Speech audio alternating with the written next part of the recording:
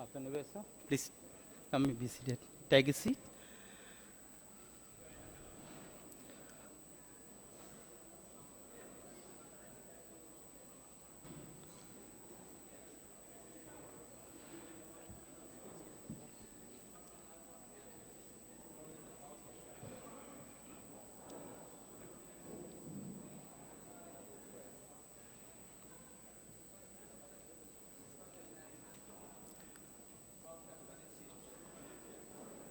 Now we have only 4 minutes left to start our afternoon session.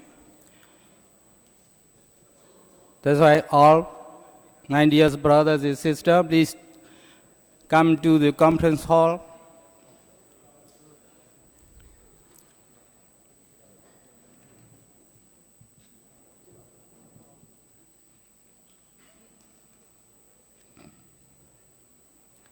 In this afternoon session, we have first and foremost the keynote speech. After that, we have the panel discussion. It will be taking about 2 hours. Then after that, we have tea break for about 15 minutes or something. After that, we are going to have the paper presentation. 1, 2, 3, 4, 5, 6, 7, and 8 from 8 scholars. Then after that, we will make the closing ceremony.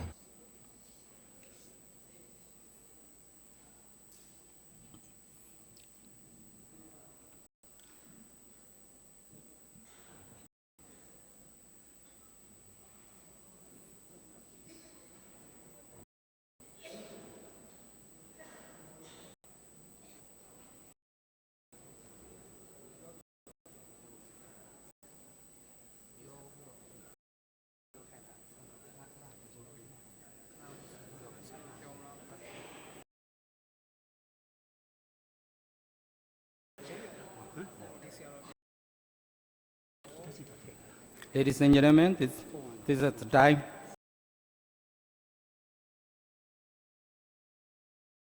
It's my pleasure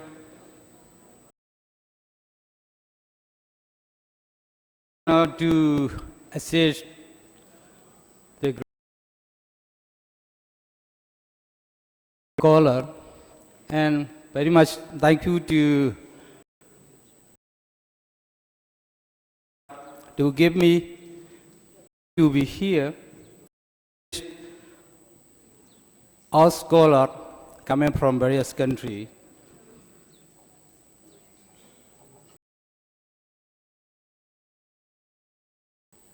Now, first of all,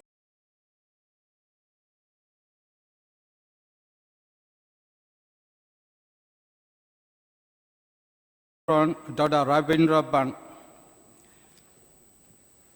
The daughter deliver your knowledge to us. Please take this.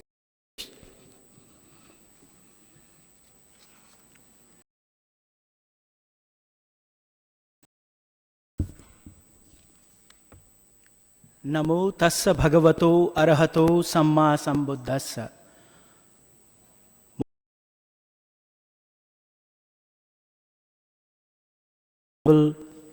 Mahasangha, dignitaries at the dais. It is indeed a moment of joy to be here at this august convocation hall. Peace and harmony, and more so the human beings. To a great extent, the human existence in the society depends on the mental peace, happiness, and harmony. In true sense, peace comes from the absence, not from the absence of conflict in life, but from the ability to cope with it. This state of the ability to cope up with a conflict in life can only be achieved through wisdom and insight. In today's scenario, the entire world seems to pass through series of crisis. Scenario is there on the issues of life and how to live a peaceful, harmonious, and happy living. Human beings in the present century are in a state of dissonance and are ways to get away from the troubles and suffering in the world. Is there a way out? Yes, the secular and universal teachings of the Buddha provide the answer for attaining peace, harmony,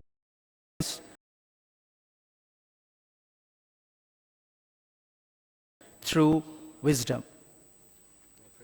If we glance through our hoary past more than 2,000 years ago, there lived a great human being named Gautam the Buddha. He applied the fourfold noble truth as a fundamental for identification, diagnosis, prescription, and eradication of the most of Vipassana meditation.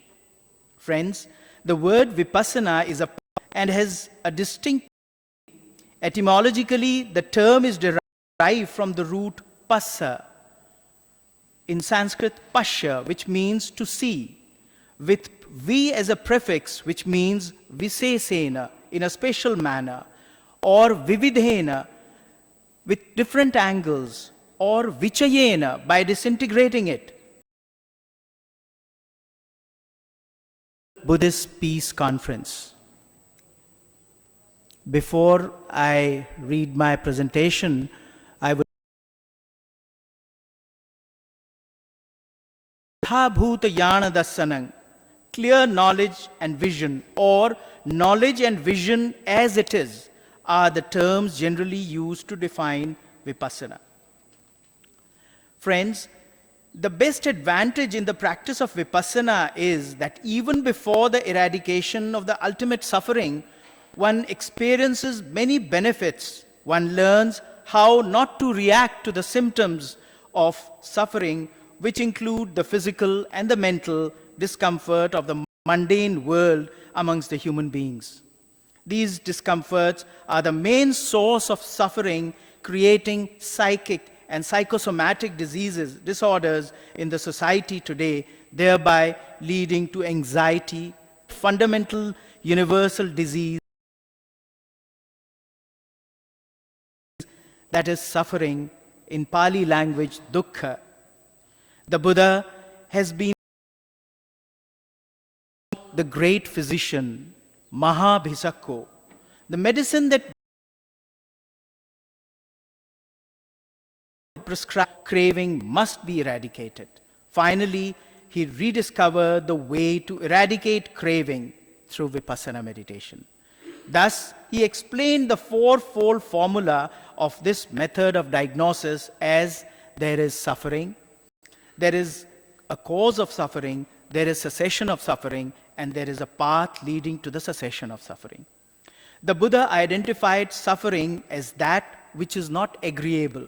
In Pali, dukkharena khamati iti dukkhang.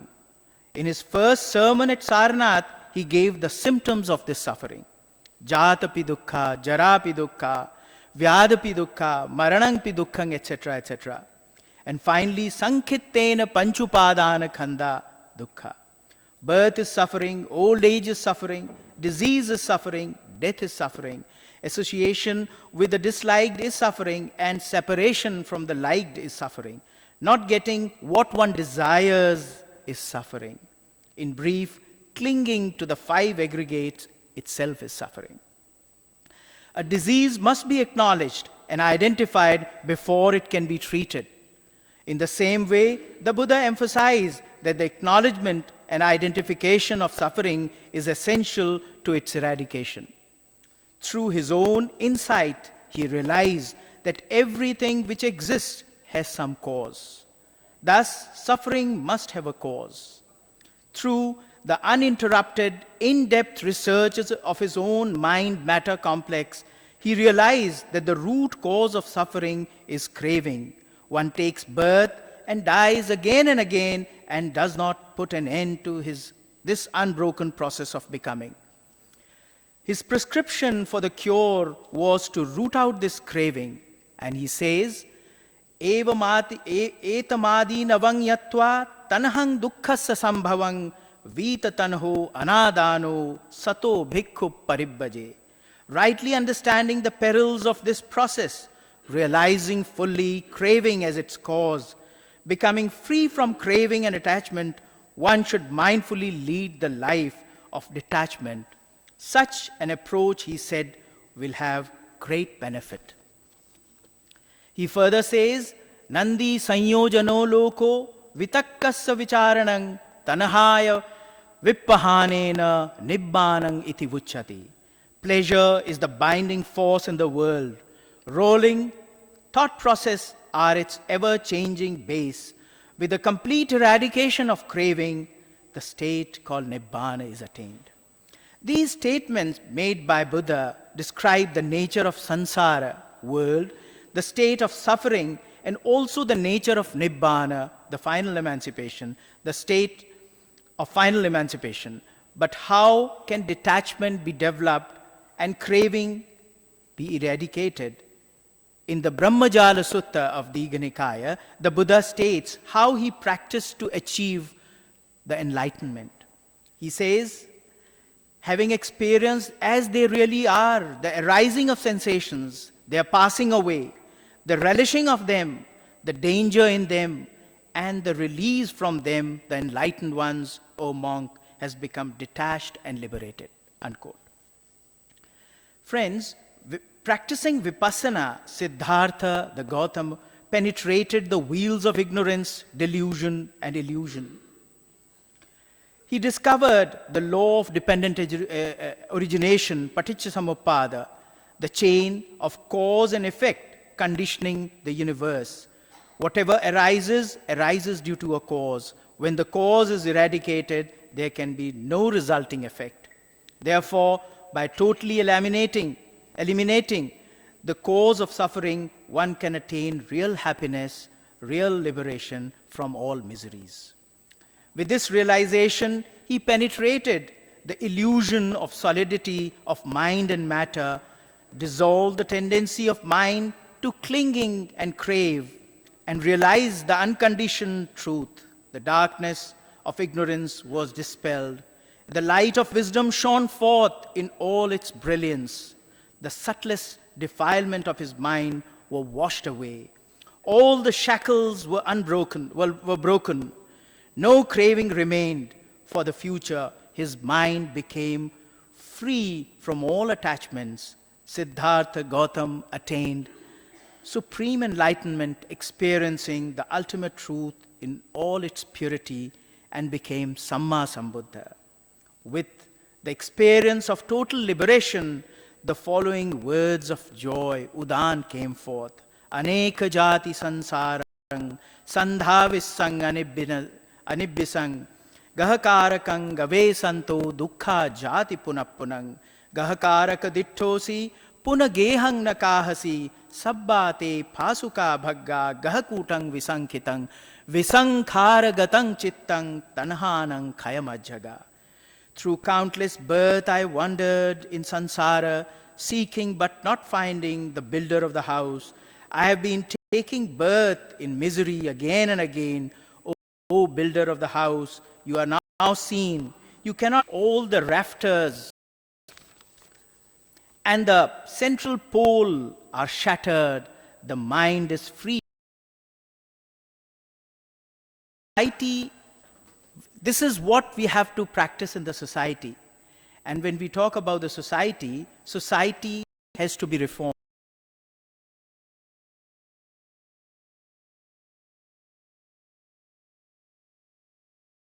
This path of purification come out of misery. Thus, man matters most. And when we talk about man, mind,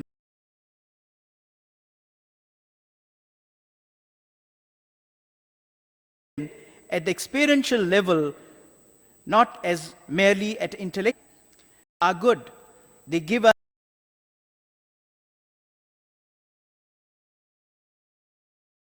we have to go deep within ourselves, and this is what Vipassana does.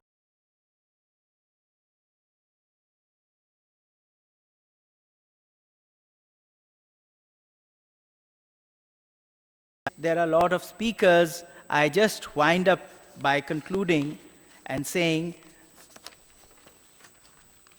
and also share the same with our fellow friends. Thank you.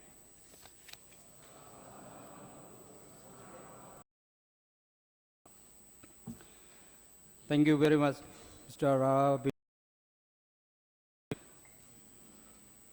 You share how to prove the peace and wisdom that through insight meditation address the absence of the conflict in life, but the probability to cope with the mental peace and happiness that we are very much expressed about it. Thank you very much, Mr. Pan. And then now, before the panel discussion, we have the program to give the presentation, present. Now, our most venerable Sri Guru Sayadaw is given the pen and plaque to the Dr. Pedro Pan. Thank you, sir. Our Sri Guru Sayadaw is going to present the Buddha statue to our professor.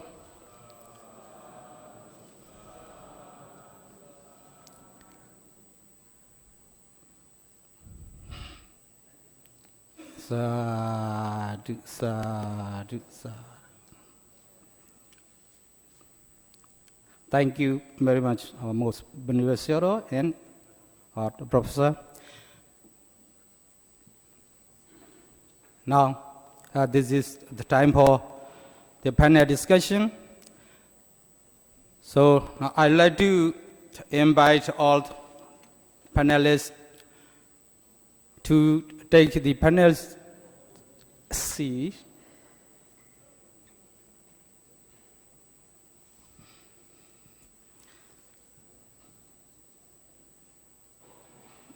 First, okay. Now I'd like to invite the Venerable Dr. Sachawan Wisuri, sir, please take care of the panel discussion.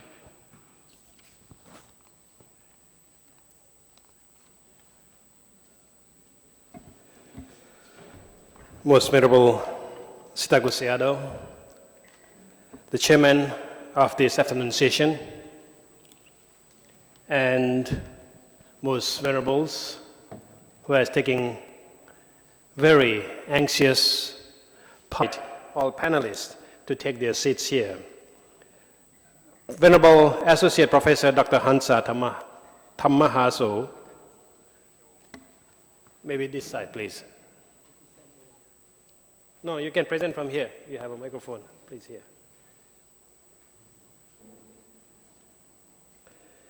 And then second is Dr. Sokodom.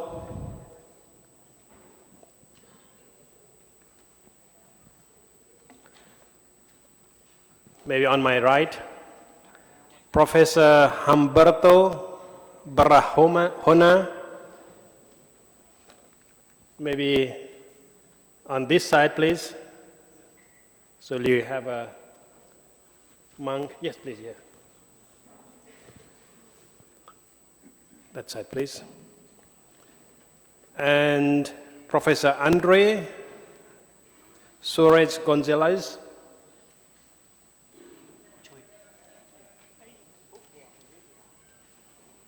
Yes, maybe next to the professor.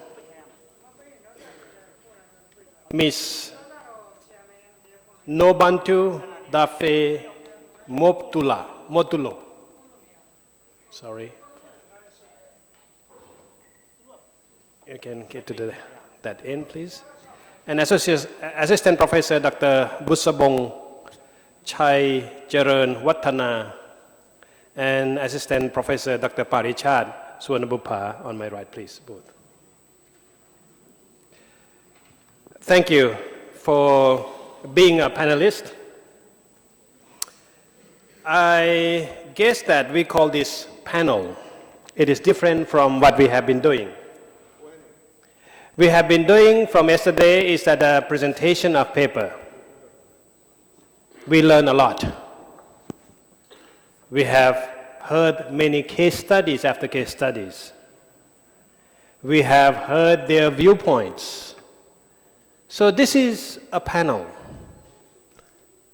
I would like to change in a way that want to include all audience in this convocation hall.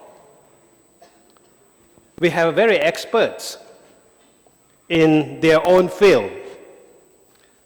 For example, on my right, Venerable Associate Professor Dr. Hansa Tamahaso. He is Assistant Director for Academic Affairs and Director of Peace Studies at the Mahachulalongkorn University, Thailand. And of course, being able to be a director of a peace study, I guess that he has something. He has got to be. So if we have anything about peace, I think we got the right person. We got the right monk to handle whatever all about peace. On my left, Dr. Sokudom Deth. He's the Dean of Academic Affairs of Zaman University, Cambodia. Again, we know that Cambodia went through a very, very bad history. We know that we call sometimes killing fields. And let him pour his heart out. How to pass through that sort of a tragedy, that sort of violence, which is inhuman indeed. So I hope that we can learn some kind of things, how to reconcile, how to kind of, adjust yourself after this such of a, inhuman way of thinking. We have Professor Humberto on my right, second to right, Barohana, founder of Instituto de Fusión Budista, Chile. I think something about, must be a Buddhist institution. Is that right? I don't know. I'm not Spanish, good at Spanish. But he is a founder of, by the guessing, is a Buddhist institution somewhere in Chile. And again, Chile and many South American countries, we have seen a lot of issue on human rights, a lot of issue on unpeaceful or destroying a peace in different way. So how he's going to present that. And after that I have another next is Professor Andre Suarez Gonzalez. Again, he's from a Center University, Alberto Hurtado University, Chile again. And again, he has been studying a lot on ethics, social conflict, and especially in Mexico. So we'll have some case study of how we can limit or kind of reduce those kind of social conflict in the contemporary Mexico. We have Miss Nobantu Dape Motulo, of course very far away from South Africa, and she is a journalist. She will have again her own experience from the African continent, which is a little bit far away from us. But of course, in terms of peace, there is no far and near. It is for everyone is a dear. So she will give her background and an experience from the South African case. And we have Assistant Professor Dr. Busabong Chai Charan Watana. Again, she's the director of a Peace Study Center in different university, Songkhla University, which is in the south of Thailand. And of course, south of Thailand is another place we tend to hear a lot of disturbances going on, and what she has done, or what is her work related with that Thailand, especially in Pattani, which is where most of the problem is taking place.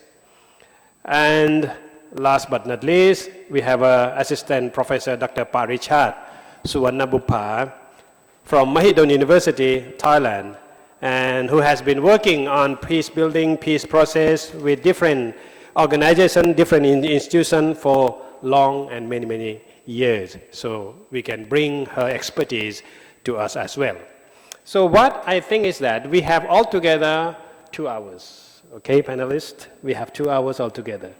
But I thought that what we try to do is that try to put what is your point you want to put it to this audience. So let's say that I will give you 10 minutes. 8 minutes, and I will ring the bell, 2 minutes for another summary. Okay, you will get each 10 minutes. So 10 minutes means that we got about 70 minutes already gone. It's 1 hour is gone. So rest of the hours, I want to bring all our esteemed audience to join with us. So in a way that whatever the questions, whatever the queries, you want some kind of a detail and explanation, then you can, every one of us, help us to answer the thirst, the mind thirst of every audiences. However, to be mindful, we are in the Buddhist conference, we are in the peace conference, and it's become a Buddhist peace conference. So I will set a small rules for that. Because we are here for constructive peace. We are here for positive peace. Of course, there are so many places. We can't deny that. There is a violence, there is a killing. But who we are to go and address all those things? We are here to see that what can we do, what can we contribute, what can we share to minimize some of the violence, some of the terror, some of the whatever the undesirable incidents happening. So, in any questions, as well as an answer, I don't want to mention any single particular's names, institutions, or incident in a way that it will create more problem because we are peace lovers. So please keep in mind when you ask a question, if there's something sensitive, make it nonsense sensitive. And then we can talk more smilingly. We can talk more friendly. If there is something with a particular, we are believer of anatta. We don't have self. So don't pinpoint particular organization, particular sort of a body or human being or names, so that we won't be, called that as a Buddhist conference, we are offending this and that. They are not here yet to offend whatever we said. So please keep clean.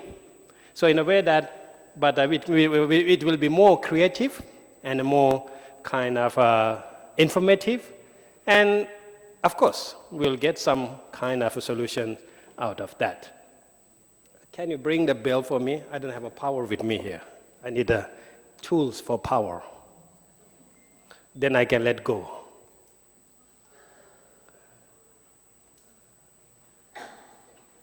Okay.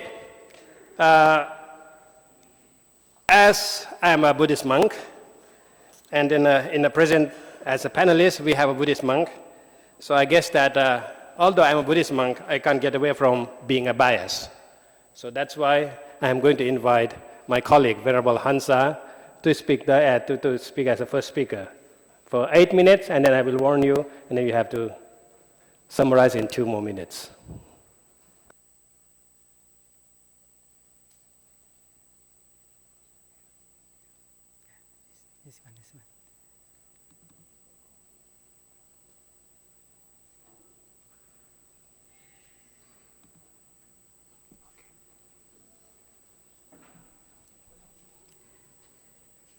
Respect to the most venerable Dr. Sayadaw Achin Yanisora, Mahasangha, and friends in the Dhamma.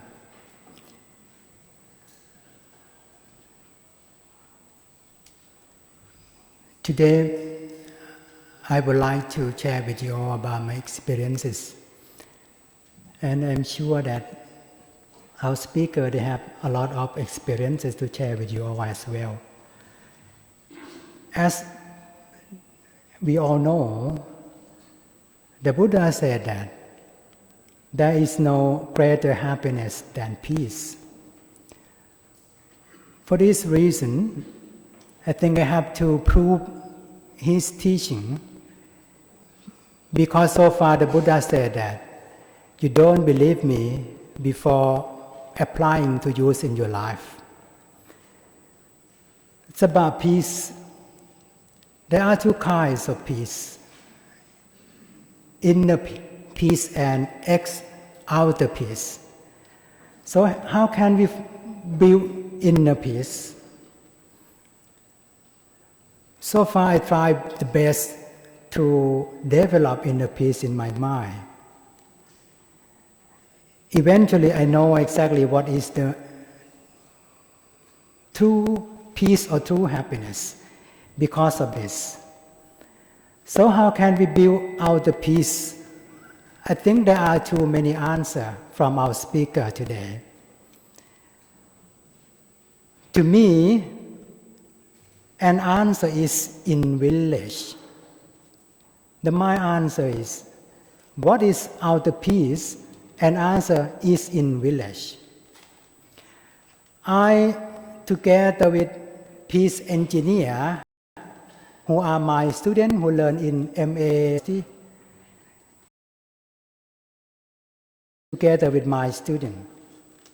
That's why my topic today, I would like to share with you all about peaceful village. I try to bring peace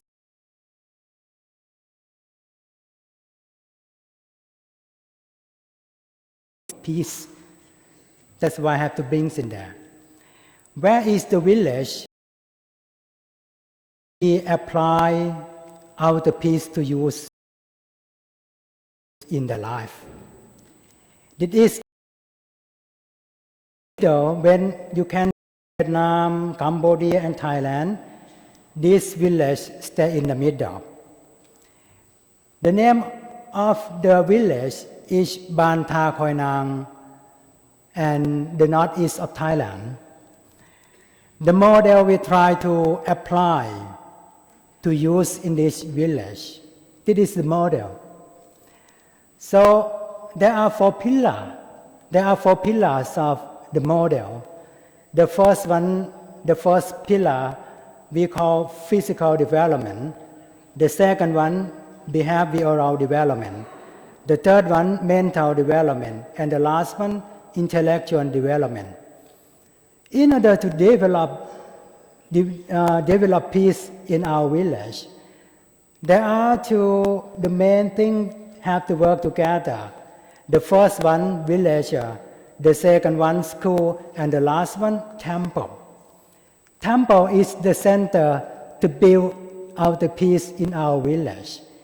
Everything comes from happiness or peace. That's why the Buddha said there is no greater happiness than peace. So this is the basic or fundamental of our project. There are four strategies for building peace, inner or outer, in our village. The first strategy, physical. The second, behavioral. The third one, mental. The last one, intellectual. How can we apply four strategies to use in order to develop peace in our village? The first one, physical development strategy. My student from Cambodia, they asked me when at first I invite her to join my project in our village. Is it possible to find true peace if villagers still be poor? And this question relates to the Buddha teaching. Buddha said that hunger is a great illness. It's the reason we have to delete or we have to destroy the illness from the mind, especially physical one. We try to develop sufficient economy. We have to give occupation. We have to invite the people who know well about occupation, especially sufficient economy, to teach them, to work with them in the village. So this is the reason why we can prove they can get more money and how to survive because of this. We faced flooding situation in 4 or 5 years ago in my village. So big cleaning day, we have to help them in their family, in their village. This one as well, new house and new hope. So we have to help them. I have to went to many where to invite a lot of people to help people who live in this village. Of course, we have to prepare building for students because of flooding situation. They have no place for study. This is the building for our students in this village. The second one, behavioral development strategy. At this time, we talk about 5 precepts. 5 precepts is the main fundamental for developing out the peace in my village. You know why? At first, they would like to take the land. They cut the road. At first, the road is very wide. Road in our village is very wide. 24 years ago or 40 years ago, now it's corrupt the road. We have to bring 5 precepts before that time. They corrupt the road, they corrupt the land of the road inside the village. That is after. I try to talk to them all. I try to negotiate. Please give us back to our son, our daughter. Give the road back to our village. So now, new landscape of the village in our village. And we have to prepare for that. We get 5 precept award from Acting Sankar in Thailand at this time. And we getting award from National Anti-Corruption Commission. That is the third one. To maintain peace in their mind, we have to do that. The fourth strategy, intellectual development strategy. In order to let them work together peacefully, we have to make it clear. So let them all share their experiences, whatever you want. Bring them all to live together and share your experiences and talk together. Destroying the wall and building the bridge among people who live together in my village. And we're getting award from National Anti-Corruption because of this project as well. What is the success that we have done so far? It's very important. The leader have to bring a lot of people to live together and work together. The social capital, we have to let them know each other and let them. Participation is very, very important inside our country to help the people. Village. World peace starts from peaceful village. Peace answer is in the village. Thank you very much. Thank you very much, Professor Hansa. We have seen that one of the very unique case study which has been working on and developing on. This is a first-hand sort of experience which he learned and then which he came to share with us. Of course, behind the scene, behind all those success, there might be a lot of other obstructions that we can learn. So I guess that this is something that we can ask him from his experience and then learn more. So please keep the questions in mind and then we will come back to him and then he still have a time to say his final words anyway. Okay, let's go to the second, but I'm not going to go through the order. And I have been hearing a lot of male voice. Let's go for the female voice. Miss Nobuta? Can I? How do I read? No Bantu. Thank you. Sorry for that. Yeah, you can there. You can use that. 30 years? Oh, okay, okay, then you have to go there.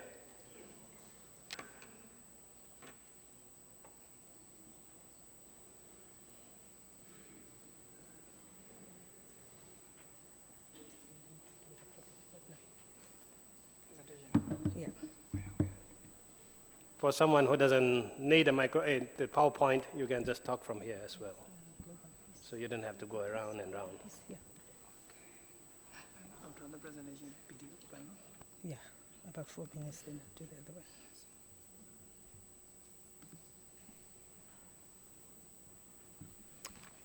other one. Good afternoon, everyone. And I'd like to greet you in my language. And to greet you in my language, we say Sawubona, which means I see and recognize you. I recognize all your ancestors. I recognize the communities that you come from. And today I learned a greeting in Burmese, I hope I'm right, Ni Gabula. I hope that is the right pronunciation. I come from South Africa, and before I even get to my talk, there's some provocative questions that I'd like to pose to the community, which I hope we could come up with solutions to these questions. One of the questions is, it was raised by one of the speakers, the keynote address in the morning, which was, could there be peace without prosperity? And another question I'd like to raise and add to that, could there be reconciliation without economic justice? Could there also be freedom if there is only political freedom, but there is no economic freedom? Could there be freedom if people are silent, and cannot speak? I come from South Africa, a country that most of you might know about. We come from racial oppression, which was called apartheid. And in apartheid, we had 87 people of the population that were allocated 13% of the land, whilst the 13% were allocated 87% of the land. And with such economic injustices, the masses decided to rise up. Right now, there was a report that said 2 individuals in South Africa who happened to get their wealth from the oppression of the masses own about 50% of the wealth, equivalent to 50% of the wealth that is owned by the lower economic ranks. And within this oppression, discrimination, the black child, according to the Bantu Education Act, was not supposed to be educated. In terms of the budget that was spent on educating the black child, 10% more was allocated to educate white children. So we saw ourselves in a country where we had 3 different kinds of people. We had the oppressed, we had the oppressors, we had the spectators that were on the fences and playing it safe. And some of these spectators were able to benefit from the oppression of the masses, but it was like they were not part of that. And within this, those white people that were involved within the struggle for liberation, there were people who gave up their lives. In mind, I've got a very good friend of mine, Father Michael Lapsley. Father Michael was born in New Zealand, and he left New Zealand to come to South Africa as an ordained priest as early as the age of 20. When he came to South Africa, only 20 years of age, he said, "Not in my name. I could choose to be white, I could choose to be part of the oppressors, but I am not choosing that. But instead, I'm choosing to fight for the liberation of the masses." And Father Michael Lapsley joined the armed struggle of the Freedom Fighting Army then, which was around in the 70s. If you remember, this was the time when the South African government killed about 1,000 school children ranging from between 12 years and 17 years of age, because these were high school children, because they were asking for a better education. And Father Michael Lapsley, in his courage, decided to join the armed struggle, and as such was expelled from South Africa. He became exiled, and in the state of his exile, he went to Lesotho, and the South African government in 1982 bombed Lesotho, and he had to leave for Zimbabwe. In 1990, when there were negotiations, the government sent him a letter bomb in the guise of a religious magazine, and he lost both his limbs. But that didn't deter his good heart. With both arms lost, he came back to South Africa in 1992 and started healing of the memories workshops. And with his workshops, he was using the narrative therapy, where people were telling their stories. And the stories involved what was done to the people during apartheid, what did the people do to others, what did the people fail to do. And my question I'd like to add to this question is, what more could we have done? And through these stories, that's the first part of reconciliation, because people are getting their stories out. And the next part is to look at how now we could heal the nation, because if we have just been oppressed, it's easier as well not to take the other role of being the perpetrator. Because I believe if all us as human beings, we can start to understand that we both perpetrators and also we are also victims, then we are able, when we are in power, not to victimize others. And within that myriad of things, if you look at the liberation of people who have been oppressed, it's easy to really oppress the others when we are in power. We have issues about the story that was shared about Israel yesterday. We have the issues of Zimbabwe. We have issues that I'm not proud of coming from South Africa, where I found my brothers and sisters having xenophobic attacks against immigrants from other African countries. Right now, I've got a very short video from Father Michael Lapsley's interventions in terms of how this telling of the stories can help us to be able to heal the nation, get people to tell our stories. It's a pity the time is not enough. I would have liked to share more. Can you have this?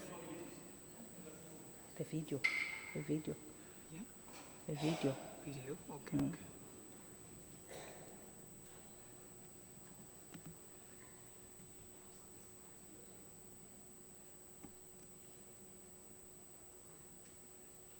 Yeah.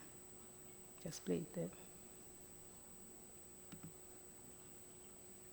the sound.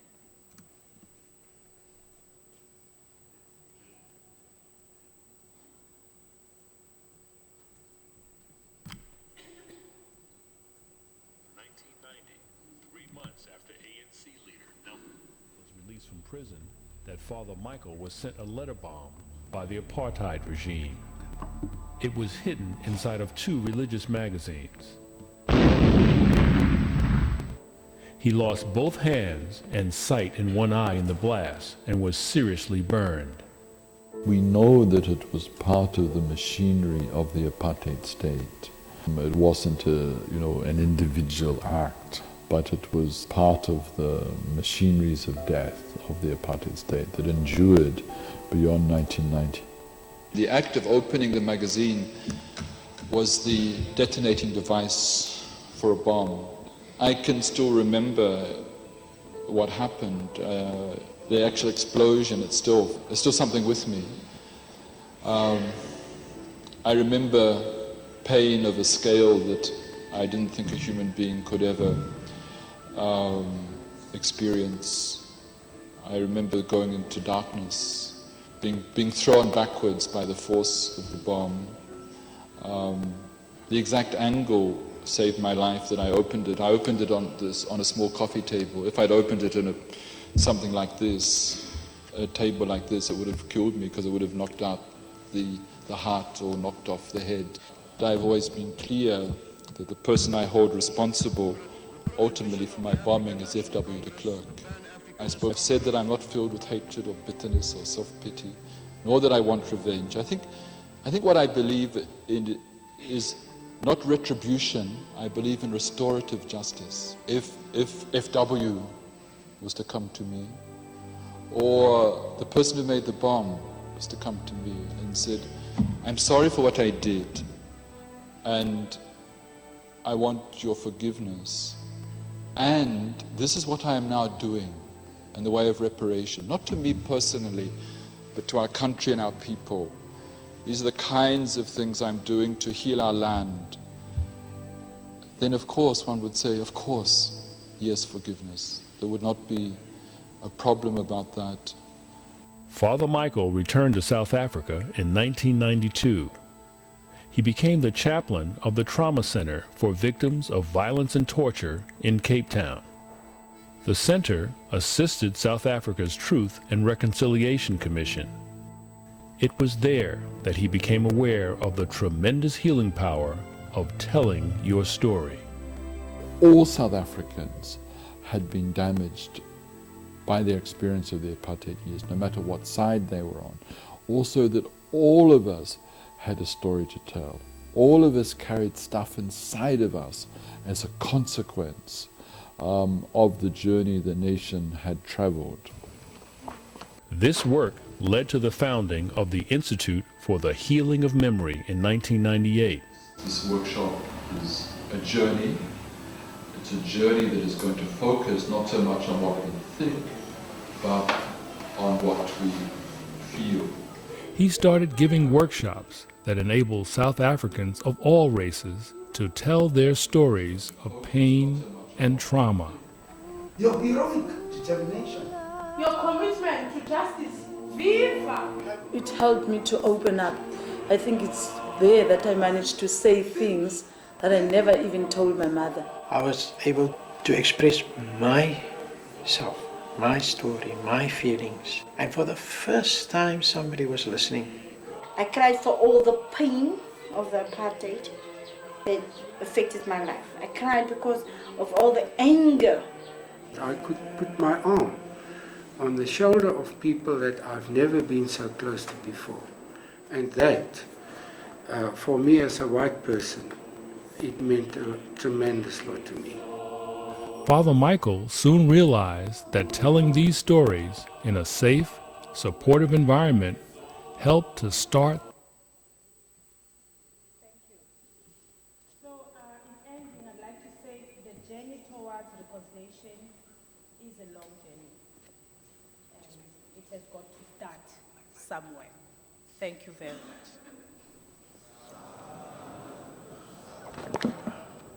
Thank you, Ms. Nobantu. I would like to see more, but again, I have to keep my time as well. Reconciliation. The third start from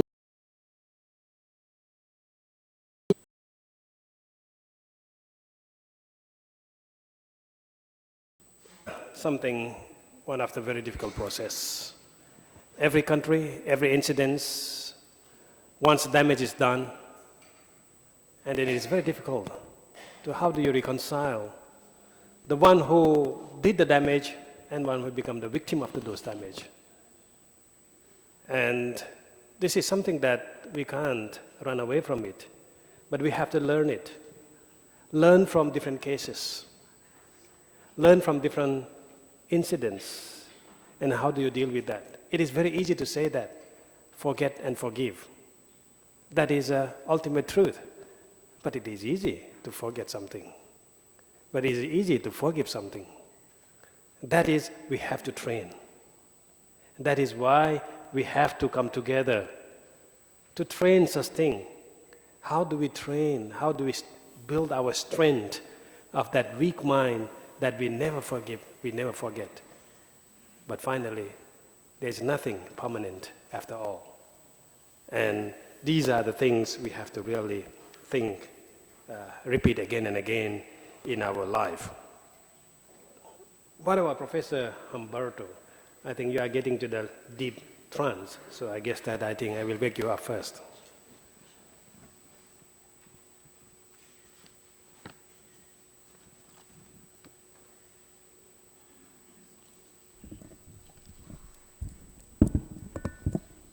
Namo tassa bhagavato arahato sambuddhassa.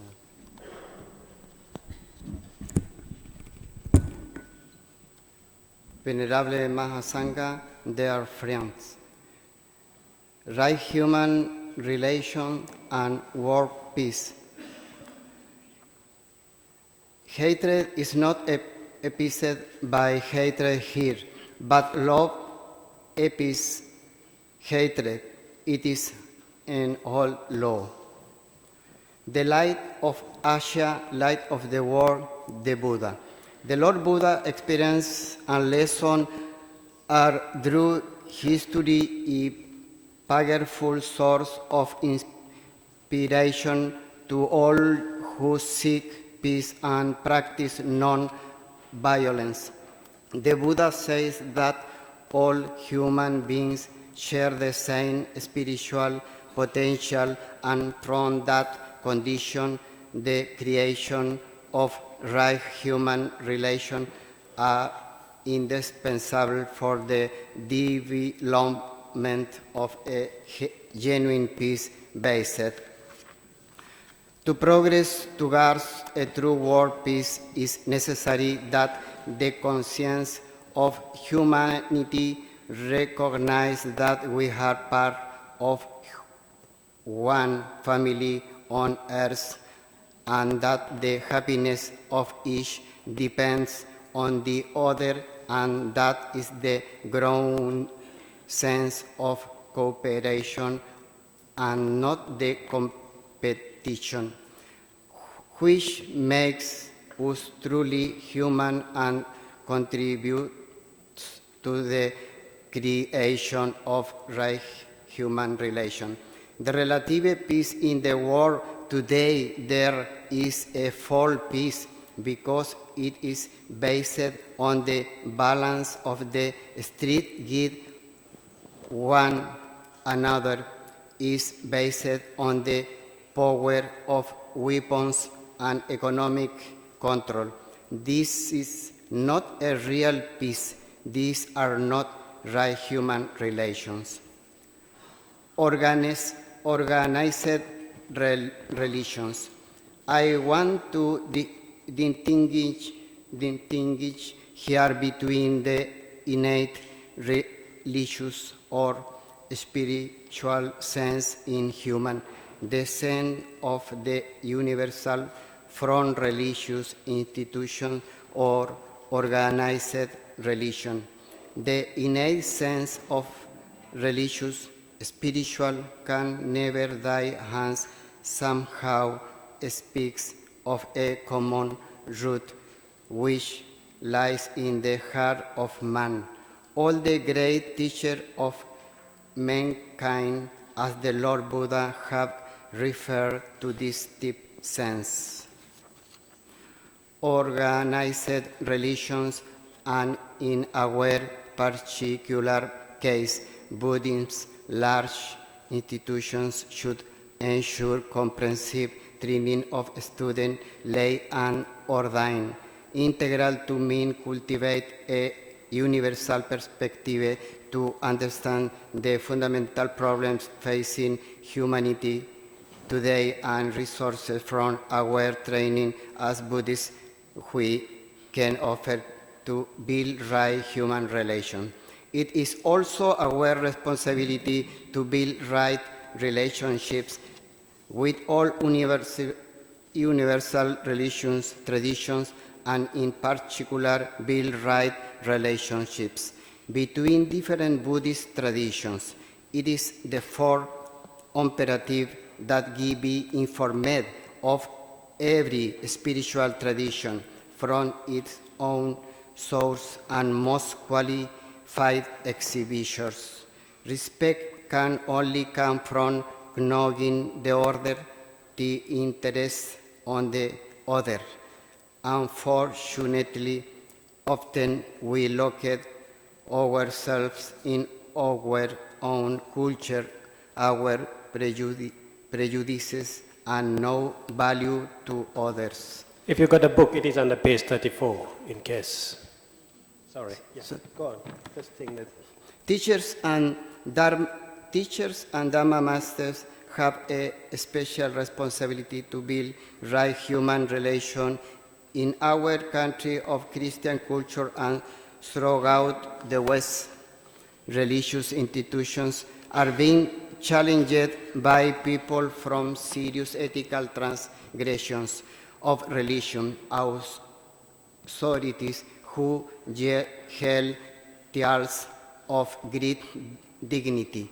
When these transgressions come from people who have responsibility for hundreds of people, it's a very serious situation because almost irreparable damage to public confidence of the common people, the fundamental of dignity in the religious effort increase our responsibility.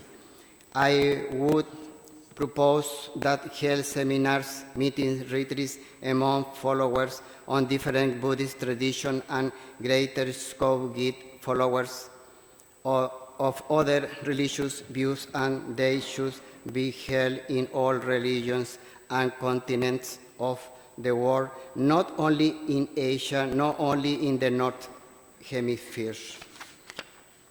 Global education. Buddhists and Buddhist organizations must assume our responsibility to educate people in understand the mind, emotion management, analysis against the accumulation of sensations and the information they face day after day, distracting her energy on useless purpose and purely selfish. We must go work to provide ordinary people the means to develop the capacity for reflection. We must be available to provide the perspective of the teaching of Buddha without proselytizing interest or sectarian indoctrination. The great Buddhist centers and universities in the Asian world may also open up to the rest of the world, the guests, but not only to the rich guests, but also to poor countries or developing exhibitors, teachers, and qualified teachers of the Buddhist world can make a vital contribution to humanity traveling the world. But most important is of this activity, it is to look at the deep motivation that moves us and constantly cultivate a non-sectarian, non-proselytizing, non-dogmatic attitude. First, creation of human relations, the value of cooperation in society and access to the resources of the planet. Love, transcendent, wisdom, and ethics, they are the basis of all universal message teachers and the Lord Buddha. And this message is valid today, it is for thousands of centuries. However, humanity as a goal, we are far from being able to understand and make our daily life this great principle yet. These principles require the development of reflection. This love is not primarily a feeling, but practical goodwill. Goodwill in send this principle to others in their own language, so that from their own spiritual or ethical conviction to join in the task of creating right human relation on the planet. You have been led to believe that the meaning of competition is the essential value in human evolution, but that is not true. Finally, it will be the sense of cooperation that can solve the most serious challenges and is now beginning to confront humanity. Everyone wants safety, welfare, and peaceful relation with its neighbors and the world.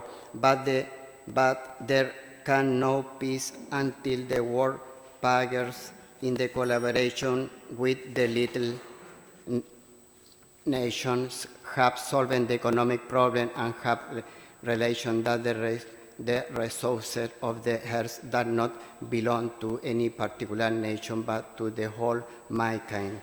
The media. You know that the mass media worldwide are mostly held by private, national, and international corporations based only on material interests that is depend on the poison of greed, which prevents the human family cover their basic needs.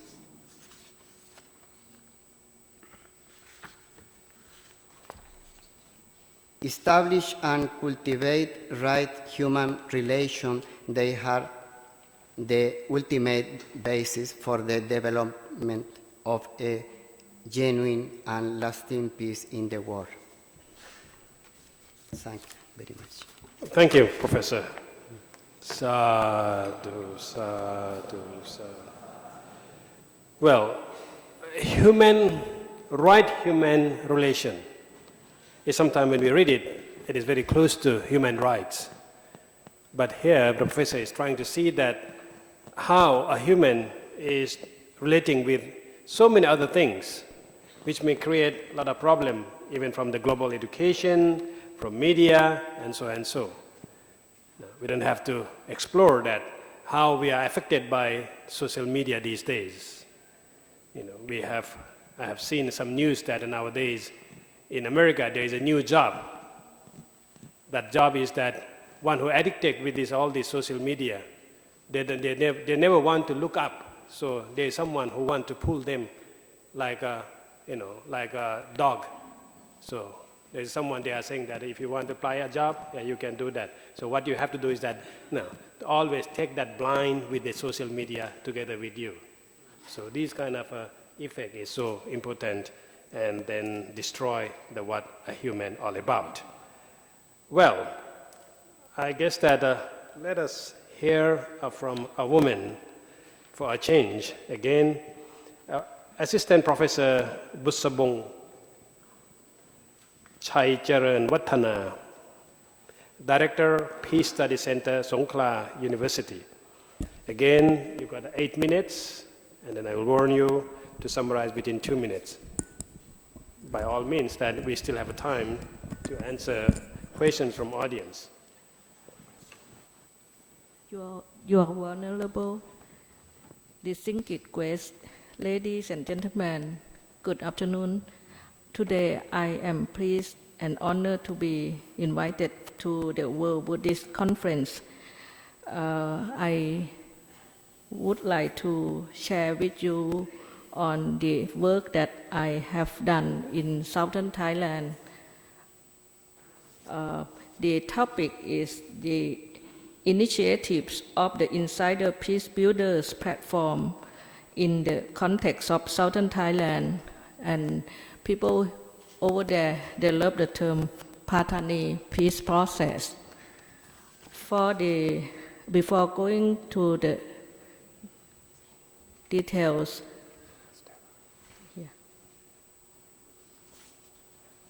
I would like to show you the location of the insurgency that happened in southern Thailand. You can see that from the slide.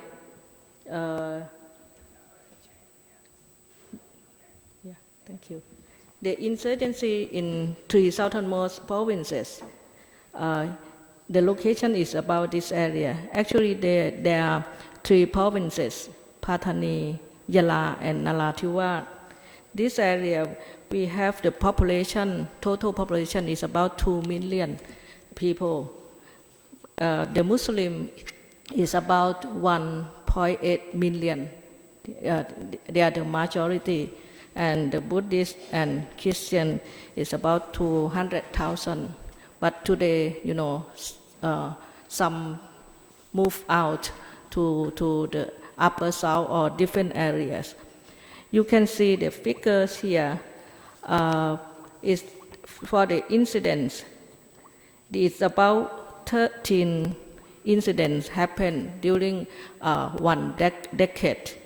And it's about 5,000 deaths, 10,000 injuries. Like it or not, we would say this is the deadly conflict. As you may know, unsuccessful struggle of conflict for a decade, then peace process is better than violence for sustainable peace. Due to the literature, it is about 44% of peace process worldwide encounter obstacles and fail. 81% of conflict were solved through peace agreement. It took about 5 to 6 years to reach the final agreements. About 1/3 of the success derived from Insider Peace Builder platform approach. So I think the Insider Peace Builder platform, I would call it in short as IPP. While there were attempts for dialogue between the representative of the Thai government, the Thai government and the anti-government movement, is in track 1. For the track 2, it includes the effort of civil society, academics, and general public. We call track 2 and 3. They try to reduce the problems, the track 2 and track 3. However, most people in general, they did not have clear knowledge concerning the right approach to conflict resolution and efficient system of cooperation. This morning, you just heard most venerable Professor Dr. Prom Bandit. He mentioned that one of the most important efforts dealing with the peace building is education. As education could be one of the best alternatives, the question is how to educate all parties involved in conflicts. I would propose that the IPP could be used as a tool. The main purpose of IPP is to provide the opportunity for an inclusive joint learning and brainstorming of stakeholders and peace activists to reach the wider community. When we have done this work, the IPP was an experimental research that had an opportunity to use real situations, real subjects, and real process in finding answer so as to develop the insider in building peace. The sustainable peace is not limited to track 1, but requires cooperation and support from many sectors. People on the ground who are insiders.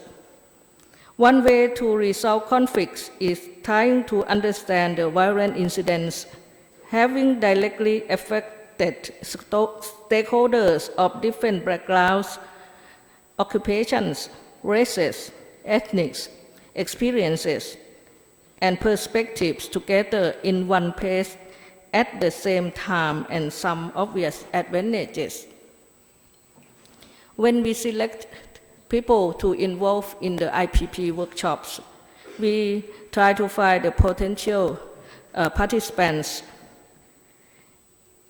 They need to have the qualification like this: willing to attend continued workshops, because this is the continued workshops. It's not going to end. It's not going to end by 2 or 3 workshops. It could be continued to 10 or more than 10. The second one is that the commitment to transformation of conflict toward peace and justice. The capability to engage with other people from different backgrounds and qualifications in being multipliers within their responsive communities. After learning what they would do, they could cross-check the reality, the validity of their information, and correct the misunderstanding instead of by the misleading of the movement people. They can share experiences, share their sympathy on each other. They can maintain union neutrality and strengthen the safety net. Once the track 1 talk, the peace talk on track 1 failed, the track 2 could be the safety net that try to pressure the track 1 to continue the peace talk. For the knowledge offered in the workshop for the IPP, we choose specific subjects. At the beginning, we choose the appropriate subject that about peace to transfer the knowledge to the selected people. And totally is about 50 selected people that come for the workshop. For example, the subjects that we teach, like actor relationship mapping, position, interest, need, and fear, diverse of the conflict, narratives of the conflict, context of the conflict, roadmap of the peace process, peace talk and negotiation in peace roadmap, transformative scenario planning, and also later, when we finish the study, when they have attended 10 workshops.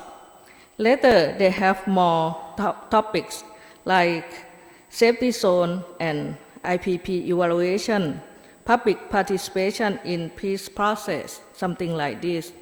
For the people who work together, we gather academic, civil societies, and the experts in peace process, the one that have experience in dealing with peace process in foreign countries like in Sri Lanka, in Nepal, and I would name his name as Professor Dr. Norbert Lopez. He is interested in this area and he comes to help us.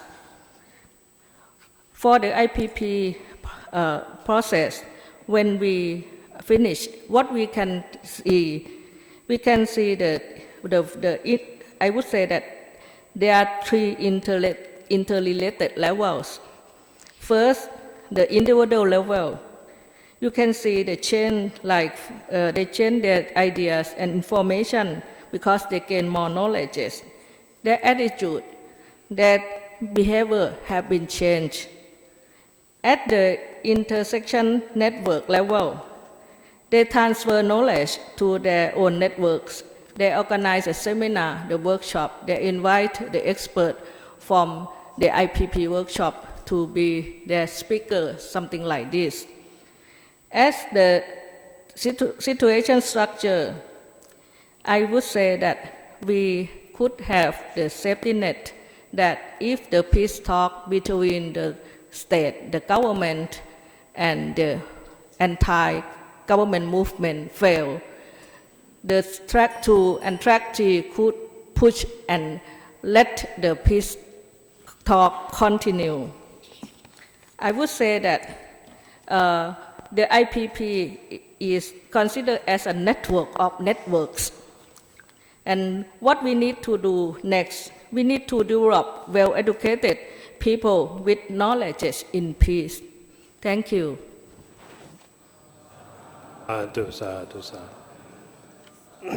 Thank you, Assistant Professor Busabong. South of Thailand, 3 provinces, is one of the most heard of violence in Thailand. As he has presented, in a Buddhist country, Buddhists are minority in those 3 provinces. And then a lot of insurgencies going on in every day. Even while speaking now, some sign of violence is still going on and on. So what can we do? We just can't say that this is, nothing to do with us. Or we can just equanimity, develop the meditation of equanimity. Is that the right thing to do or not? So this is some kind of program which went in and tried to bring that, not from the outside, but from the inside itself. And this is a very good example, and then we can ask more with our more questions. I think next, let's go to Chile. Andres.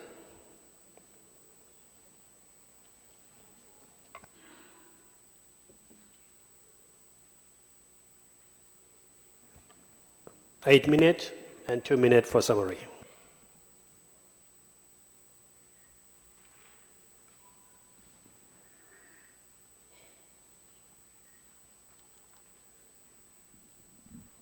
Venerable Sitagu Sayadaw Ashim Nyanisara, Venerable Mahasangha, ladies and gentlemen.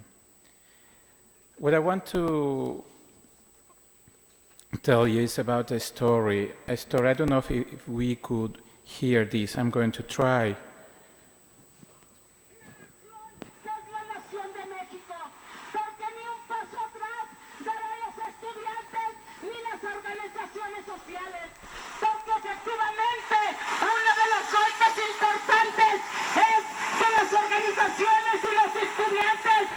Probably you didn't understand anything about that. It was a mother, and a mother of these 43 young students who were disappeared by a drug cartel with the help of the police in Mexico. She doesn't know where the body of his son is. This is the story about. What did happen in there is a mistake in there. What did happen in Mexico in 2014, the night of September 26th, at the Mexican state of Guerrero, 5 people died. 43 normalistas, college students who were studying to become teachers, disappeared, and another 22 people were wounded. Municipal police ambushed the students as they traveled to a convoy of buses through the city of Iguala. The students used to take the buses each year in a passive manner to commemorate the Tlatelolco massacre in 1968. The students were apprehended and given to the drug gang Guerreros Unidos. The students disappeared. It was said, because nobody knows till today, that the 43 bodies were incinerated.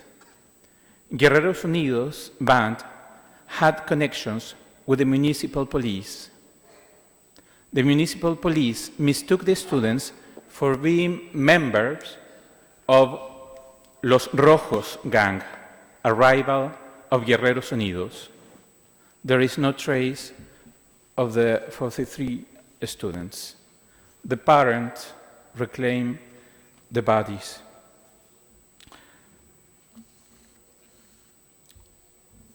How to attain the social peace in the history of Western society? Forgetting the past has been the way to obtain social peace. For example, the Edict of Nantes in 1598 tell the Protestants and Catholics to forget the past to obtain social peace. That was the solution.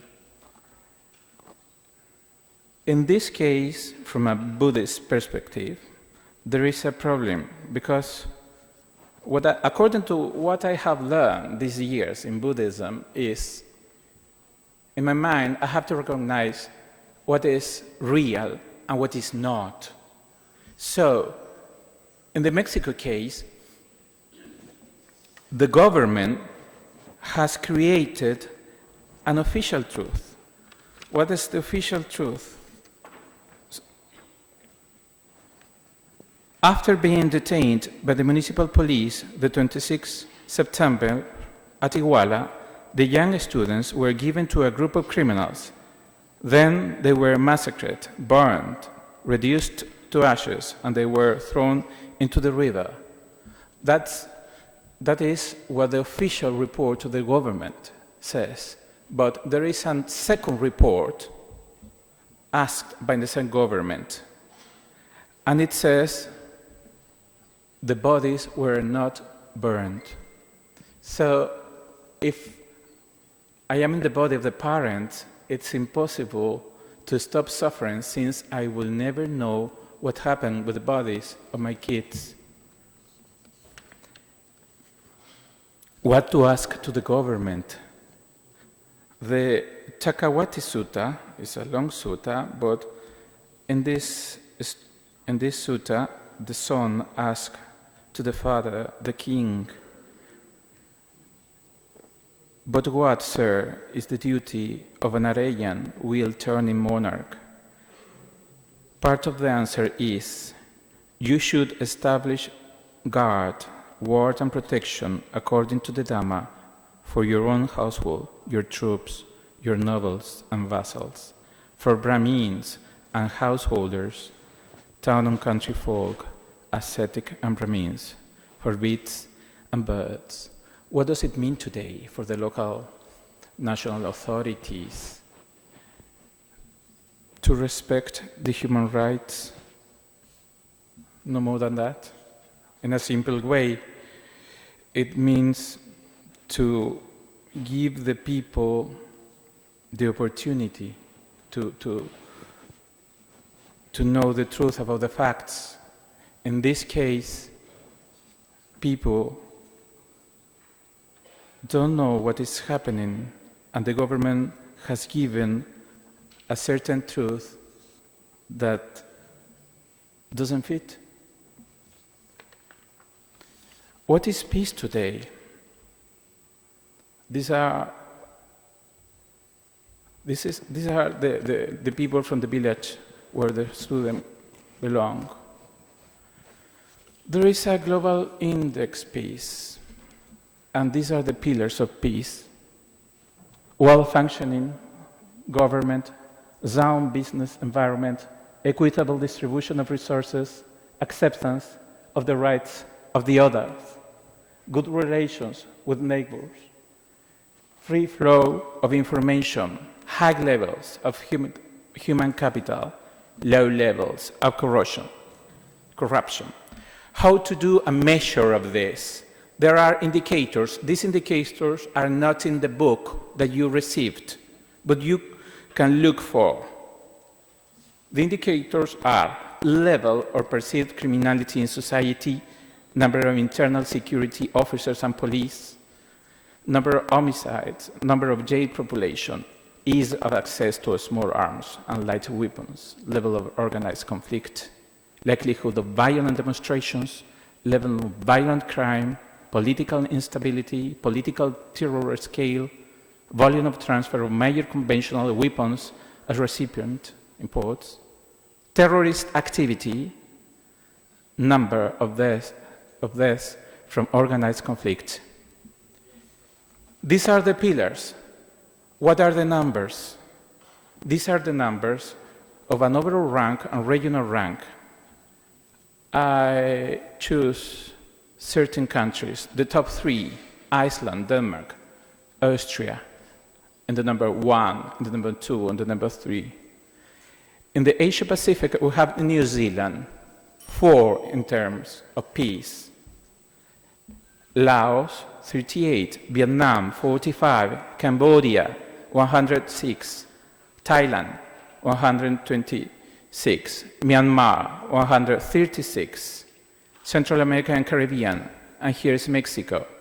The best one, Costa Rica, in the position 42, Mexico in the position 138, and we have another South American countries, and the worst is Colombia in the position 150. The last one, the last country is Syria in the number 162. About the concluding remarks, maybe you could ask next. Thank you. Thank you. We can see that whoever make this Global Peace Index, I guess that they have some standard. And then one of the standard, maybe it is the incident, the number of incidents per month, per year, or per whatever. So you can see that when we look at those index, maybe it might not reflect the reality, because I hate statistics sometimes. It doesn't reflect the reality, but it gives us some kind of hint that what is going on, so that we can amend, or we can prepare, or we can really fix the problem. Let's see what are the problems in Cambodia then. Dr. Sok Udomdet, Dean of Academic Affairs of Jammun University, Cambodia.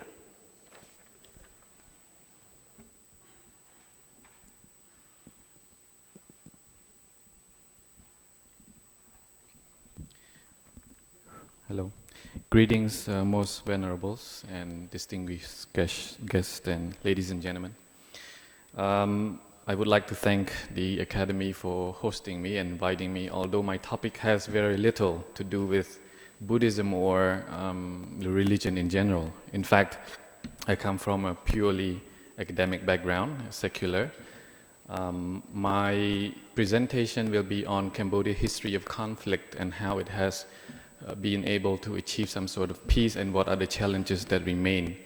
I'm trained in the field of political science and international relations, so when we talk about conflict, peace, we look at the broader socio-economic and historical levels beyond what is, the normative description of what a good individual is supposed to be. Of course, we talk about things like power and stuff like that. So the topic of my talk today is Cambodia from Civil War to Fragile Peace, and I apologize in advance that it will have to go through a neck-breaking speed because of the time constraint, but I'm willing to take any questions at the end. If you look at the history of Cambodia, especially any books on Cambodia history, the titles are never very good, right? Cambodia Tragedy, Cambodia's Curse, and stuff like that. It didn't used to be like this. Cambodia back in the 1960s was considered to be an island of peace. Cambodia is not an island, but that's just a metaphor, because surrounding Cambodia at the time, the region was already going through a lot of conflicts. For example, you may have heard of the domino theory initiated by the US in terms of trying to protect the region from falling into communism. The logic is that if Vietnam fell to communism, the rest of the region would also fall, and that also led to the Vietnam War, and not with good consequences. I'll have to skip because time is very constrained. But as a result of the Vietnam War, for example, Cambodia was suffering from the bombs that were B-52 bombs dropped on Cambodia, but also Laos. And for many decades, Cambodia actually went through a lot of civil war. I have to go through, unfortunately. I prepared this lecture because I thought I had more time. By 1975, the country fell under the communist control known as the Khmer Rouge. They were very ultra-nationalistic, utopian, and communist, so they did a lot of radical policies, such as evicting people from the countryside. Everyone would have to go to the country, from the cities to the countryside to become farmers. Schools were turned into prison.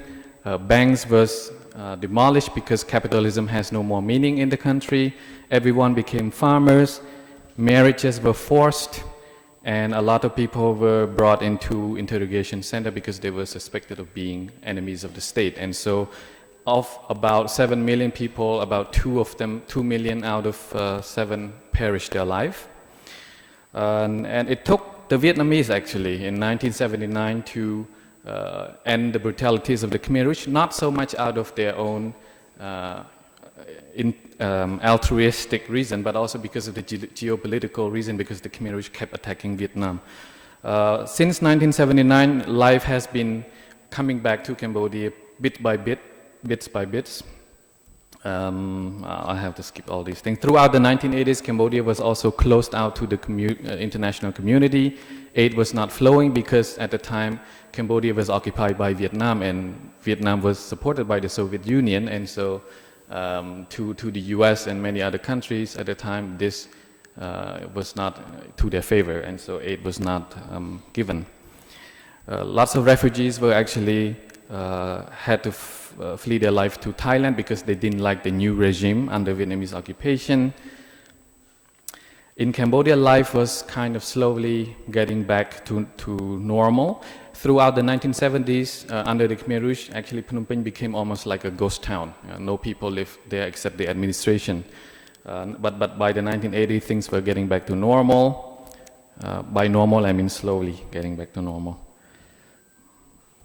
It took when the Cold War ended, the collapse of the Berlin Wall means that the Soviet Union was not able to offer financial support to Vietnam anymore, so they withdrew afterward, which allowed Cambodia to actually reach the different factions that were fighting in Cambodia at the time to reach a peace agreement in 1991, which was allow people to kind of have a national election under the United Nations.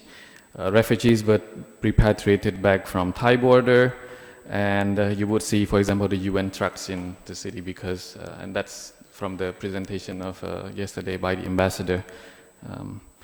Politics I have to skip because it's really not, but maybe I can mention a little bit that in the early 1990s, Cambodia had 2 prime ministers. This is the only system that is practiced in Cambodia at the time. But of course, things didn't work out. After some time, again, Cambodia got into civil conflict. By the late 1990s, the current prime minister emerged as the strongman of Cambodia, and under his leadership, stability has been back in the country. Of course, critics also point out different issues such as some human rights abuse and things like that. But overall, at least stability is returned under his win-win policy. The former Khmer Rouge, for example, got reintegrated into the Royal Armed Force. Kings, I'll have to skip for now. So, for the Cambodian government and supporters of the government, the country has achieved quite remarkably. From 1979 to the present, the country has developed quite nice. But for critics of the government, issues still remain, such as abuse of the armed forces on protesters and impunity, land grabbing, corruption, and stuff like that, which is the reason why it gave rise to the opposition, united in terms of their fight against the current government. The change of demographic also makes the Cambodian population rather divided, actually, because Now you have a strong government, but you also have a strong opposition. I'll skip. Buddhism. Recently, the issue of Buddhism in Cambodia is that there are many monks who also get involved in protests. Sometimes it is about land protests, sometimes it's about politics and whatnot, and there is a divided public opinion in the country where the monks actually should be involved in these cases, and I'm not the one to give an answer. Maybe some that could actually help later on during the question.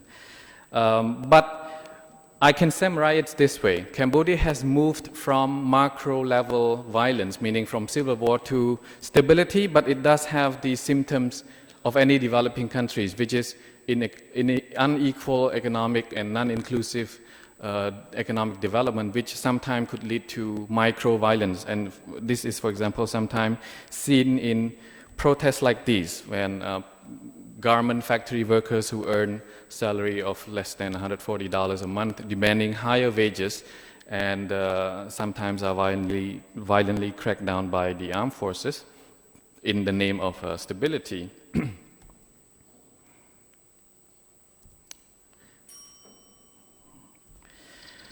Recently, there has been an attempt by political leaders in Cambodia to try to reach what we call the culture of dialogue, talking, not attacking each other, and then working toward the national unity and whatnot. But this is not very sustainable. And back, for example, now they take selfie and whatnot. But things went back to problems again when opposition leaders, not leaders, but members were arrested for pointing out issues such as the border conflict with Vietnam and whatnot. And I will entertain the questions later. I know time is very limited. For example, and this is the problem of Cambodia. We are not able to move toward entire peace yet because politicians don't trust each other, and we're at a point where we don't know yet, because the government keeps saying that if you don't vote for me, war could happen in the future. And the other side to the problem is, even if the opposition comes to power, we're not sure that they can manage the country peacefully either. But I try to avoid the sensitivity. So,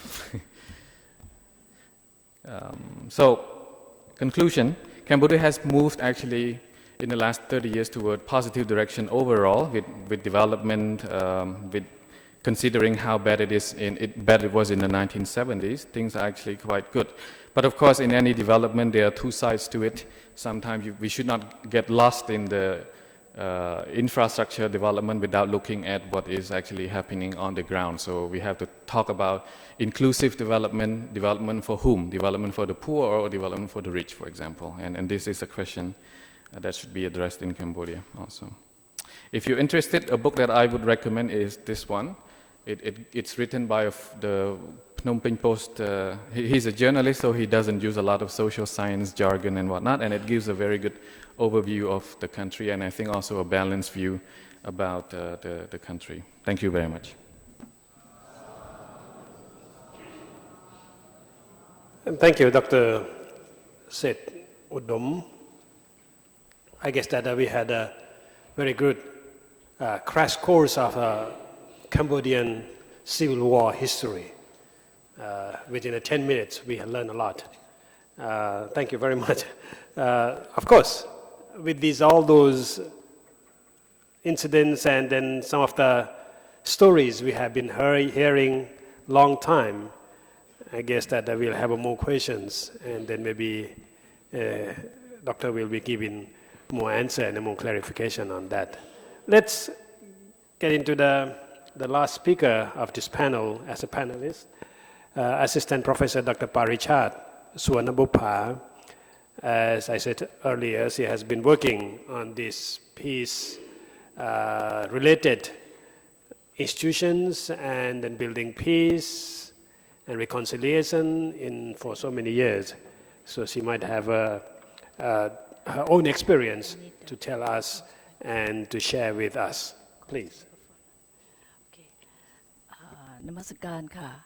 Namaskar all Dhamma friends and everyone in this room. I'm glad to be here in the sense that you include lay women to come to talk about religion. My topic is related to dialogue. How dialogue can relate to the pedagogy of peace education. First of all, I have to tell you that I work at Mahidol University. We have the Institute of Human Rights and Peace Study, and we conduct dialogue for people in the South.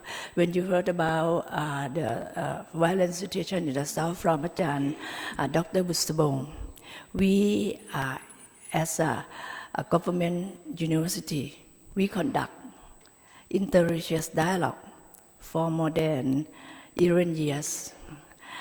And we think that we give them, propose them the new way of education. Usually you may know that in Asian countries, especially in Thailand, when we study, when we learn in the classroom, it's very passive learning. But when we introduce dialogue, we don't know that in the beginning, we know that the dialogue is a tool and process for peace and for conflict transformation.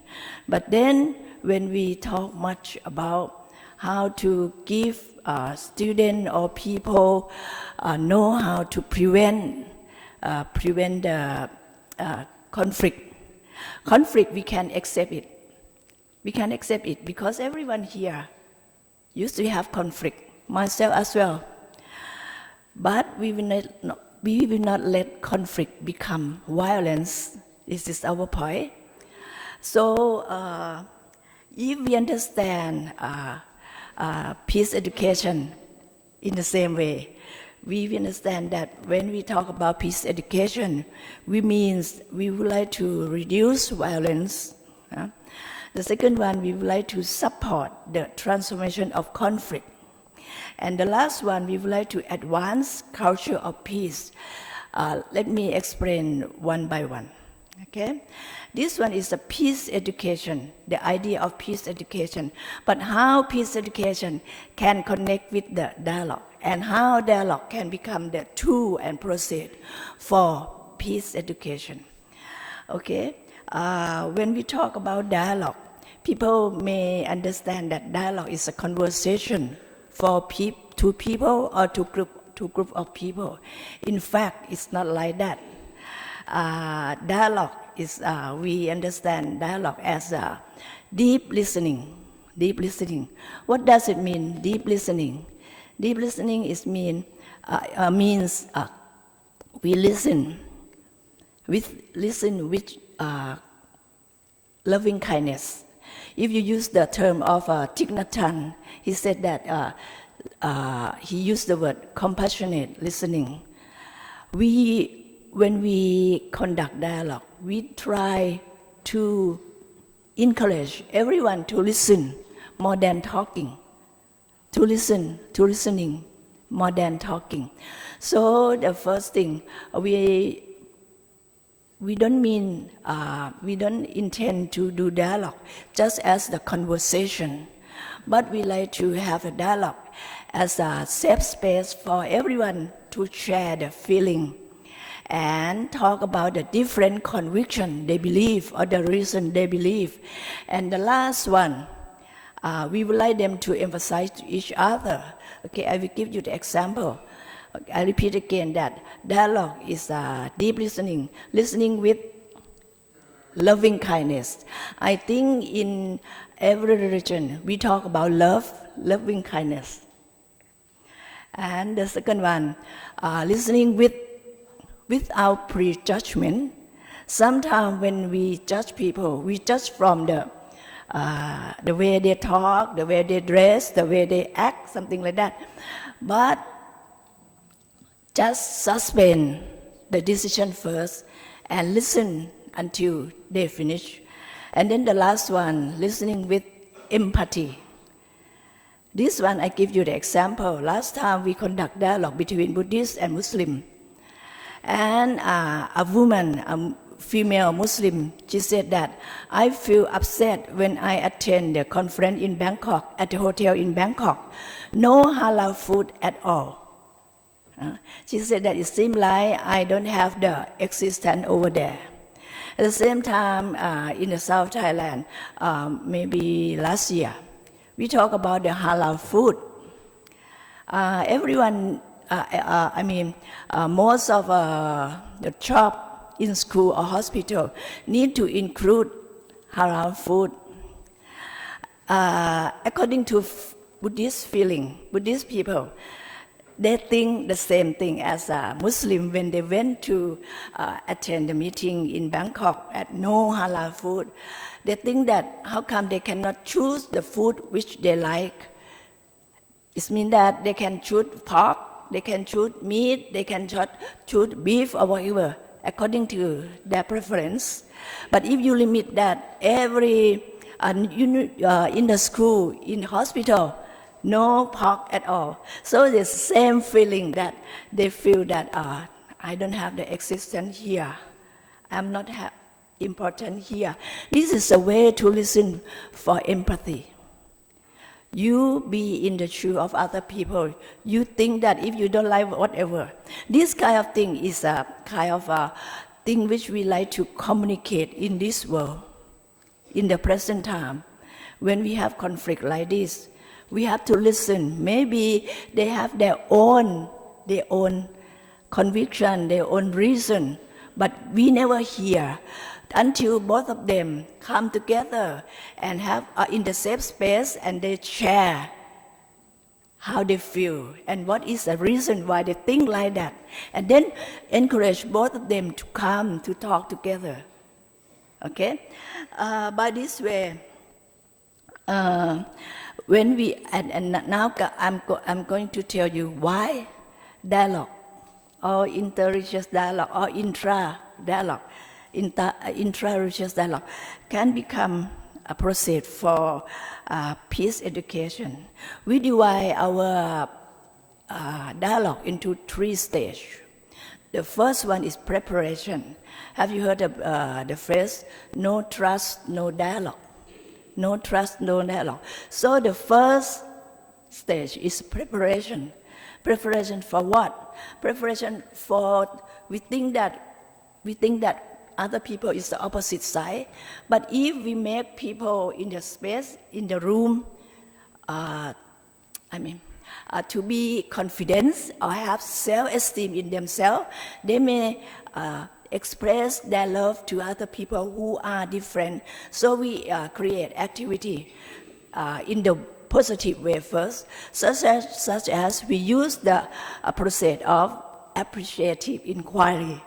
So for Buddhists and Muslims, we try to ask them that, could you please share with us the good experience from your friend, something like that, from your Muslim friend. And they have a chance to share and listen together, something like this. The second stage is the stage to tell them about the important concept when you are with people who are different from you, such as the idea of interconnectedness. This one is related to the teaching of Buddhism, Paticcasamuppada. So, if you are happy, but your friend, your Muslim friend are not happy, or you, a Buddhist friend, happy, but you are not happy, everything will affect on each other, something like this. So this kind of concept need to be emphasized so people can sympathize each other easily. And the last one, we encourage them to practice deep listening all the time. This means that not only in the process of dialogue, but you have to practice deep listening. It challenges you because you have a good teaching. Buddhism, Christianity, and Islam have a good teaching about loving kindness. But it challenges you that in the time of conflict, and you meet with the different or the opposite side, can you practice, can you bring your good practice into action So this is something which we said that we need dialogue, because I remember when we have the Paris tragedy, Dalai Lama came out and he said that Buddhist people, please stop praying. So and at first I don't agree with him, because I think that praying is still important. But then he emphasized that praying is important, but we should do something to build peace. So build peace in your family and in your society, and then we can bring peace together. So now maybe it's a brief understanding that how the process of dialogue can link to the way to understand peace education. And you can start in school or outside school in the daily life. Okay, my time is over. Thank you so much, Naka. Sadhu, sadhu. Thank you, Assistant Professor Dr. Parichat, who has been working on dialogue in peace building process. Well, looking at the watch at the moment, we have something around half an hour. First, I thought that I will give you 1 hour for the audience, but we got anyway, we got half an hour. So time is yours. I will try to moderate, and here are all the experts. We have a very good opportunity in these panelists. We have a voice from South Africa. We have a voice from South America. We have a voice from Asia, different part of Asia. And then we have a voice of the many case studies which they have been working on a peace building and a peacemaking. So I guess this is an opportunity that we may learn more from their expertise, from their experiences. But however, within half an hour, try to think of others as well. Because peace doesn't mean that only our peace. When we think of peace, also think of other people's peace as well. So if the questions goes long and long and long another speech, then all other people's mind is shattered with that peace. So please be mind. And then as I said, please avoid some particular, maybe mentioning names, organization, and so, which can put you into state of not in peace. So before asking any question, sharing your thought, take deep breath. We have listened so much. And think whether my question valid, whether my question will enlighten the audience or not. And if that sort of a realization, that sort of a wisdom, then we are talking about our main theme, peace and wisdom. We are at peace, at least we are in silence. We have also wisdom now. We need to have wisdom to make it that sort of a silence, that sort of a peace prolong long. Yes, floor is yours. Please raise your hand. I think we have some microphones. Try to keep your question short, and then maybe if you can address directly to a certain panelists, then I will ask them to do that. Yes, I saw you. Yeah. Yes, please, go on. You got a microphone, so you got a right. Thank you. I'm from Bhutan. My country is still a peaceful country, and Buddhism is our state religion. In my country, it was a very new democracy. And you all know that our His Majesty, the fourth King, King Jigme Wangchu, he measured the development of the country on the base of not on GDP, on gross national happiness. As we have a very short time, I don't want to go that lengthy, but that was how we measured the country, gross national happiness, where it talks about the socio-economy, good governance, and even the conservation of environment, preservation of culture and traditions. In the democracy, as I said, my country is a Buddhist country, it's a state religion. All the monks chose not to be in politics. All the monks chose not to vote.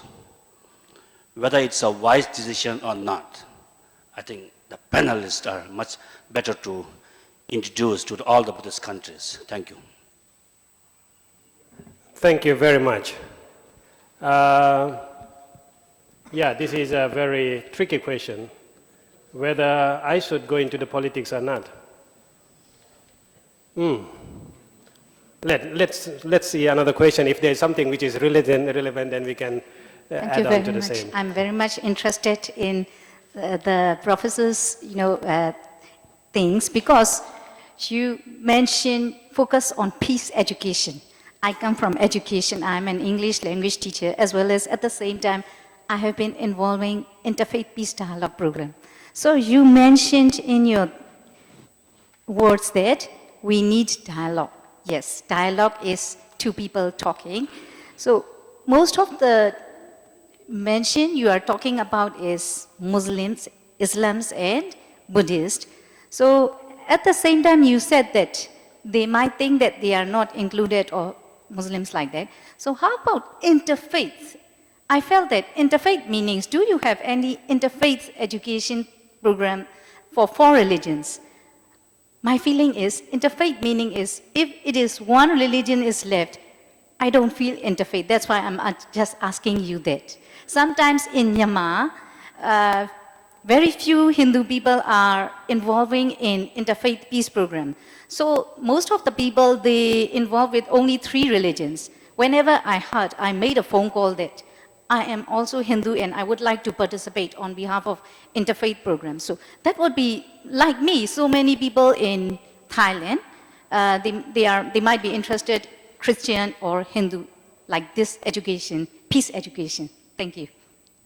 Thank you. Looks like, thank you, Catherine. And then we look at this. Well, and I will come back. Otherwise, we don't have answers. You'll have all questions. Don't you want to listen to answers? Well, we have 2 big questions here. One is that whether monks should get into the politics or not. And in Bhutan, they chose not to take, the monks, they chose not to take part in the politics. And what we have seen from the papers from our Dr. Udom here says that the monks are taking part in the politics. So who is the right person to answer that question before we go to the Dr. Parichat? Yeah, okay, the monk is in front, so he wants to play the politics. Go ahead. I think in the morning we listened to keynote speaker, the most venerable Prapram Pandit. I try to raise this issue in Thailand. From my perspective, I think monks should take to their side. It's not take side anymore. We should talk to their side, to take to their side, which means whoever who have some problem, whoever you are, red shirt or yellow shirt, we are the monk. We should go talk to them all the time. Buddha belongs to all people. It's not red side or the yellow shirt, something like that. This one, we monk should not take side, but monk should take to their side. Whenever you got the problem, you need help, monk should go to help them. Thank you very much. Okay, I don't know whether you get the answer or not, but this is the answer after monk politics, I guess. So if you have you don't have to go to the politics directly. If you have to take the monk side. So it means that you have to play politics, your own politics, your mental politics, rather than going there. But anyway, one who raised the question is Dr. Wudoman, and see what his view. Okay, this is strictly my personal point of view as a lay person. Monks are today also citizens of a state. In democracy, the state is responsible and should be accountable to all citizens. And if monks are also citizens, they should be at least to some extent involved, in the sense that, for example, they should have a right to vote, because electing a good leader is also going to result in good governance, which allow more space for for religious freedom and stuff like that, right?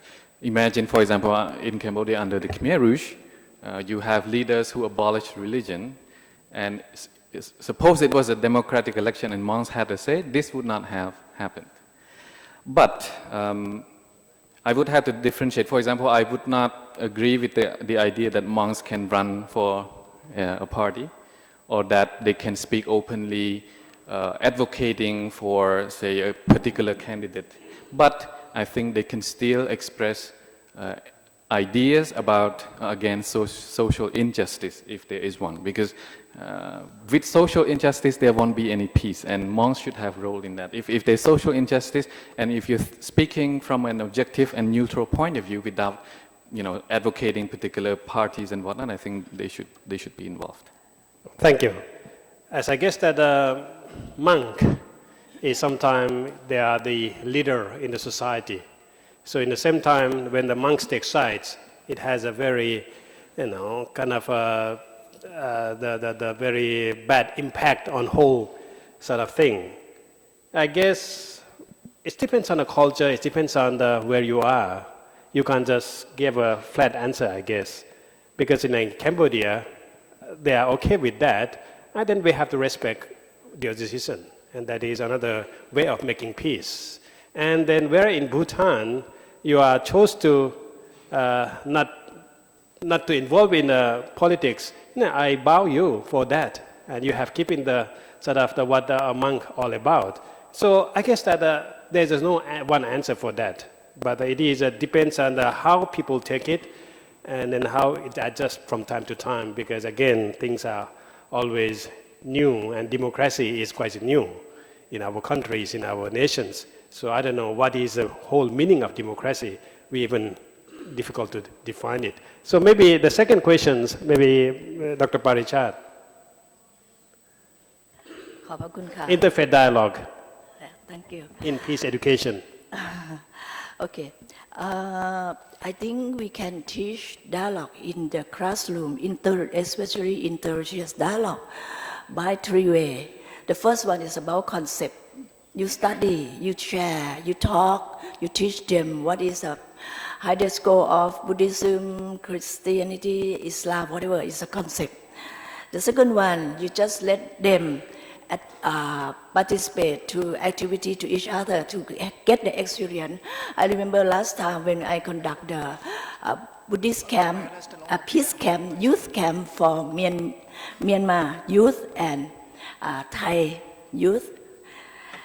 We took them to Ayutthaya to see the Portuguese village, and then the youth see a lot of people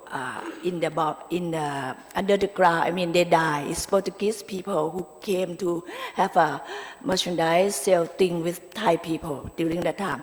And the one who told us the story, he said that these merchandise, Portuguese merchandise, they die because they went to Myanmar, okay, to fight for Siam, Thailand. I'm sorry, I talk this because I sincerely to tell you that after the student, I mean the youth, listen to this, they think that in their country, Myanmar won the war. In Thailand, Thai people think that we won the war. But when they come to this place, they see that the rest or the result of the war is like this. So let this one make them understand the idea of violence, war. No one get benefit at all, because at the end, people die and be here. And Portuguese people didn't have a chance to go back home, something like this. So another way to bring them to have the real experience and observe how they feel, what they learn, and how they understand. And the last one, we use the problem as a center. So we call this one is a dialogue of life for peace, or dialogue of life in action. So both of us, I mean everyone, now we encounter with the problem of global warming or the traffic jam or whatever, it's a problem like this, how Buddhist people, how Christian people, how Muslim people going to use their knowledge, their idea to solve the problem. So you make them work together. So like this is a way to teach them inter-religious dialogue. It's an interaction between everyone. Because if you have the good Buddhist temple, mosque on the same road, but everyone separate, they never participate, they never engage in any activity, especially social thing. I think we got the answer, I think, yeah, in a way that, okay, interfaith education is very important, interfaith dialogue is very important, and how do we put that interfaith idea into the education system? That is something that we are really hurdling on, we are really having a problem, because a lot of countries, they have a dominations of one religion over other, and then sometimes they don't want to put sort of education into that. I guess these days in the university we have a change, we have developed from comparative religion to religious study. I think this is one of the good example, I guess, because before we used to compare between one after another, but now that word is more or less, archaic now. So we have developed to one way that how do we study religion in a way that are more, true, without any bias. Just look at as it is, then we can understand. Just like our friends from different nations, different religion, it's just a friend's a friend. Whatever they do, it is their business. So in a way that sort of thing is what we are developing in the peace education, and then that have to be, I think, boiled down to even to the level of secondary level and primary level. Yes, I think there's a Venerable Tit Kong Ba want to raise question or comment. I'm not sure, but please be short. Yes. Not the question, but I'd just like to put some more of my experience or comment onto the matter of monks voting. Nowadays, most of the country now already go into the democratic movement, not as in the past where everybody have to listen to the monarch. In country like Australia, where I reside, the voting is compulsory. Being as a monk, supposedly you have to be a good citizen also. You have to obey the law, particularly you have to go to vote, otherwise you get the fine from the court if you don't vote.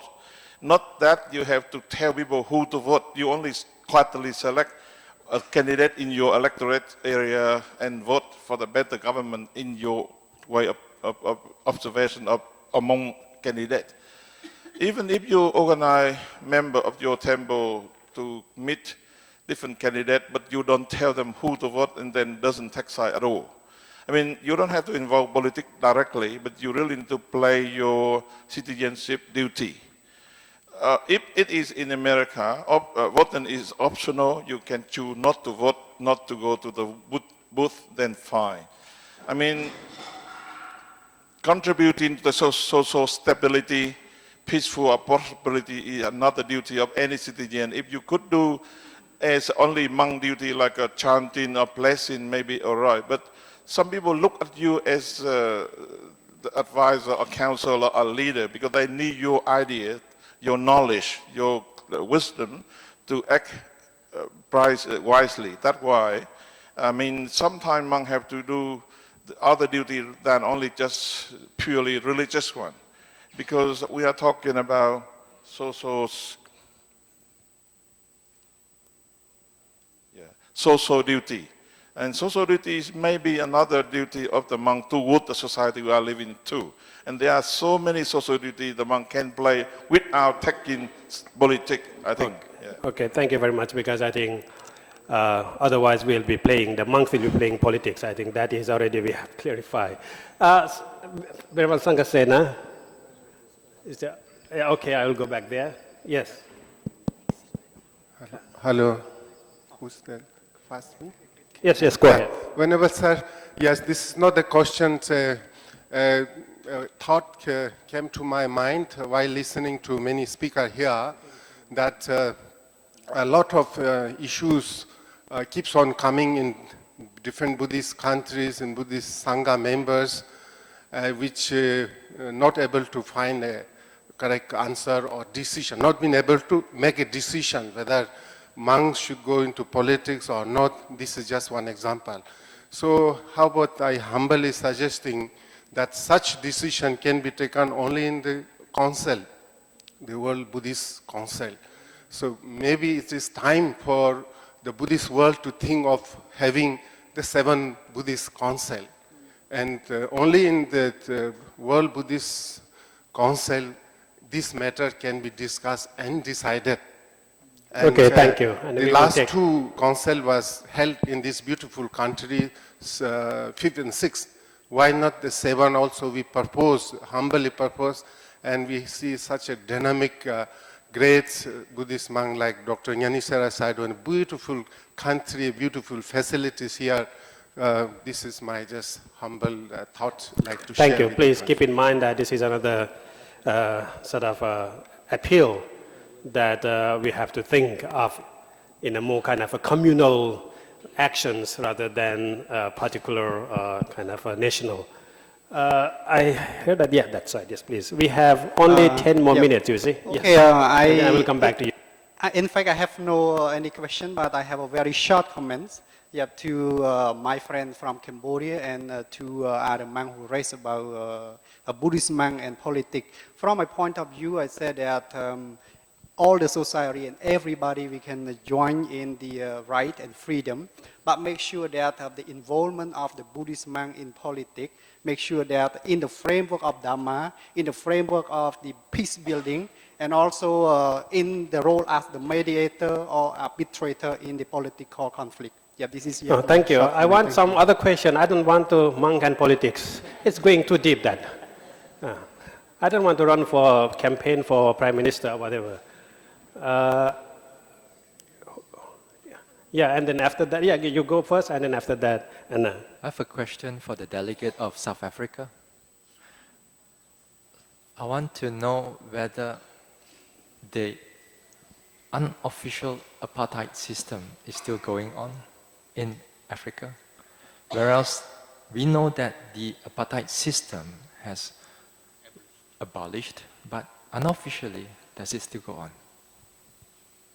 Yes, please, Bonantu. Thank you for that question. I like the word unofficial because I think there are still forms of discrimination. For instance, one thing I mentioned in my talk was that in South Africa we don't have economic justice. We have had a government, the previous government, having created a heavy deficit.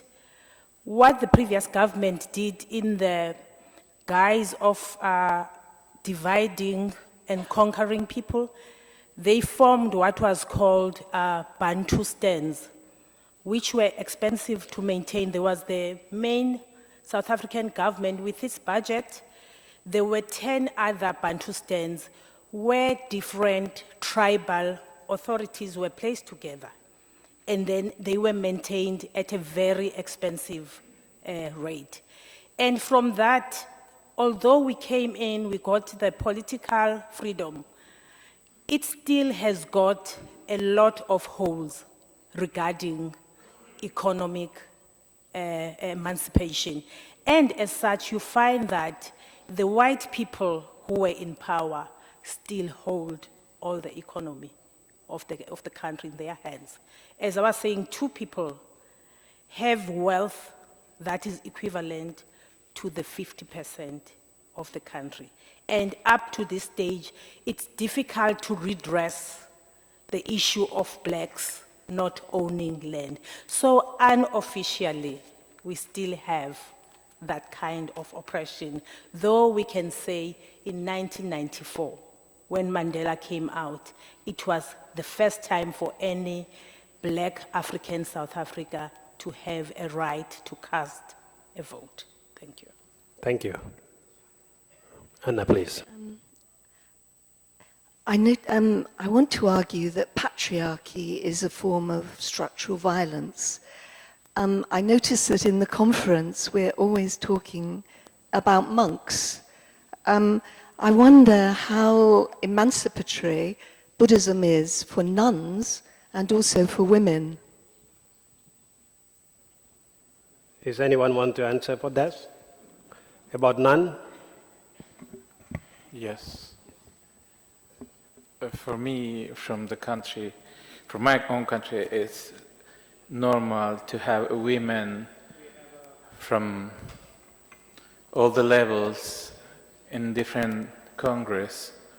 I'd love to have the bhikkhunis here with the same kind of PhD, with the same kind of knowledge. When I work, I am a professor of ethics. I always mix. I never let the students to work in groups of men or women. We have to mix because the problems that we are going to confront in the professional life have to have 2 points of view, and that would be better. I'd love to have the wonderful, brilliant, smart bhikkhunis here talking with us, because something is lacking. Okay, thank you. We have 2-3 more questions, so I will go. Yes, the former Prime Minister of Nepal. Thank Mr. you John very much. Martinal. Buddhism is a philosophy and a way of life for all human beings. It should be equal to all human beings. But yesterday I went to see Mahamuni Buddha. I saw one signboard there. Women are not allowed. It hurt me. So it is my question to this great conference. Is it not possible to make Buddha and Buddhism equal to men and women? That's all. Thank you.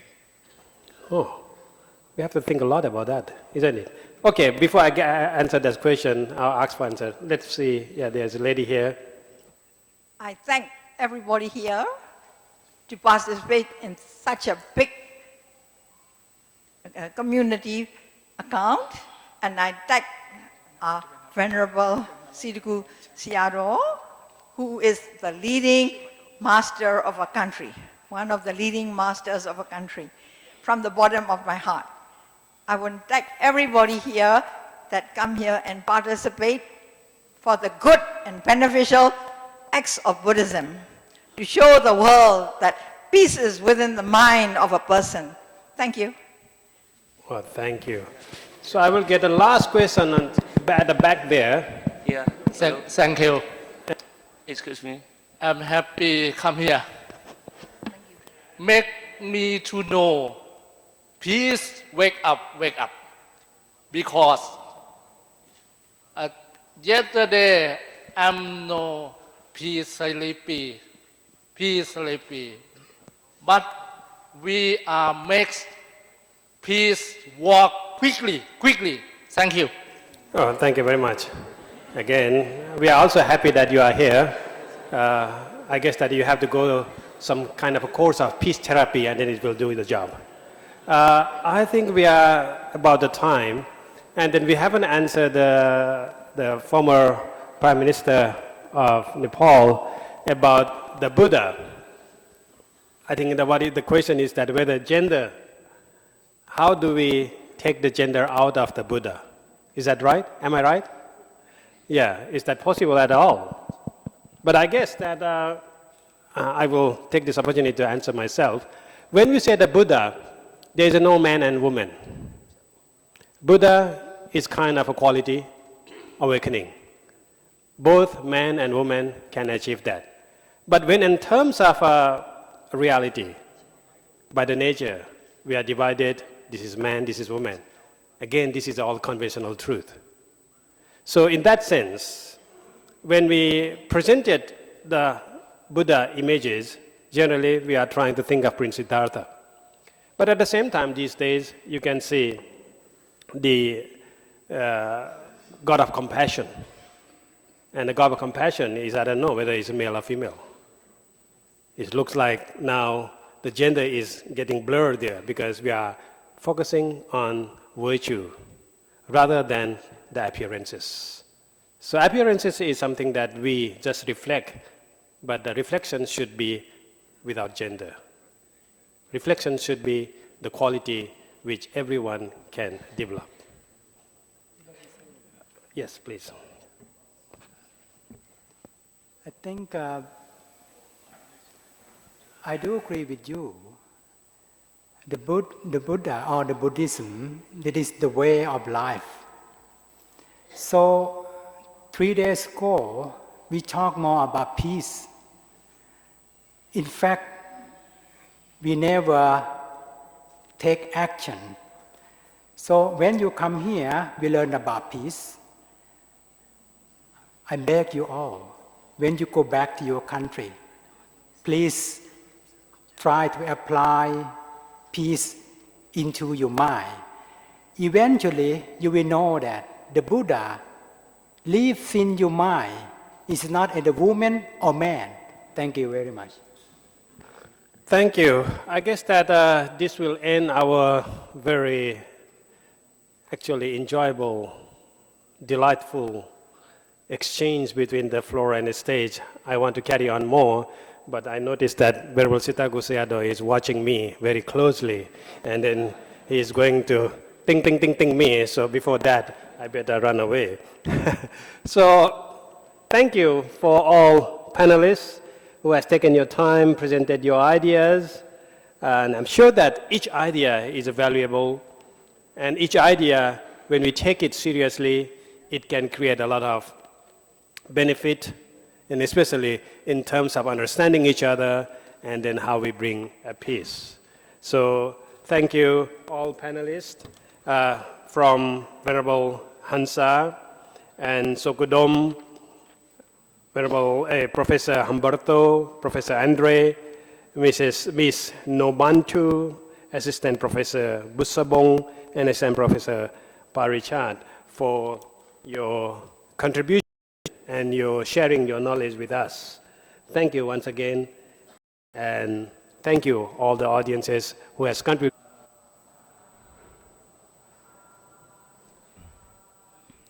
Thank you, Venerable Dr. Sukando, for the excellent moderation of this session.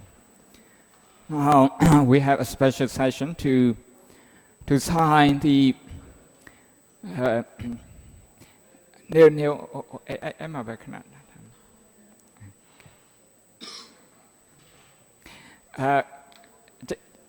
Okay.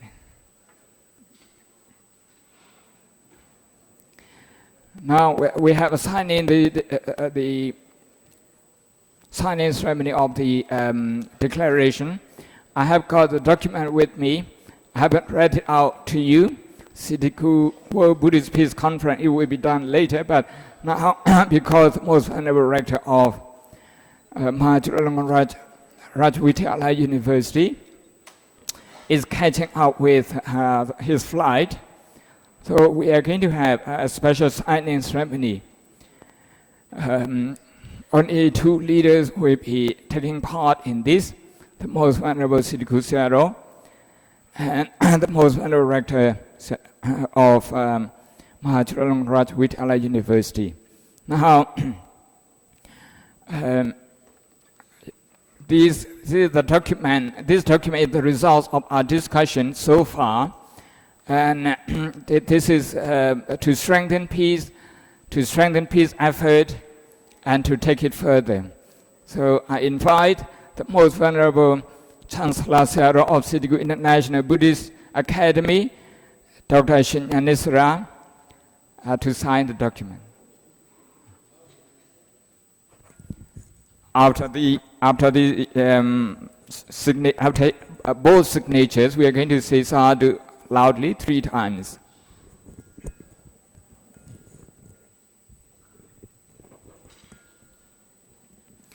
Sadhu, sadhu, sadhu.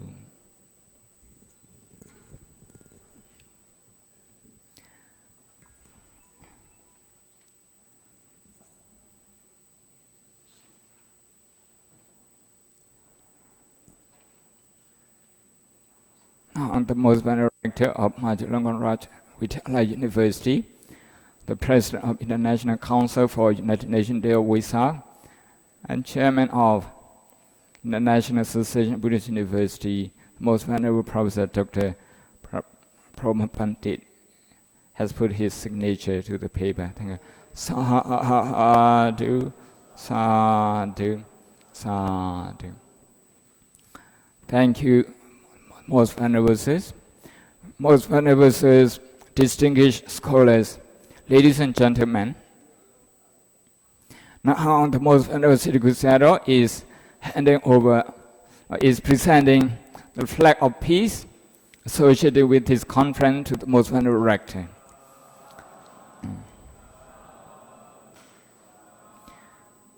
We are grateful to both venerables, Venerable Siddhaguru for his effort in organizing this, and most venerable rector for gracing this occasion. Thank you. Now,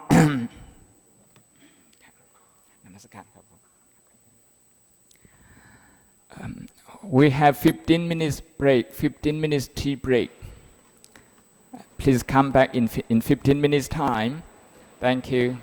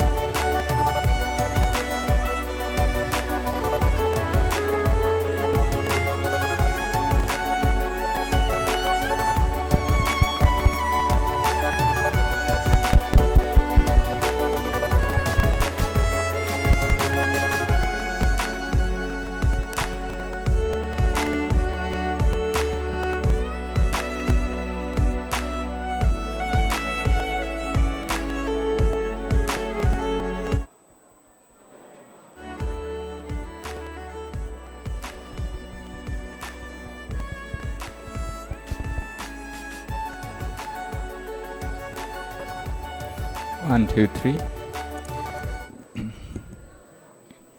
Venerable Sirs, ladies and gentlemen, very soon we are going to start our next session. I'm sorry to rush you back to the conference hall. While you're on the way, I'd like to make 1 or 2 announcements.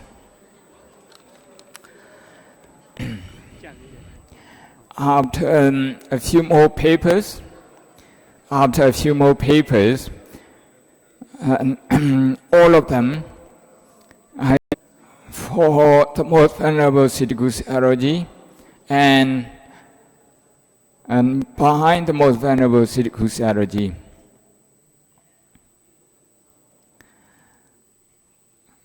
I would like to request everyone who wishes to offer anything to Siddhiku Sayadaw to approach me. I'm here just next to the podium. So far, I have received a request from His Eminence, the leader of the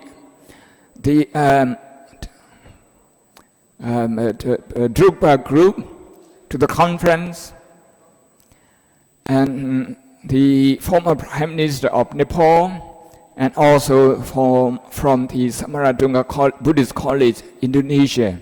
I have 3 requests, and we are preparing so that you can offer gifts to the Most Venerable Siddhiku Sayadaw. Venerable Sirs, ladies and gentlemen, participants from countries from around the world, I wish to inform you, if you have any presents to be offered to the Most Venerable Siddhiku Sayadaw or to Siddhiku International Buddhist Academy, kindly approach me, indicate your name and the type of present so that I can arrange for the presentation to take place at the end of the paper presentation.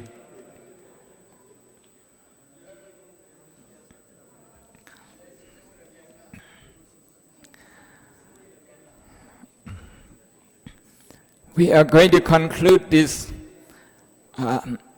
peace conference with the closing speech from the Chancellor Sayadaw of Siddhiku International Buddhist Academy, the Most Venerable Dr. Shinyanisara. But before that, we do chanting of the Karaniya Metta Sutta, the Metta Sutta by all Sangha, all the Sangha who can recite this. So that's after the presentation. So the presentation and the chanting of the Karaniya Metta Sutta, followed by the closing speech.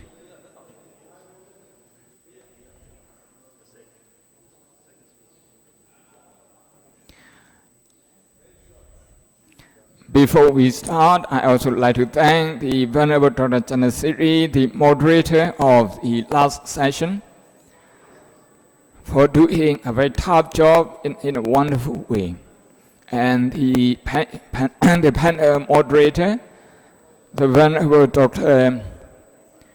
Sakya Wongwisud Sugando, for moderating the panel under the constraint of time.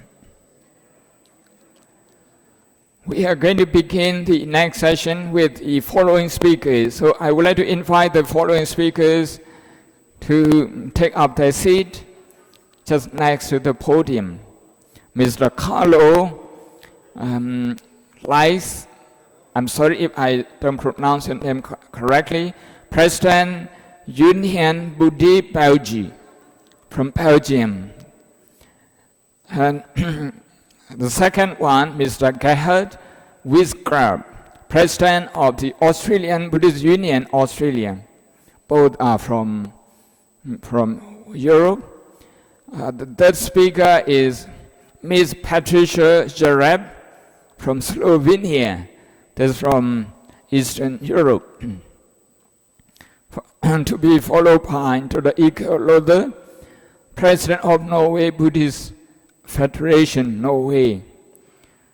Then the Venerable Professor Dr. Jinwo Lee, the Chair and Professor of Department of Buddhist Studies and Director of the Institute of Shon, Dongkok University of Korea.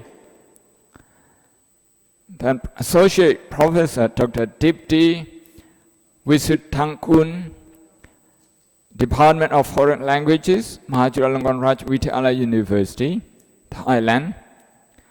And the last speaker is Venerable Dr. Bonugama Shanta Wimala, the head of the Department of Pali and Buddhist Studies, University of Paratania, Sri Lanka. I would like to invite all the speakers to take the seat behind the podium. The guy who near Pila, who must say it near Pila. Okay.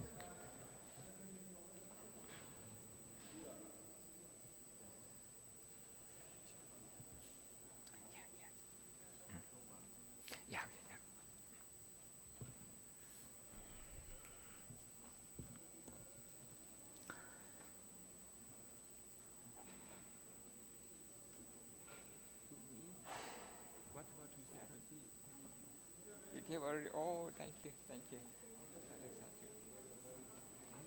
you okay? You want to worry? How are you feeling?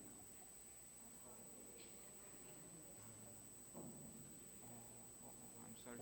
And the city who has a hospital over there.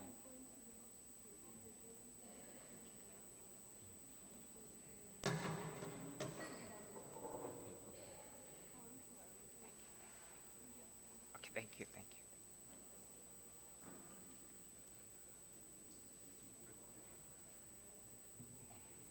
How do you pronounce it?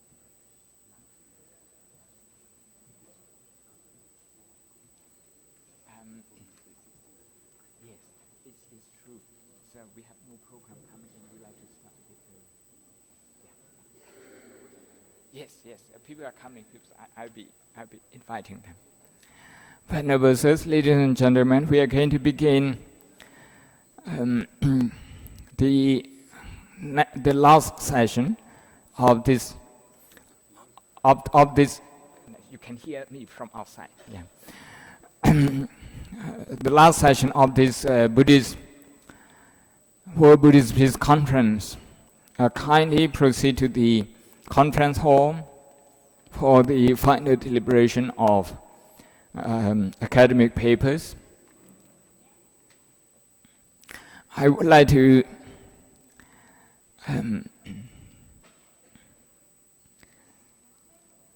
appeal to the speakers and indeed apologize to all of them for the time constraint. In a big conference like this, when we gather as a family, we have more people. It's not purely an academic exercise.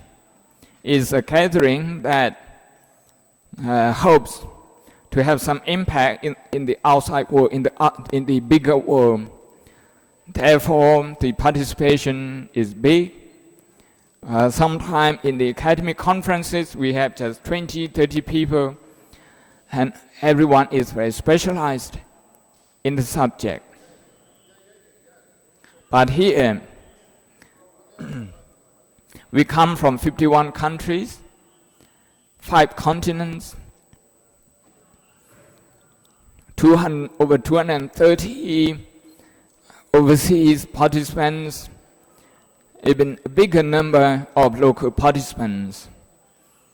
So I do apologize for the time constraint being placed upon you. But I would like to reassure you that we have all your papers. We have printed them, and we make more efforts to ensure that they reach a wider audience. Ladies and gentlemen, kindly proceed to the hall and take up your seat so that we can start very soon. Our next speaker is Mr. Carlo Lux, President of the Buddhist Union of Belgium, which is the spokespartner of the Belgian government for the official recognition of Buddhism. This is a very important Buddhist union in Europe. In Europe, we have of Belgium, Buddhist Union of Australia, like that. So our next speaker is the President of Belgium. It works together with the Belgian government for the founder and example Kagyu Samyezong centers in Belgium.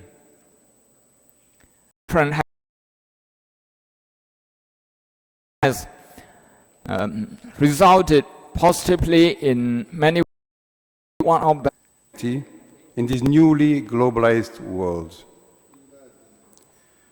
As Buddhists, whatever school or tradition we follow, we cannot be satisfied with finding inner peace only for ourselves, although this is a prerequisite for developing the necessary wisdom to be able to act in a way that may contribute to creating a better world.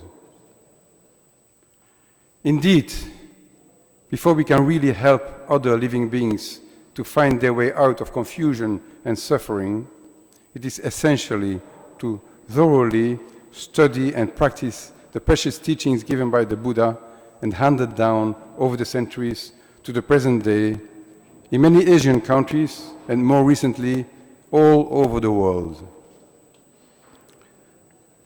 Without applying the Dharma in our own lives, without having attained a certain degree of understanding of the real nature of our mind, and without having transformed our egocentric tendencies into a genuinely altruistic state of mind, we will not be able to find the necessary strength, clarity, and wisdom to make efficient contributions to peace and harmony in the present near-chaotic state of global society.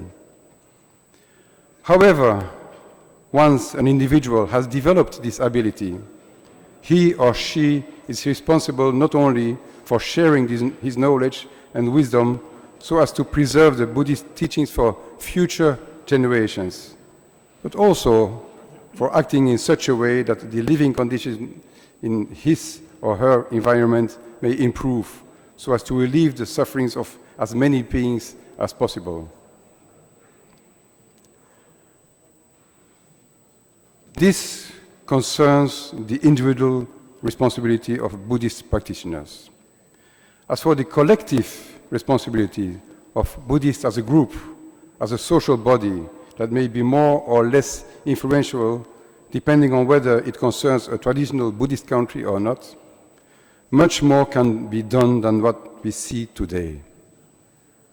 I do not mean that Buddhists should organize themselves as a political party, since that would be missing the point. The main purpose of a political party in a democracy is to win elections in order to obtain political power and be in a position to govern a country or a territorial entity. A healthy democracy requires a clear separation between the prevailing religious or spiritual system and the secular state. And so the creation of Buddhist political parties does not seem to be a good idea.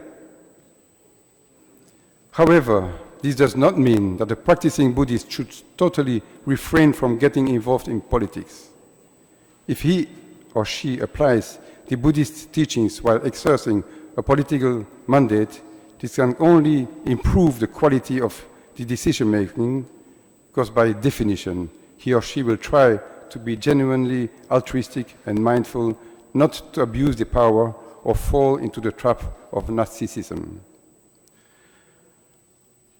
What I mean is that Buddhists as a social group or organization should also be able to take positions on important social matters, express their point of view, and if necessary, denounce possible violations of human rights. More positively, Buddhists as a community may be inspired to undertake actions to help the poor and needy or in the field of humanitarian activities without reserving this assistance only to Buddhists in difficulty or making the assistance conditional on adopting Buddhism, as some religions are inclined to do.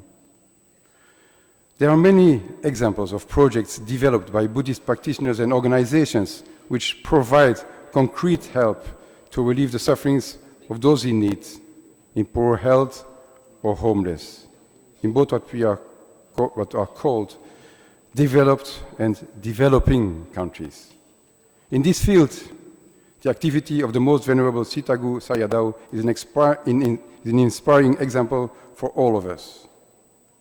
This is important for the image of Buddhism because too often people wrongly think that the practice of meditation means turning in on oneself and not bothering about the rest of the world. The Buddhist principle of non-violence is one of the main keys to the development of world peace. However, the importance of living up to this principle will only be understood by those who, through their spiritual practice, have developed a minimum of compassion. It is, of course, utopian to think that this will happen spontaneously, that all fanatics and extremists will change their minds after just hearing the message of the Buddha. But that is no reason to refrain from promoting the principles and values of the Dharma, both individually and collectively, and from openly living up to them. Indeed, the more people see the living example of how practicing the Dharma not only gives peace of mind to the practitioner, but also enables him to pacify situations of conflict, the more they may be inspired to act in a similar way and contribute personally towards making the dream of world peace a reality. It is therefore of the utmost importance that those who claim to be followers of the Buddha should not be involved in any form of violence, and that Buddhism should not be used as a pretext for nationalistic activity. To be clear, in those regions of the world where Buddhism is considered as a prevailing spiritual system and practiced by a large majority, those who are not Buddhists should have the same rights and obligations as the other citizens and be treated as equal to them. If a non-Buddhist minority is oppressed and even suffers violence from some extreme activists in the name of Buddhism, as has recently been the case in certain parts of the world, Buddhism will lose the very positive image it has enjoyed up to the present in international public opinion. The World Peace Buddhist Conference should therefore clearly recall the Buddhist principles of non-violence, non-discrimination, love and compassion. There cannot be any exceptions to this. Buddha himself gave the example of absolute open-mindedness by allowing those who were considered by society as untouchables to be ordained as monks and become part of the Sangha. In the same way as the Buddha first reached enlightenment before being able to show the way to liberation to all sentient beings, the Buddhist community must make sure it lives up to the teachings of the Dharma without any exceptions before it can contribute substantially to world peace and harmony between the different cultures and traditions that make up the richness of mankind. Thank you for your kind attention.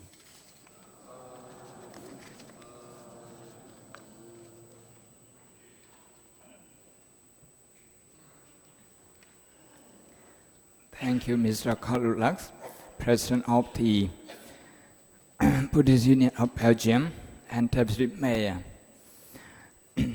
I would like to call on Mr. Gerhard Wisgraf, President of Australian Buddhist Union from Australia, to make his presentation.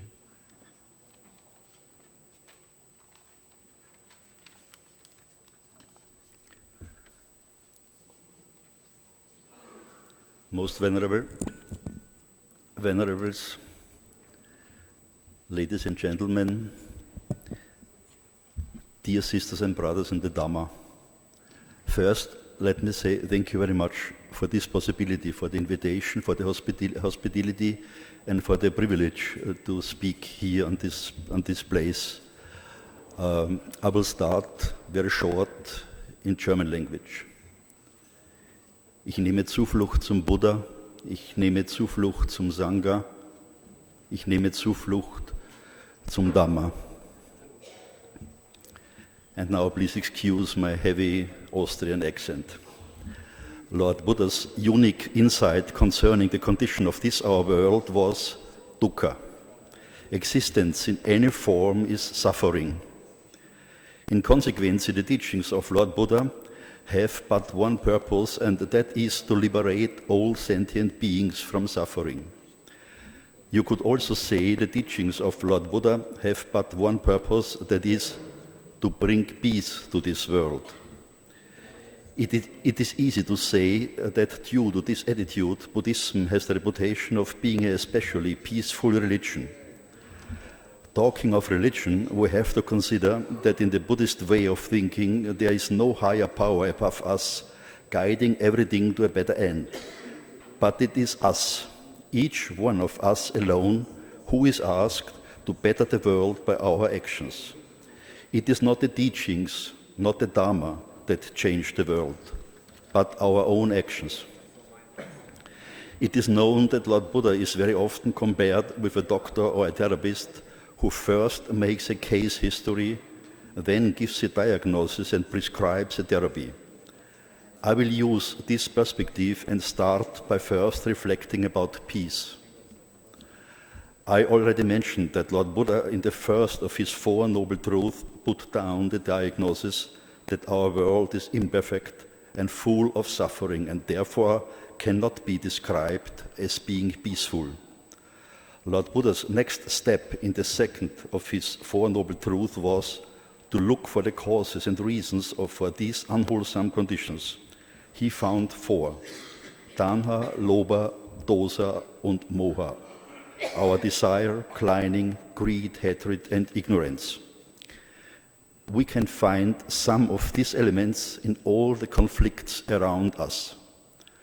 One of the most important challenges is to find these elements not only in others, but first of all in ourselves. This is and will continue to be a constant demand.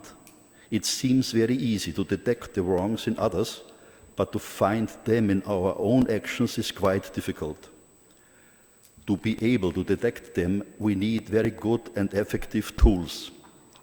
One of these tools is sati, the careful mindfulness to each. We can start with our thoughts, our attitude, and then we can contemplate our speech as well as our deeds. Once we have the insight about the true correcting them, if we realize that there are any unwholesome intentions, we all find within ourselves well secured the ego and know it is the cause for all our actions.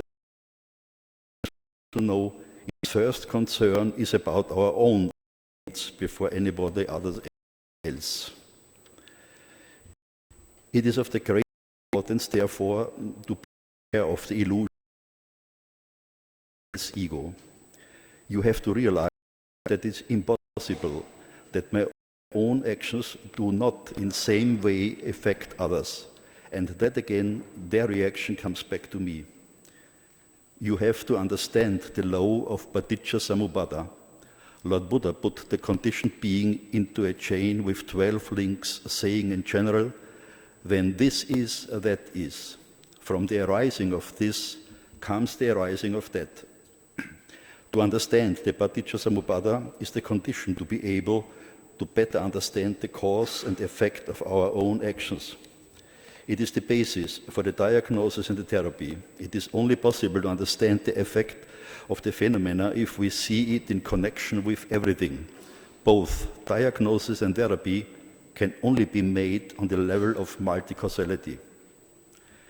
With the third and the fourth Noble Truth, Lord Buddha shows us the way out of the suffering. It is a way not only for more peace in our world, full samsara, but also to the unconditional peace, to Nibbana.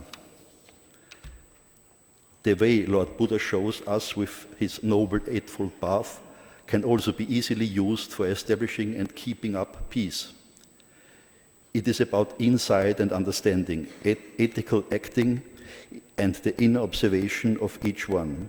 I would like to point out two aspects. First aspect, one very important aspect for peace is the ethical correct actions. His Holiness the Dalai Lama mentioned some time ago that ethic is more important than religion. This remark caused some critical answers, especially within the religious circles. I think that the critics did not understand the motivation of this remark.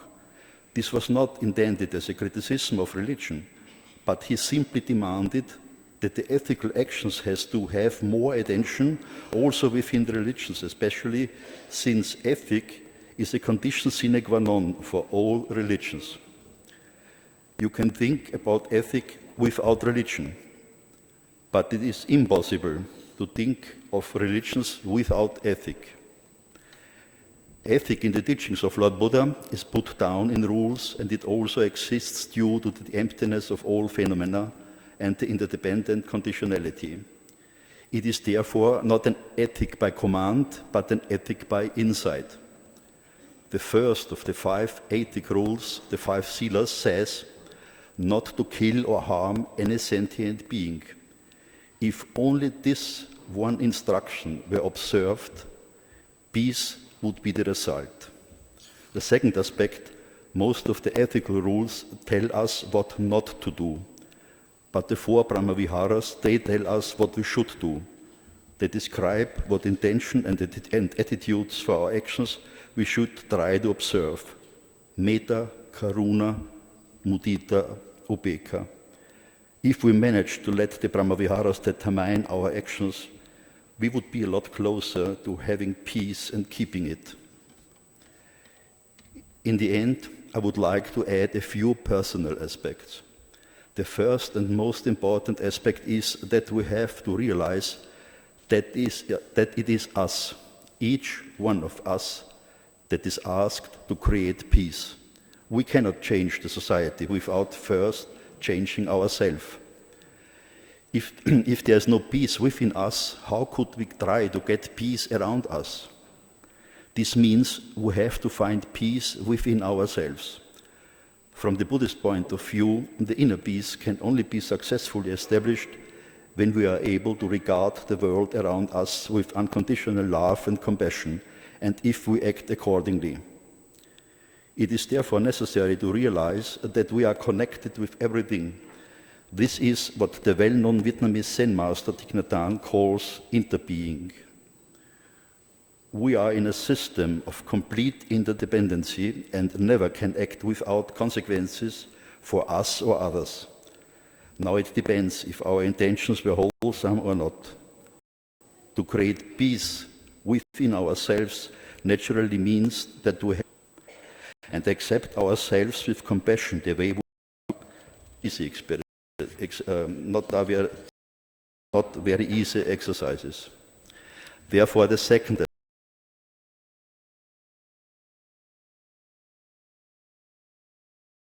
us and with others. I do not want to say that we should be passionate forever to find peace within and around us. No. I mean that we have to be prepared to. These passions should not be used to postpone what is tiresome and difficult. The third aspect is the dialogue. If there is no dialogue between the different religions, there can be no understanding each other, and also no peace is possible. It is not enough to have the dialogue for peace between the religions. This dialogue has to be extended to all other areas, persons and institutions of our societies. From there, we reach the fourth of my aspect to establish peace, tolerance and respect. Nobody can command that these two should be obeyed. There is neither a secular nor a spiritual authority that would be able to be successful for any length of time. This can only be done from within us, with the help of our own will and insight. Let us work on it. Our best tools are wisdom and compassion. This conference chose Peace and Wisdom as subtitle, which clearly indicates that peace cannot be achieved without wisdom. Since wisdom is not possible without compassion for all sentient beings in this our world, it further means peace can only be brought about by our own development on our way with the Dharma. Global peace only comes into being if every one of us develops it within himself and herself. Without peace within the single being, there is no peace for all. Without peace in the small things, no peace in the big things. Let us not forget that peace in our small world, full samsara, is not a final condition, but a permanently changing process. Let us try to give all our actions again and again a wholesome aspect. Finally, let me point out the, for me, important thing. Let us not forget for our sisters and brothers in the animal world. And in this case, may all sentient beings well and happy. Thank you for your attention. Thank you for patience. Thank you.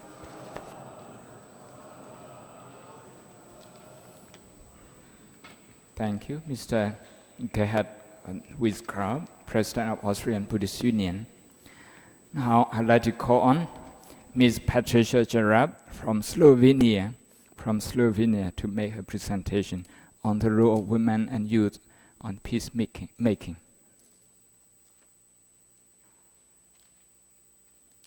Venerable members of the Sangha, brothers and sisters in Dhamma, ladies and gentlemen. First, I would like to express special thanks to Venerable Ashina Nisara and to my teacher, Venerable Dhammasami, for giving me the opportunity to participate at the World Buddhist Peace Conference. My name is Patricia and I'm coming from Slovenia. As I am a young woman, I would like to share with you the role of women and youth on peacemaking from my point of view and how wars and conflicts can negatively impact them. Slovenia is a small country in the north of former Yugoslavia. I was born in the beginning of 1992, about 6 months after the civil war in Yugoslavia had started. So I'm not able to remember anything, but I can still notice the negative impacts of war, which are noticeable even nowadays. The civil war in Yugoslavia was finished in 1995 when the Dayton Peace Agreement was signed. The negative impact is much more noticeable in other countries of Yugoslavia, Bosnia and Herzegovina, Croatia, Serbia, than in my country, because the war in Slovenia only lasted 10 days. Young people have consistently been involved in political conflicts. In wars, many young people are killed and maimed by the bombs, hospitals and schools are destroyed, even more people die or become gravely ill from the indirect physical effects of war. There are many negative economic effects of war on youth. It is the way it disrupts and destroys youth's education. And that I found the most threatening effect of war on young people.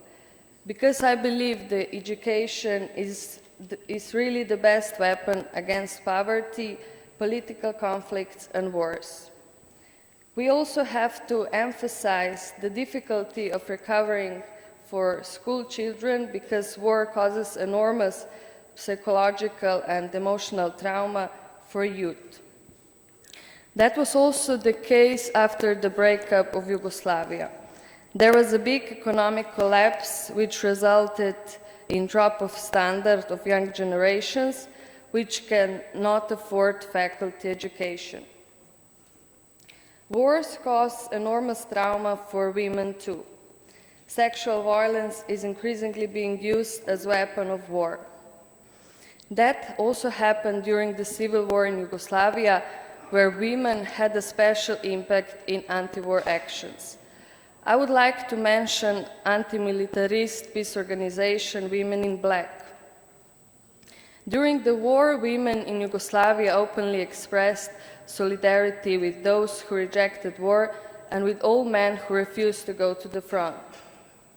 They also demanded amnesty for deserters and organized help and many different anti-war actions to promote justice, peace, and human rights. Women have acted as peace mediators in societies for generations. I think that women's role in peace building is ignored and that we have to encourage women's contributions to peacemaking by creating the conditions to make women's voices heard. I believe in order for the world to become peaceful, people must become more peaceful inside. Mature people would not be a problem. It would be impossible. In their immaturity, people want, at the same time, peace and the things which cause war, institutions.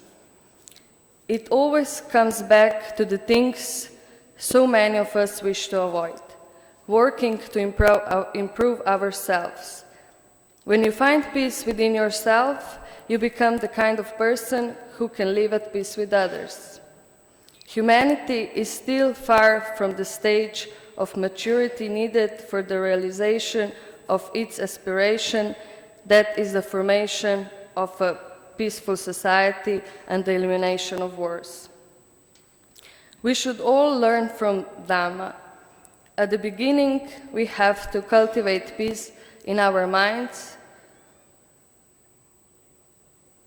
and develop it, and so we can create a peaceful world around us. Thank you very much.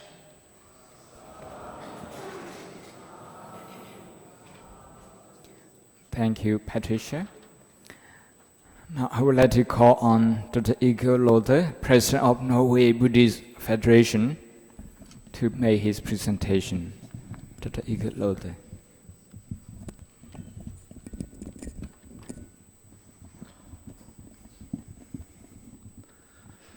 Thank you. Most Venerable Sitagu Sayadaw, distinguished leaders of the Buddhist Sangha, monks and nuns, dear friends in the Dhamma, ladies and gentlemen. It's a great honor for me to be here, and I warmly thanks for the generosity shown by the organizers of this conference, which is very timely and very meaningful. I also appreciate very much that this significant conference has become even more significant because of the invitation extended to followers or representatives of other religions. So, what is peace? I think for my purpose, I will focus on what was referred to as external peace. Peace between human beings, peace in the society, peace in the world. Of course, inner peace is important because we need humility, kindness, love, patience. Such human qualities, I think, are very helpful, indeed necessary, in order to create external peace. And we have so many distinguished spiritual teachers within Buddhism that can teach us how to develop such qualities. So I will say nothing more about it. I will focus on external peace, and doing that, I'd like to, rather than read my paper, I'd like to comment upon it and also comment upon some of the reflections and ideas that have been expressed during the last 3 days here in this hall at Sitagu International Buddhist Academy. One thing is to look at peace and the negation of peace. Peace, we talk about peace in contrast to conflict, violent conflict, wars. I think it's not very difficult for us to imagine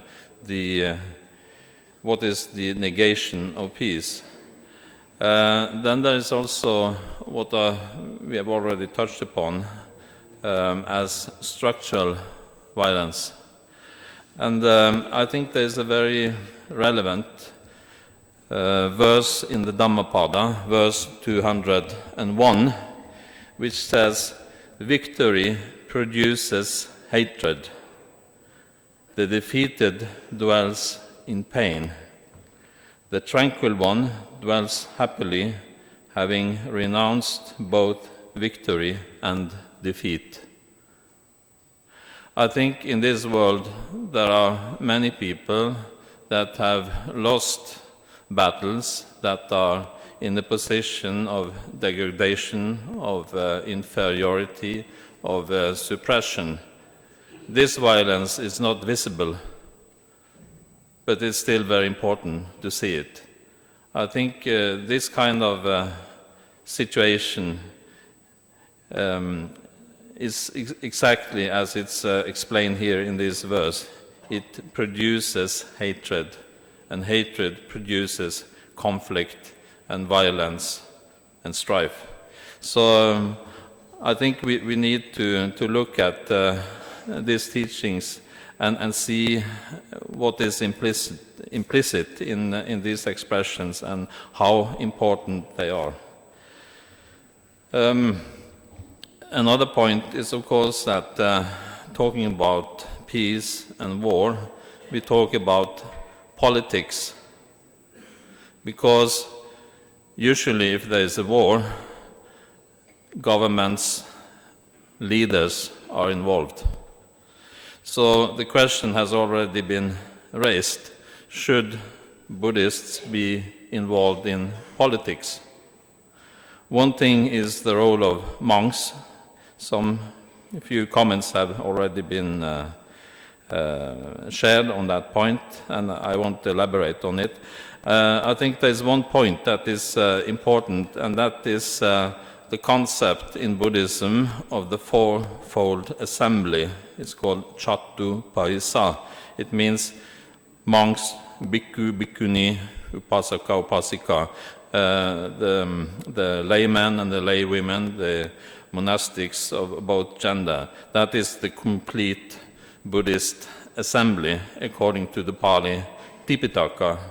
So I think to some extent, lay Buddhists, lay practitioners should define themselves in relation to society, in relation to the state, primarily as representatives of Buddhism rather than representatives of parties. And I think this is a very important topic that needs to be addressed.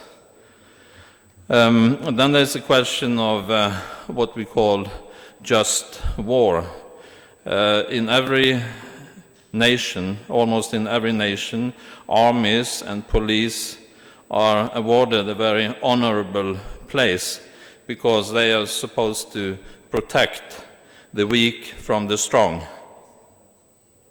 If the strong are allowed to do whatever they want without any restrictions, of course, the question is, what about the weak?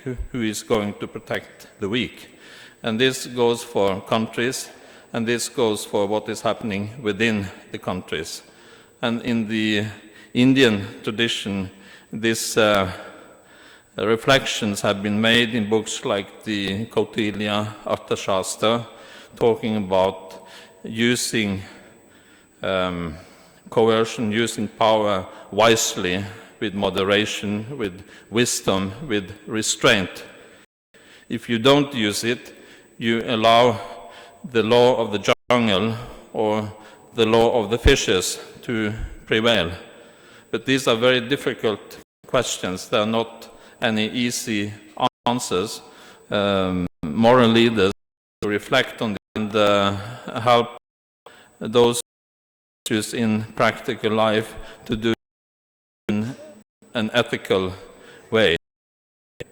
So I think this is also very important, is that we don't just reflect on this issue as a point of reflection without actually thinking about the consequences for ourselves as representatives of Buddhist communities, as leaders of Buddhist organizations, and so on and so forth. So words need to be followed by actions. Actions mean plans of actions, also stating who is responsible. We have to look at ourselves rather than suggesting to others what they should do. And I think we need to look at our own role as Buddhist communities, as sanghas and temples and so on and so forth, what we can do. So what about religion in the context of conflict, in the context of peace?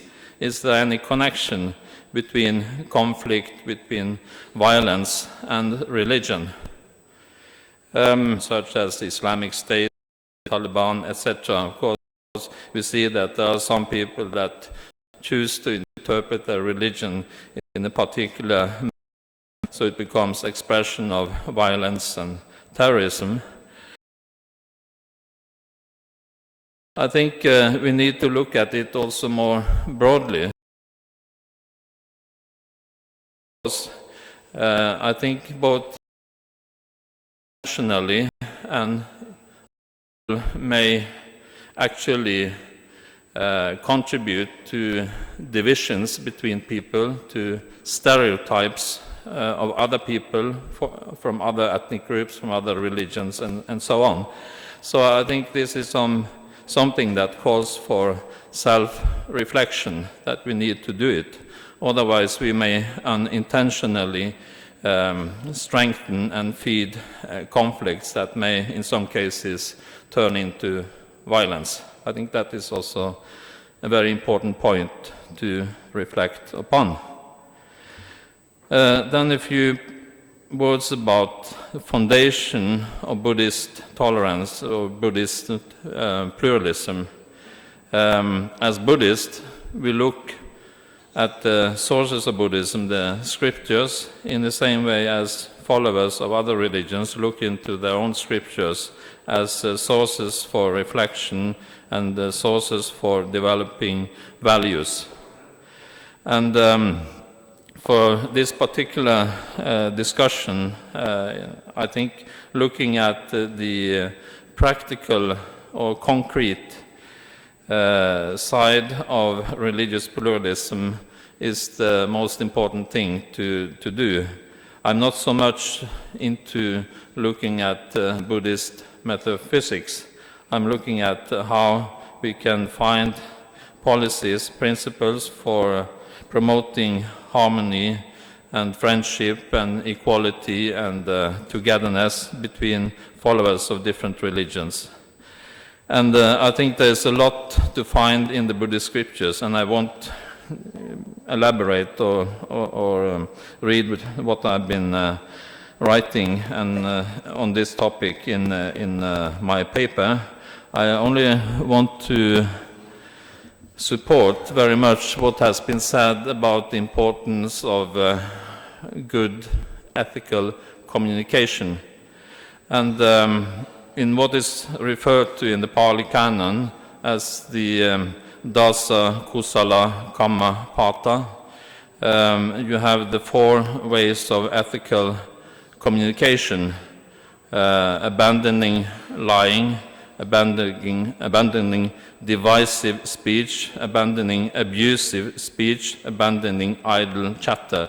And I think that we find in this text are beautiful.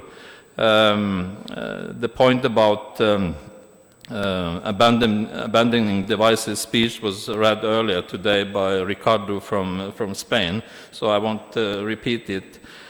But I think the sentence about reconciling those who have broken apart, unifying those who or strengthening the unity of those who are united are very beautiful, very profound, very important expressions to remember and to use.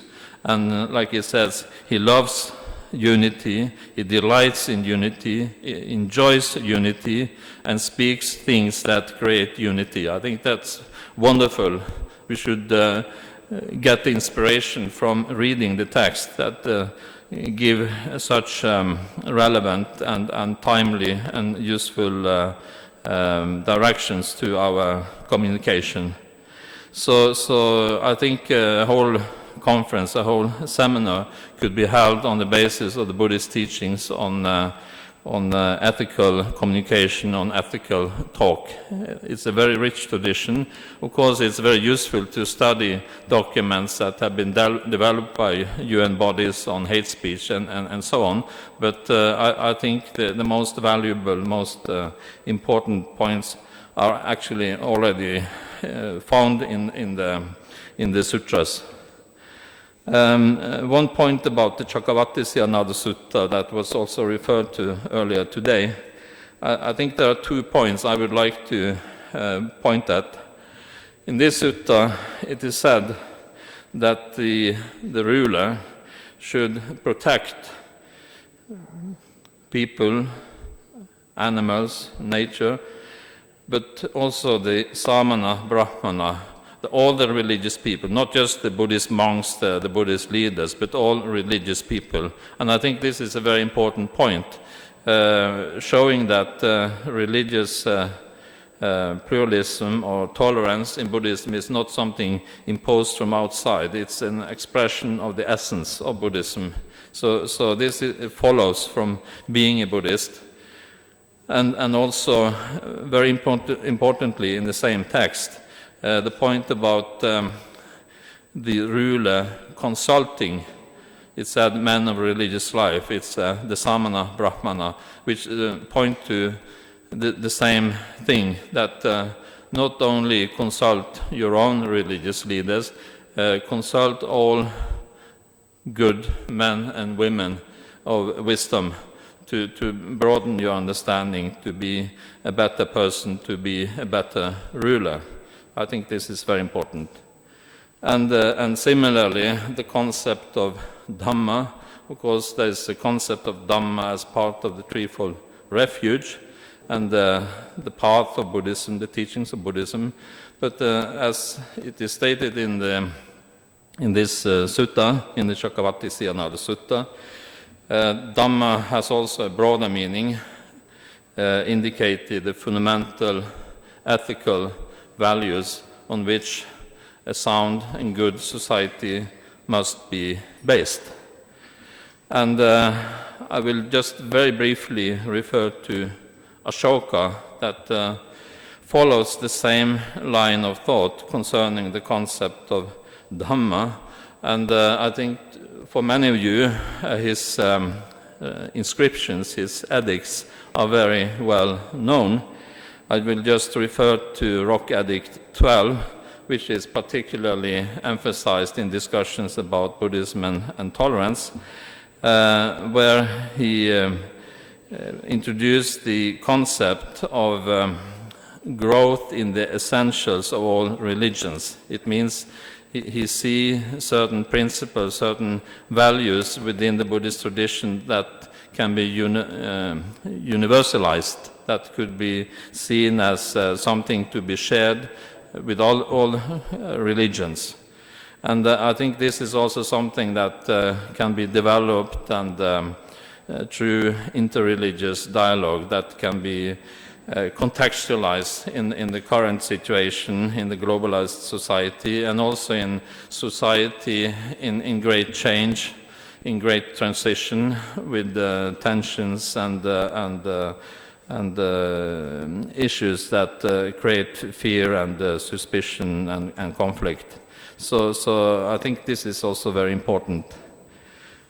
And Ashoka was a very broad-minded person. He emphasized his strong Buddhist devotion, his strong Buddhist identity.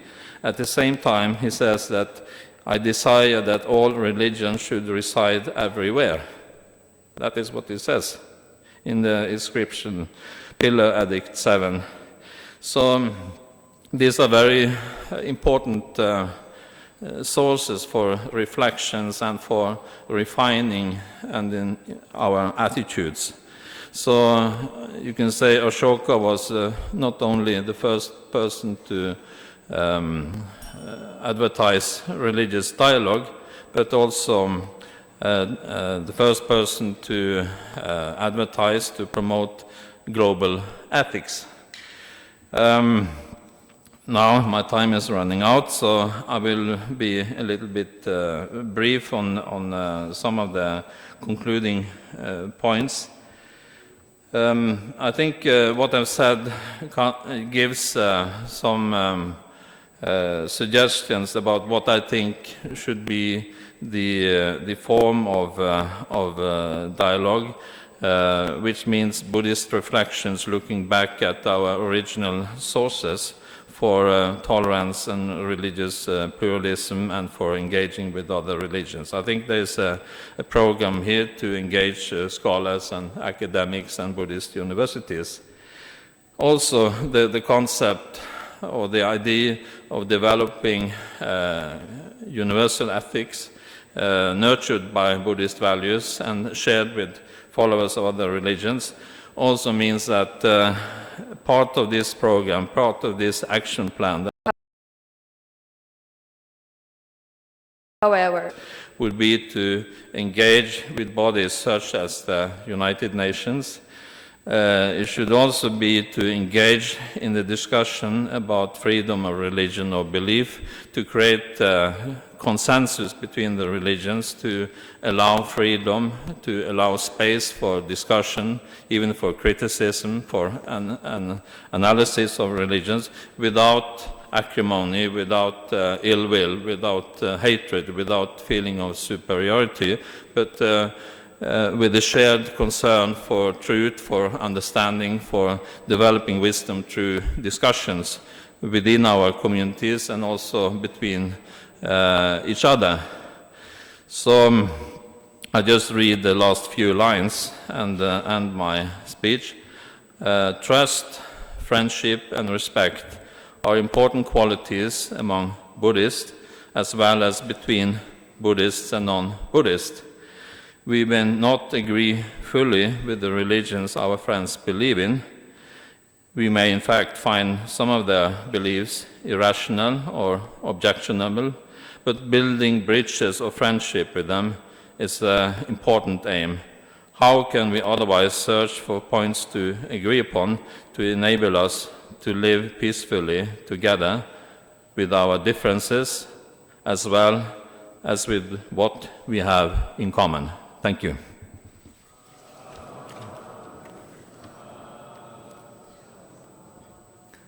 Thank you, Dr. Igor Lotte, President of the Buddhist Federation of Norway. I would like to call on the most venerable Professor Terjun Woolley, Professor of Department of Buddhist Studies and also Director of Institute of Shon, Dongguk University of Korea, make his presentation. Professor.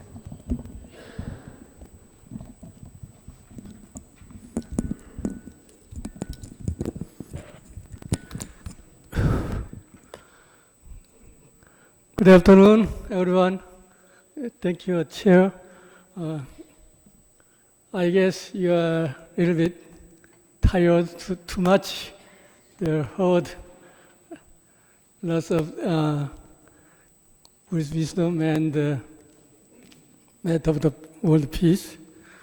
Anyway, I very appreciate this very amazing event organized by the Shidago Sayadaw, Chancellor of the Shidago Academy. Really wonderful initiative to the world.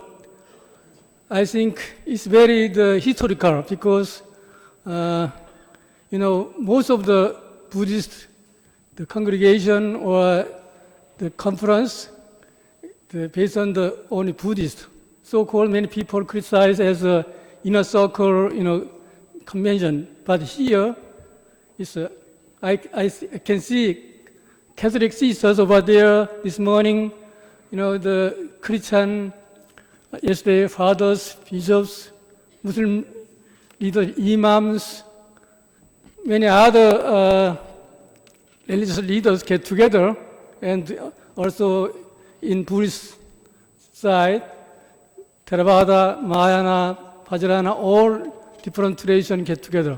So it's really the global and universal event for world peace. So anyway, my paper is in page, this conference book, the 142 to 147. You can read this. So I simply read the introduction and the conclusion and say about the other significant matters. First of all, my title is the chair of the professor of the Department of Buddhist Studies and directors. I just retired in the last several months. Anyway, let me introduce my idea.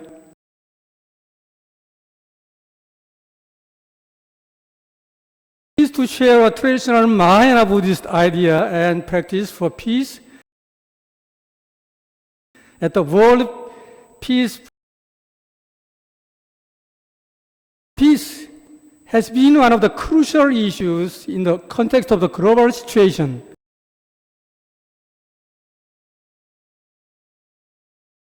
Generally, it can be said that anything might not be,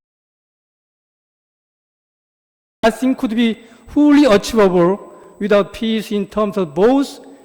From the beginning, Buddhism has concerned sufferings and conflicts of all sentient beings and gave a way to overcome them and try to make a peace and harmony of all aspects.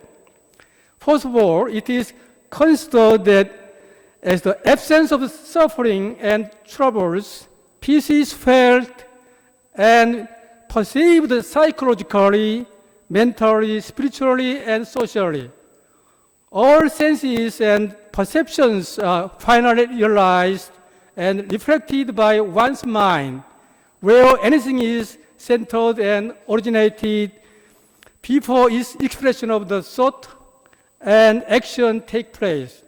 Therefore, generally, it has been known that everything created by and derived from mind. Then it could be said that to make world peace, it is required first to make mind peaceful. We should think and discuss about the way to make our minds peaceful and compassionate. Peace in Korean is 평화 or 평안, which literally means and could be achieved in equality and harmony, or equanimity and stability in comfort. It seems that the former to be more socially oriented and the later personally stated. However, peace is very comprehensive and inclusive concept and state in terms of the personal and the social aspect. It is noticeable that peace is based on equality and harmony with stability in comfort of oneself and among people of the society. Generally, when we are concerning about the world peace, we should pay attention equality and harmony among people around the world. We can guess that actual peace in the world without equality and harmony among peoples. We should understand and recognize that all human beings are equal in nature, as we Buddhists always emphasize the keeping this in mind, we should respect and care other goal. To carry this Buddhist mission, we have to understand and practice the mind for achieving peace as the best.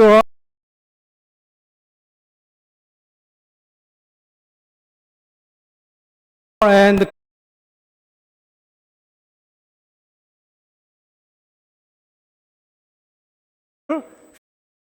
and emphasize that everything comes from the mind, and therefore we should make our mind peaceful and compassionate for taking care of people in equality and harmony around the world. We should try to be a peaceful mind practitioner and peacemaking bodhisattvas who enlighten and save the people as well as build the Buddha land where peace prevails on earth. Regarding the interfaith peace work, in this conference concerning world peace, next week, I think that 2 years ago, United Nations General Assembly made a resolution. It's called as World Faith Harmony Week. So it's no matter what kind of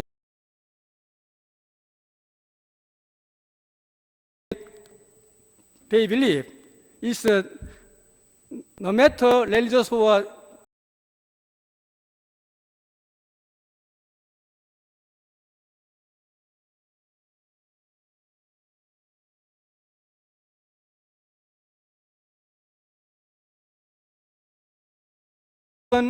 have just talk or any event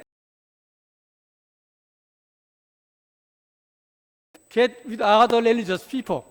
It's a United Religions Initiative. Try to be a religious United Nations. Actually, I'm a founding member. I represent Buddhist Asia. And hundreds of religious leaders of Jewish or others. In a charter writing, Buddhism, they count not the real religion. Only one monk, protest and art from the now it's the most biggest interfaith organization in the world. Anyway, I urge you, all Buddhists take initiative of the interfaith or global peace movement. Without them, they are going. So Buddhists, what do you do? We already talk about the peace, but we should take leadership in front of all other religious people. So I believe that you have the ability, capability, wisdom. So peace is not just an external factor that comes to affect lives from outside, but very much an internal, for it impacts communal existence.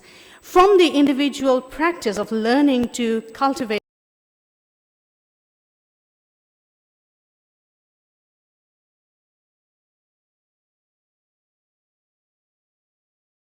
harmonious coexistence, the inner and outer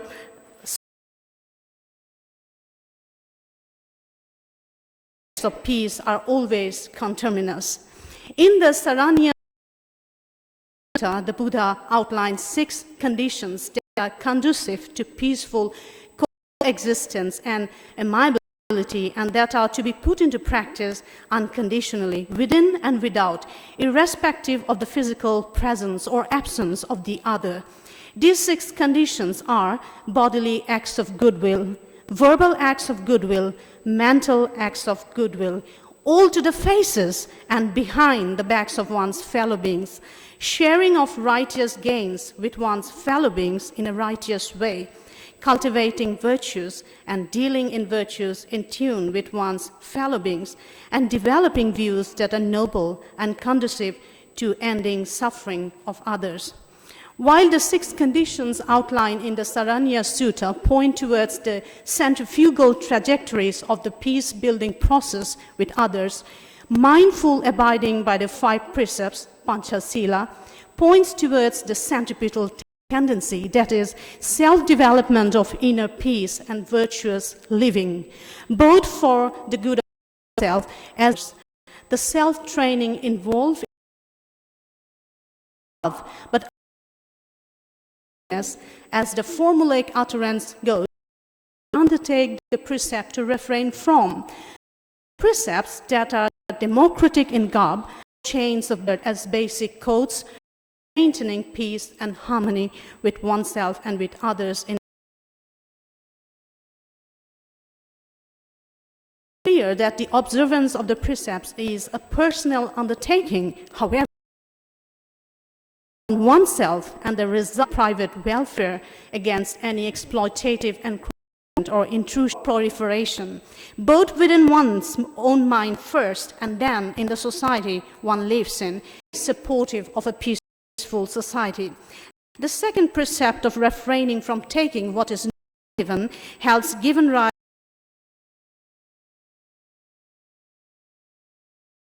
desire for material possession of oneself as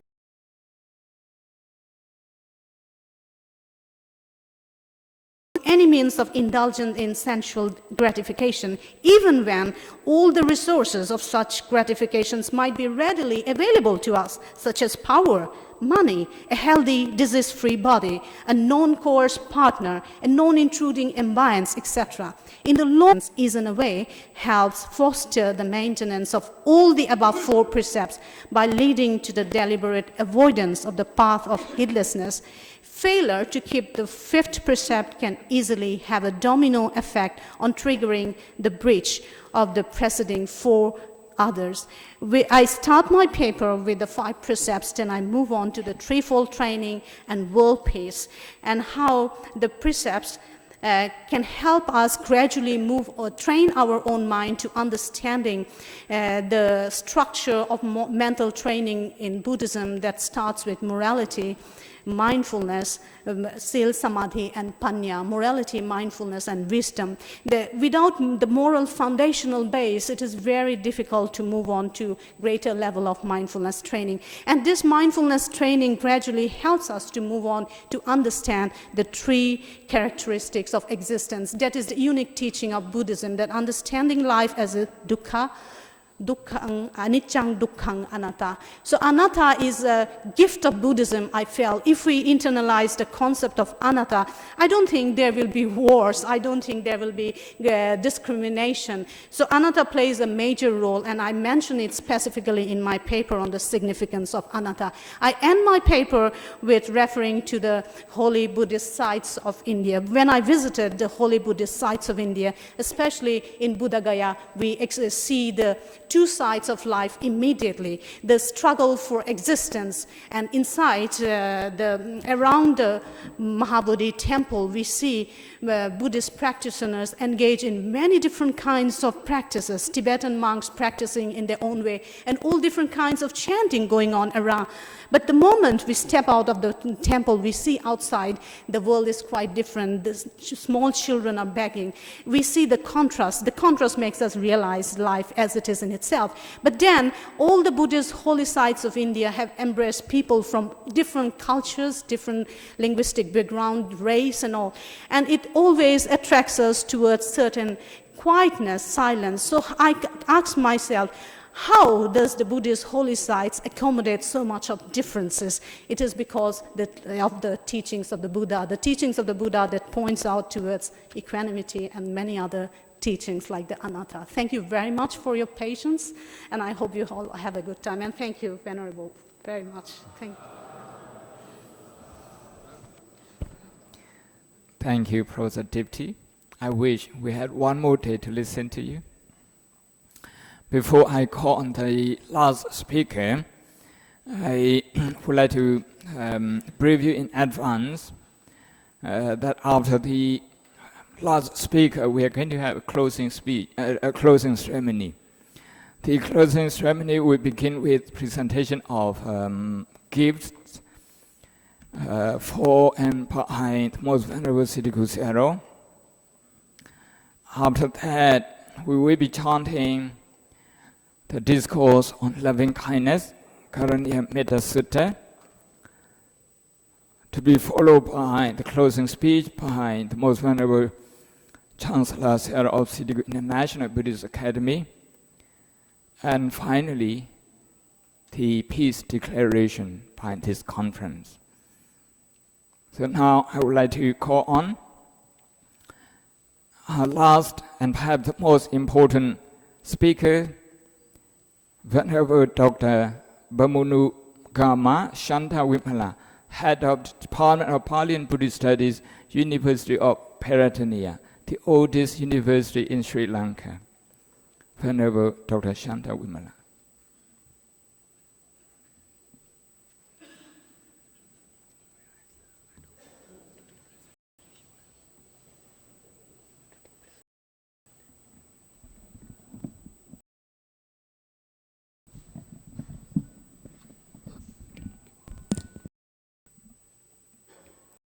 Chancellor Sitagu International Buddhist Academy, Sayadu Jnaneshwara Mahathero, and other Venerable Mahasangha and distinguished guests. Today, my presentation is cultivation a peaceful state of mind, a Buddhist perspective. The Buddhist practice of mental development or cultivation is very beneficial for a living peaceful life. Moreover, practicing the Noble Eightfold Path, the blueprint of happiness, is crucial for achieving a peaceful state of mind. To the Buddha, the path does not only lead to peace, but also knowledge, higher knowledge, enlightenment, and ultimate peace, Nibbana.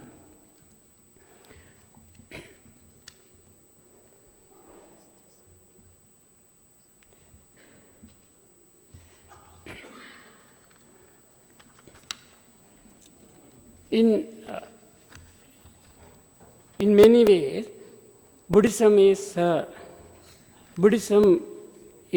accused of being an individualistic system of thought. Reason for this is that Nibbana is Buddhism is concerned to be gained as result of individual effort. The concept of inner peace is very much significant in this regard. Is there any contribution of Buddhism to peace from individual level to social level?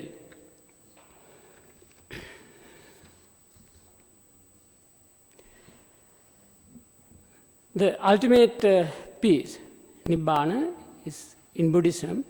In fact, the ultimate goal of Buddhism is Nibbana. It is achieved through a process, a cognitive and emotional transformation. Indeed, it is a psychological victory in which one overcomes greed, hatred, and delusions. In the Aryapariyesana Sutta, Buddha mentioned, before his enlightenment, the Buddha reminds of his search for the incomparable path to ultimate peace. Anuttarang Santivara Padamanu, Buddha mentioned that. How to attain inner peace? In the Magandiya Sutta, in Sutta Nipata, the Buddha points out that that non-entanglement of view is the path to the inner peace. Idang vadamiti natassa hoti dhammesu nichcheya samuggahitam passant dittisu anuggahaya ajjatta santing pavinam adassam. Very important there, because of Buddha mentioned ajjatta santi is inner peace. He attained that. When there is no superiority or inferiority complex, one does not quarrel with each other. Samo viseseti natassa hoti. Why is one non-entangled towards views, it is because he has no measurement or comparison of oneself with others. These vidasu avikampamanas, mana is a decrease. So he omitted. So he hasn't any entanglement. So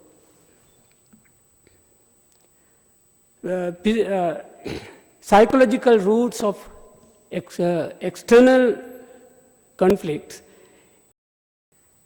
In fact, the conflicts on social level are due to individual mental defilements.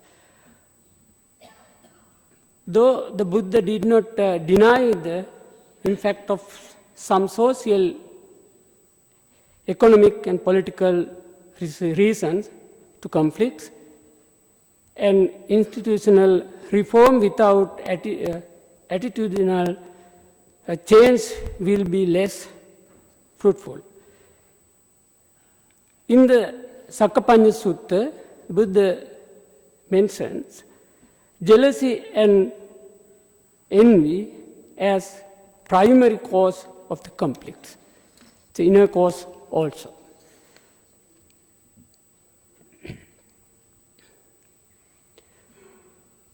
In the Kalahvivada Sutta, desire for sensual pleasure is said to be the cause of conflicts. Further, other causes of conflicts are conceit and envy, mana and Isarya. So Buddha mentioned that. Mahadukkakanda Sutta states nothing different when showing desire as reason of conflicts.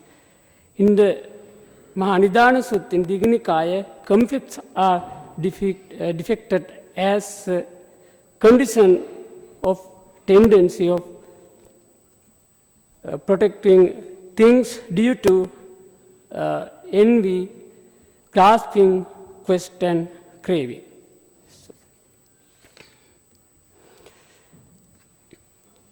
Inner peace, only a property of arahants.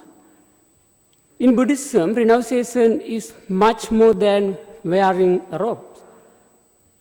On the other hand, the real renunciation, nekkhamma, is based on getting rid of mental defilements. In the Purabheda Sutta, in Sutta Vinipata, the person who has appeased mental defilement possesses the qualities of enlightenment one, upasanta. In Prabheda Sutta, the qualities upasanta includes like that.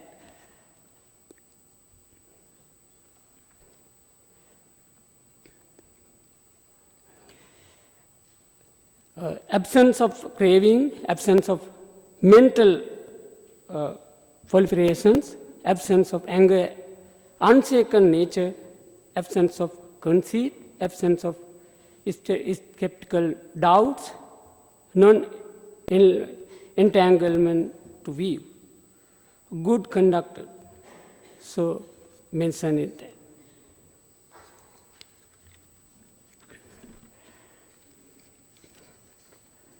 To the Buddha, an arahant, a person who has reached ultimate peace due to the total eradication of pollutants. In fact, final enlightenment is a result of purifying one's mind. However, reaching the ultimate peace, one can develop his or her mind in order to achieve peace daily basis. How to cultivate inner peace? In Buddhist way of cultivating inner peace, require psychological transformation within oneself. That transformation can be described in threefold training. Trisikka is Sila Samadhi Panya, concentration of virtue, consisting of virtue, concentration, and wisdom. In fact, the Noble Eightfold Path, Aryathangika Magga, is explained in the above training. However, here I am going to focus my attention on another descriptions on cultivation explained in terms of the 5 spiritual faculties. We call Indriya, Saddha, Virya, Sati, Samadhi, Panya.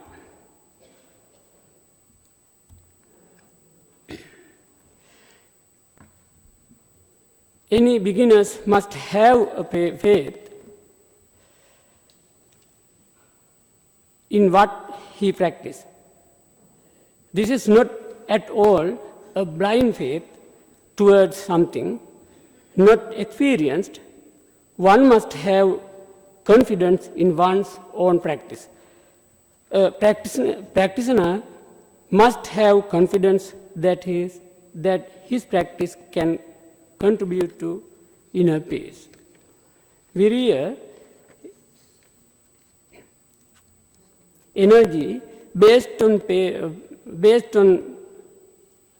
faith and confidence. The practitioner can arouse anger to prevent and overcome unwholesome state of mind on one hand. On the other hand, one can develop and maintain wholesome state of mind through energy that can eradicate, or one can eradicate pollution or defilements. Sati, mindfulness, means to be aware of one present moment. It is a mind state that help practitioner not lose the way of path. Therefore, the presence of mind is necessary conditions for eradicating mental pollutants and achieving ultimate peace. Only one who sees the truth, seeing things as they are, can overcome suffering and its causes. Samadhi, concentration, mind is the mirror through which we can see ourselves. The mind which gains some kind of stability and burn the mental defilements. The 5 hindrances such as greed, hatred, like that. The Buddha said, a concentrated mind sees things as they really are. One can gain wisdom through concentration. Panya is seeing as they are such conflicts and its causes. We can face even adverse situation peacefully. The unsatisfactory nature of the world is unavoidable, and impermanence of things is undeniable. However, everything has its cause and conditions. In many ways, all conditions are beyond our control. This kind of wisdom can help us to over the deep-seated fetter conceits which have been nourished throughout the sansaric circle.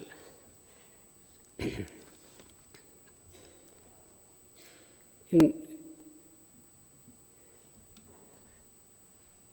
conclusion, having discussed the cultivation of inner peace,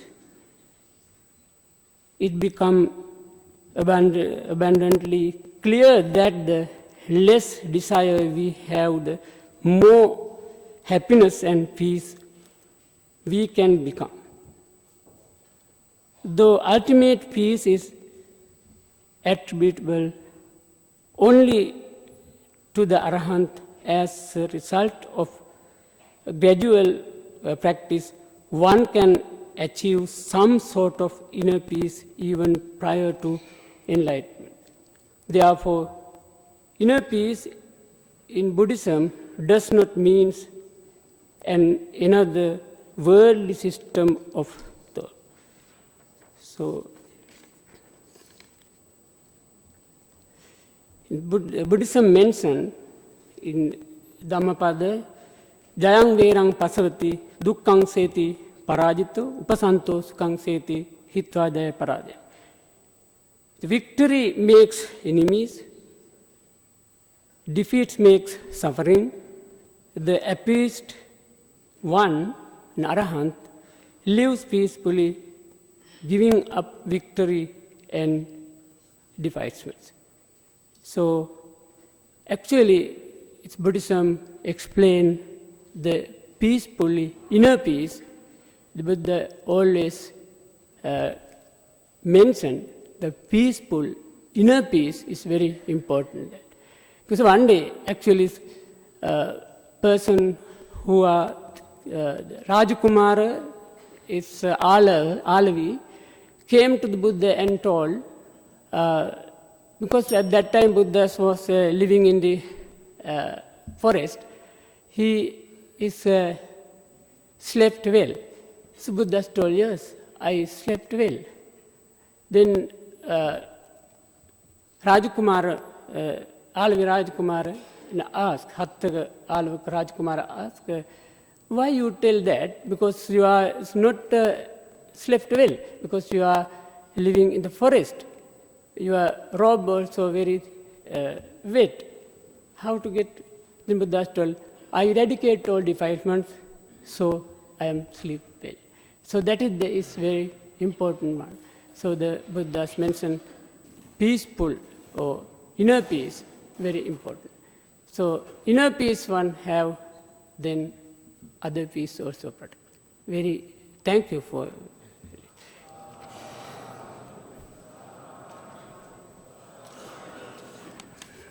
Thank you, Venerable Dr. Pamunukama Shantawimala, Head of the Department of Pali and Buddhist Studies, University of California. This concludes the presentation of academic papers and speeches. Please allow me to proceed straight away with the closing ceremony.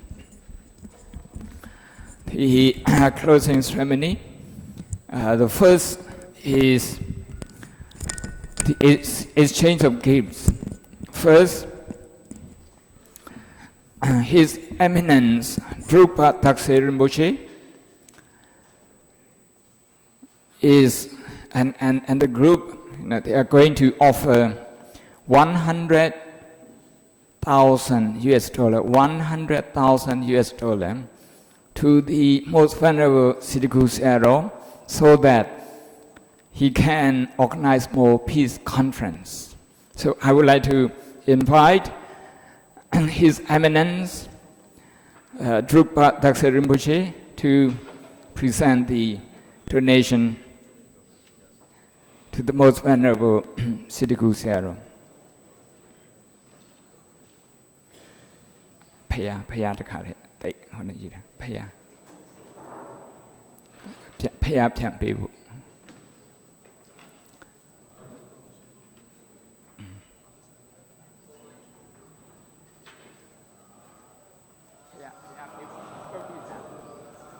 สาธุสาธุสาธุ The Most Venerable Chancellor Seattle is also returning gift in the form of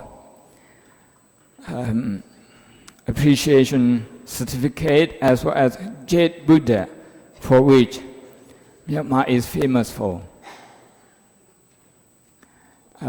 Jade Buddha, Jade,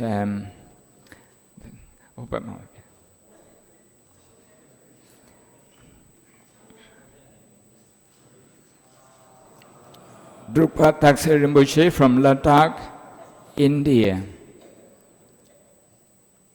Thank you for your generosity, and we hope future peace conferences will further strengthen peace where it's not yet found. Thank you.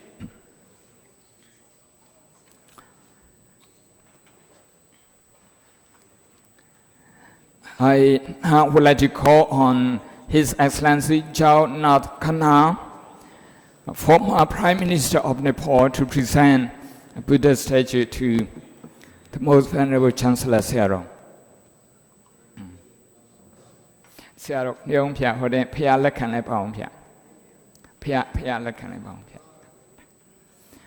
His Excellency, former Prime Minister of Nepal, Mr. Khanna is presenting Buddha statue to the Most Venerable Chancellor Seattle. Sadhu, sadhu, sadhu.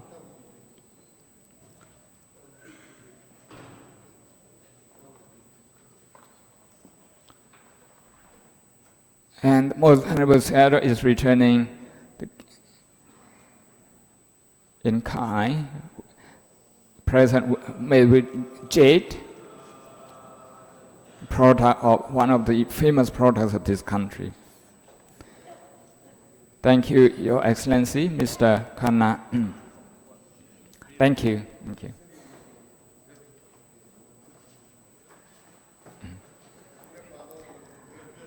Now, I would like to invite Venerable Titi Sampanno, the principal of Samaratunga Buddhist College from Indonesia, to come forward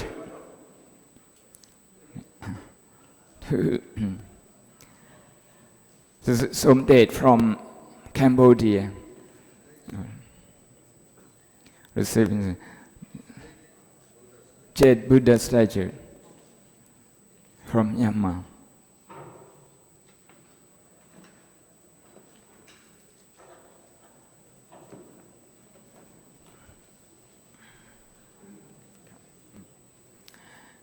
Lao Ashep. Ashep. You can ask Lao Ashep to come.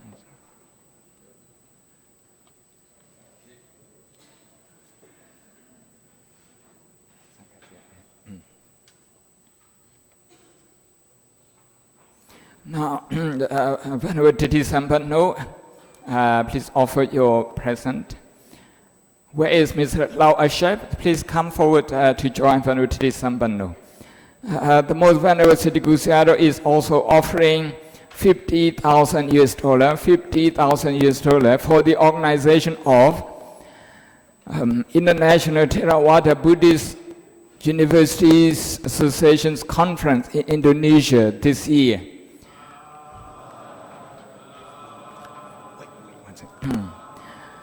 Venerable Siddhi Seattle is the chairman of this Theravada Universities Association, and I had the honor of being serving the executive secretary, and Venerable Dr. Sukando, honorary treasurer, and Venerable Titi Sampanno, assistant secretary. And Mr. Lao Asha, the principal of Nalanda Buddhist College from Indonesia, is also here. So this year, 2016, we will have a conference in Indonesia, the fourth for this association of Theravada Buddhist Universities. Now, I'd like to invite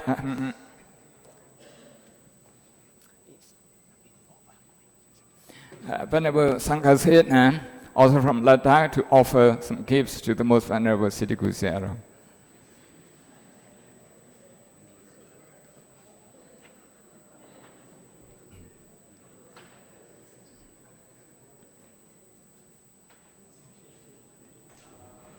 Sadhu, sadhu.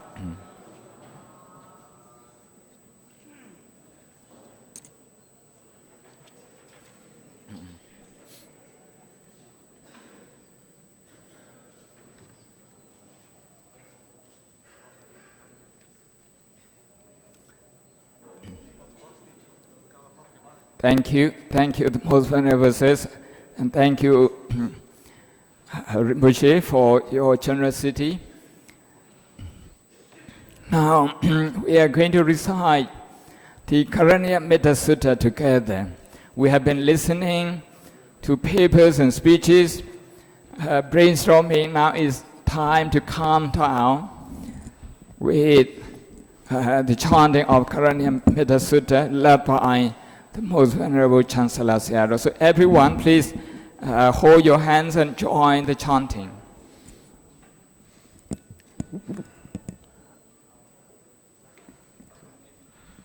Yatsa nubhavato yekha neva dasanti besana yami jiva nuyom jando radhain diva madandito Sukha supati saudoja papangainji namasati ewa madi gunupita paraidan dhammanamahe karaniya matha kudalena yanda tandam badam vitamisa teko uzusa tuhuzusa Duwaso Sada Mudu Anadi Mani Sandosagoja Subaroja Abhagejoja Zanaugaudi Sandendarioja Nibagoja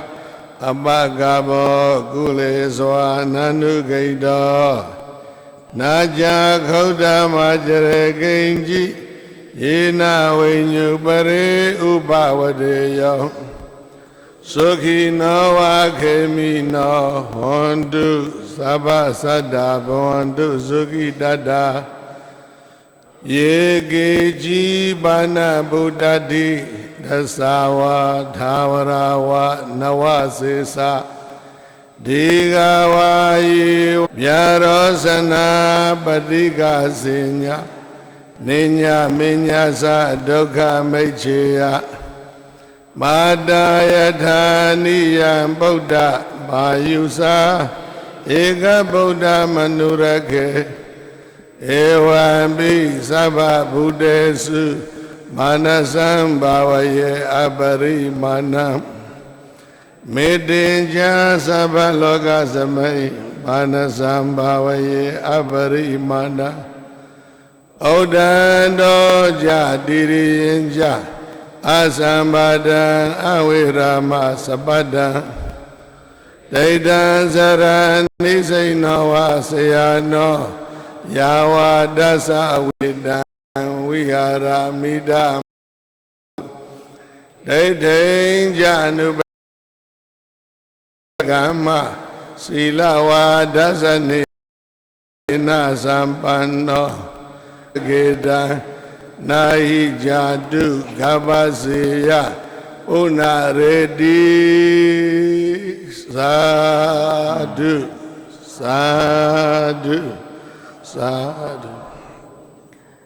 Now I would like to invite the most venerable Chancellor Sayadaw of City International Buddhist Academy to deliver his closing speech. The most venerable sir.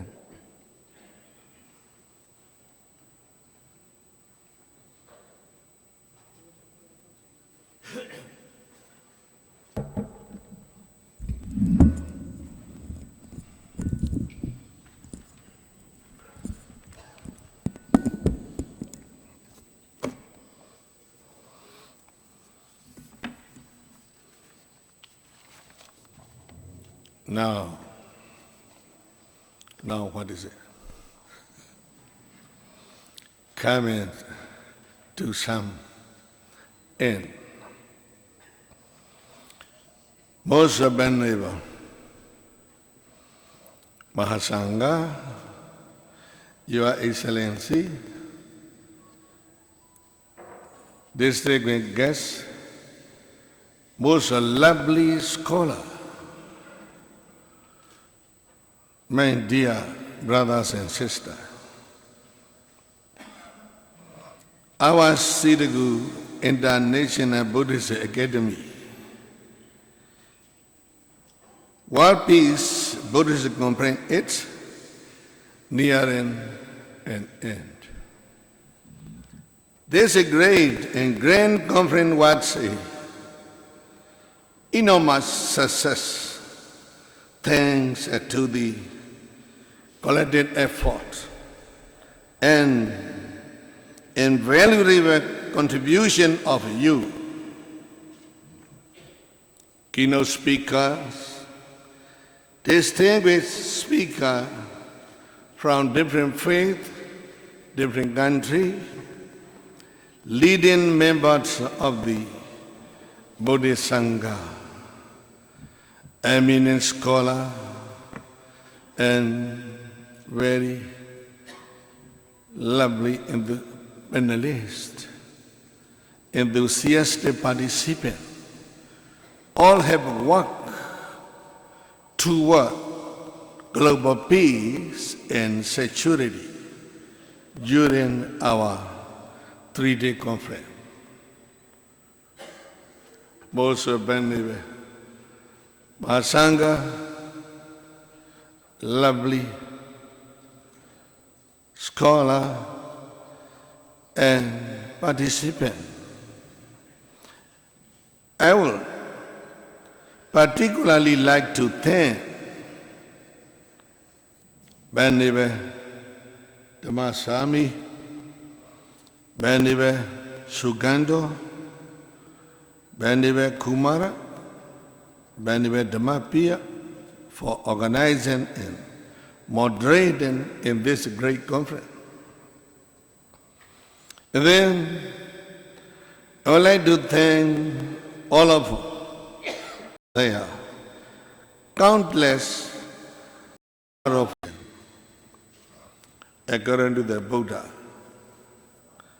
We, as a living being, have experienced a countless number of past lives, and we will face the same occurring until we reach the Nibbana.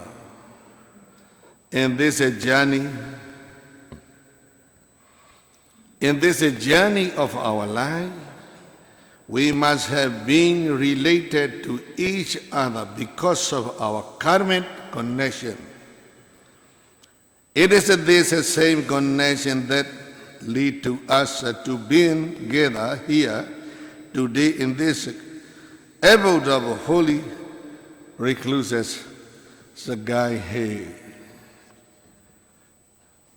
Most venerable Mahasangha, dear brothers and sisters, we made great strides forward. 62 messages and people were presented at this conference, along with one panel discussion. Despite different presentation on different perspectives, all the people cover on a unique aim to find a common platform and common ground to maintain world peace and security. We hope to work together a lot more in the future. I am confident that the frequent discussion and meeting of this kind will bring us a better result in our collaborated effort toward the prevalence of the peace in this world. Working with this goal in mind, I suggested that next conference will be organized at the place and the time convenient to all. I would like to take this opportunity to express my special thanks to the religious leader from different faiths that attend the conference: Buddhist, Christian, Hindu, Islam, and Jewish. Particularly to the Islamic leader from Iran for their enthusiastic participation in speech. Even though we have a different faith, we firmly believe that we are walking toward our common goal of the peaceful coexistence and ensuring peace and security in the world. Most venerable, respected Mahasangha, ladies and gentlemen, we had two extraordinary events during this conference. First, I would like to thank H.E. Drupaka,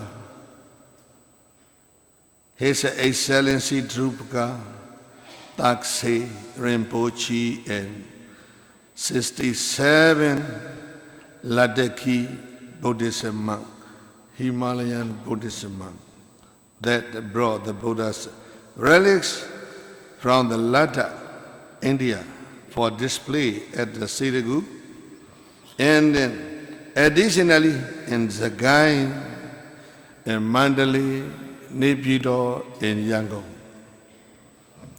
Secondly, I would like to thank Venerable Brahmasit and the Buddhist minister for the overseas Thailand Missionary Office for granting us to be the first ASEAN country to display the ancient Gandhara Buddhist manuscript, which is on loan from Institute of Norway, Sakhoyen Institute of Norway. This manuscript is on display in front near the Buddha. Most respected Venerable Bhikkhu Sangha, most lovely scholar, my dear brothers and sisters, ladies and gentlemen, tomorrow we have arranged for you to travel to the Bagan culture heartland of Myanmar with the more than 2,000 temples, 2,000 stupa located in 16 square miles. It is the richest archaeological site in the Southeast Asia. Buddhism in Bagan flourished from the 11th century AD to 13th century AD. And you will see the best Myanmar's architecture, including sculpture, mural painting. Later, in the day you will travel in either Mandalay or Yangon. For those going to the Yangon, in the evening you will visit the Myanmar majestic Sri Dagong Pagoda. Myanmar's uniquest religious symbol. After returning to your respective hotel, you all will have time to prepare for your journey to your home. Again, I think each of you look forward to us meeting again soon to discuss the action taken since this is a meeting for world peace and security. a compilation of your people will remain in file of Citigroup, International Buddhist Academy Library, as a reference for the students who are searching for peace. Personally, I am very pleased that your ardent participation along with the noble spirit of a universal brotherhood, you will benefit endeavor for the world peace and stability. Most respected Bhikkhu Sangha, scholar, eminent participant, ladies and gentlemen, now I would like to conclude with a resolution that, number one, we will not be ones who make the world unstable. We will work hand in hand to make the world stable and peace. Two, we will not be ones who set the world internally ablaze. We will extinguish internal burning of the world. Three, we will not be ones who set the world externally flaming. We will put out external burning of the world. May all of you be peaceful and happy. May all of you be liberated from all bondage of the sorrow and suffering. May the peace prevail in every corner of the world. May the sublime Dhamma prevail in its pristine and purity in every corner of the world.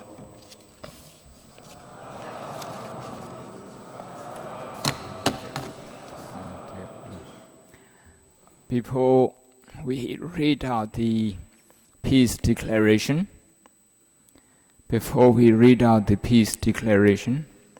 I have one or two announcements to make.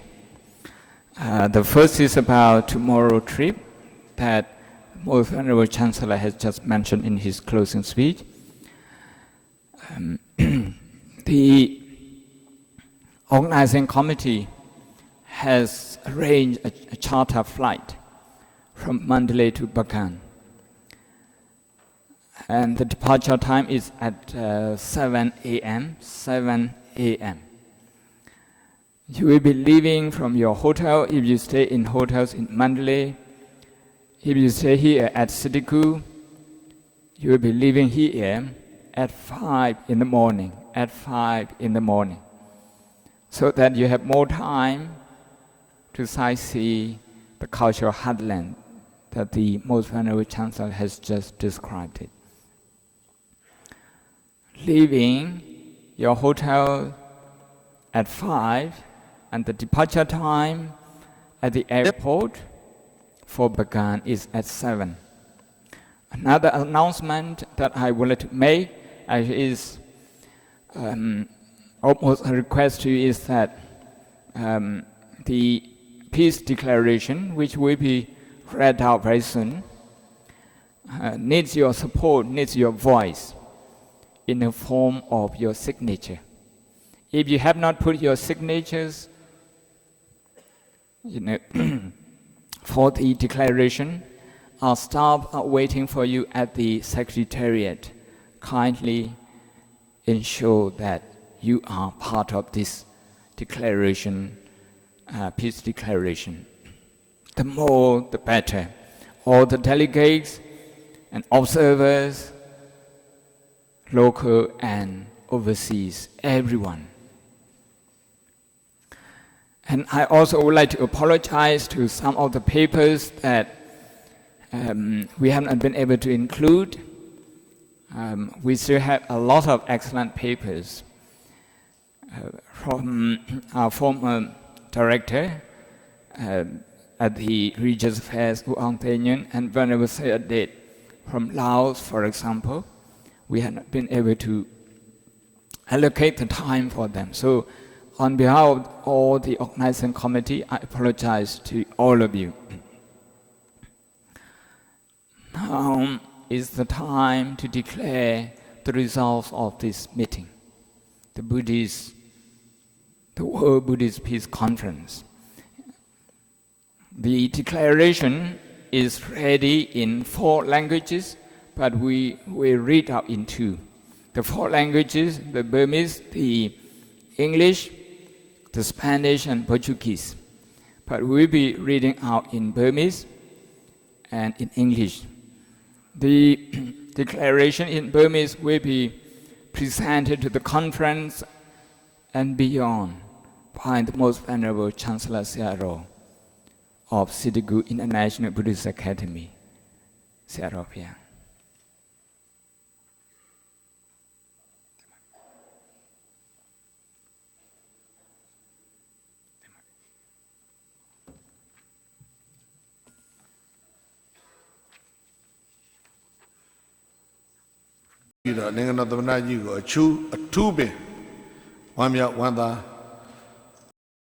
Organizing committee Jesu Denlia Shijang Sheuza. Now, Nangana Managa for Ogata Soropiaji, Dejavido Owada Pire. Now, Shujenigaya Nangayaza Dadanaben Soropiaji Owada Gata Pure. Now, United Nations, European Community, American Tanyong, Canada Tanyong Sajide, Tanyong Bang Chokune, Cha Badayi Puezi Bang Miazaga, Tongan Loa Bang Sengagu Yashibare. Yashibang Gazene de Yauduga, Sarambang Alundima, Gazet the Sound, Tendamida, Pachataba. Najao, Digni, Nanganamarayi, Mingonga Salu. Tanga Managabe Ogras of Yayi, Mingo Saku Talu. Yashimong Azijoroye, Saramyagu, Kolong Chongo Biro.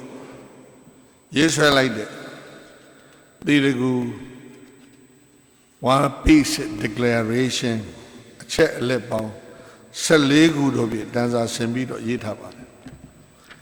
Eri check lepon, Selegu, check bon Selegu. Mamalo Pacha Tempia Thama Pipa. Any Echele Bon Saliguru, Yere Kam. Uravada Nilagan, Uravada Gonzaniga, organized Lobita Gemare, Nilagan, Pidia Loza. Buddha Dearo ye, a nip paradigo, bowing on Yeta de Saran Pipa. Buddha Dearo ye, a nip paragaro. This are Liva Deave Pipa. This Aliba Diago Chicamiro. Uman this Aliba Masology. What Zak Count the Kuloma, see Duka Bomyazo have Bajam Kitale. Then her gown sound a killy the jump pit. Asology Dukari Chuni is a Bandigo Bane Lulu Yamale. Editina gown sound a killy that they go Chunima Bay. Loga ye Ninja Yame. That's solution Ninja, a Jingonga or Barele. Make up this answer, making Shibabe Pipare look. Every of this Alibago Chikamiro. When you do it, the organizing committee Nibiro. Declarations of it, Dirigu China Jago, Topian Tajan Pipa, Topian Light Chem Pipa. Memo. Gavaru and Champemumia, Sipuemian, Siedogamia, Pisido, Mula, Chontiamia, the ရှားဘာသာများအပေါ်သဘောထားမကြီးနိုင်ခြင်းမြို့သားရေးဝါဒမြို့ချစ်စိတ်ဝါဒဆွမ်းရောက်အကြမ်းဖက်ခြင်းလူမျိုးစုအဖွဲ့အစည်းများတွင်ဖြစ်ပွားသောအကြမ်းဖက်မှုများဒေသတွင်မငြိမ်သက်မှုများနှင့်ပြည်တွင်းမငြိမ်သက်မှုများကြောင့်နေရပြောင်းရွှေ့ခံရသူများ၏ဝေယုံသုံးကားနှင့်အထိမ့်မဲ့အကွတ်မဲ့နေရဆွန့်ခါ၍ပြေးလွှမ်းနေရခြင်းနိုင်ငံတွင်ဒေသတွင်ဆင်းရဲချမ်းသာကွာဟမှုကြီးမားလာခြင်းသဘာဝပတ်ဝန်းကျင်ပျက်စီးလာခြင်းနှင့်တရားဇာတအဆမတန်ထုတ်ယူခြင်းအမျိုးသမီးများနှင့်ကလေးငယ်များကိုဖိစီးနှိပ်စက်ရန်ကားကြခြင်းလက်နက်နှင့်မူရစ်ဆေးဝါးရောင်းဝယ်ခြင်းလူကုန်ကူးခြင်းစတဲ့အုပ်စုဖွဲ့ရာဇိုးမှုများလွန်ကျူးကြခြင်းဟာတဏှာလောဘကောင်းဆောင်တဲ့ကိလေသာကြောင့်ပဲဖြစ်တယ်။စသည်ဖြင့်သစ္စာလေးပါးကိုအခြေခံ၍ရေးသားထားတာဖြစ်ပါတယ်။ဒါကြောင့်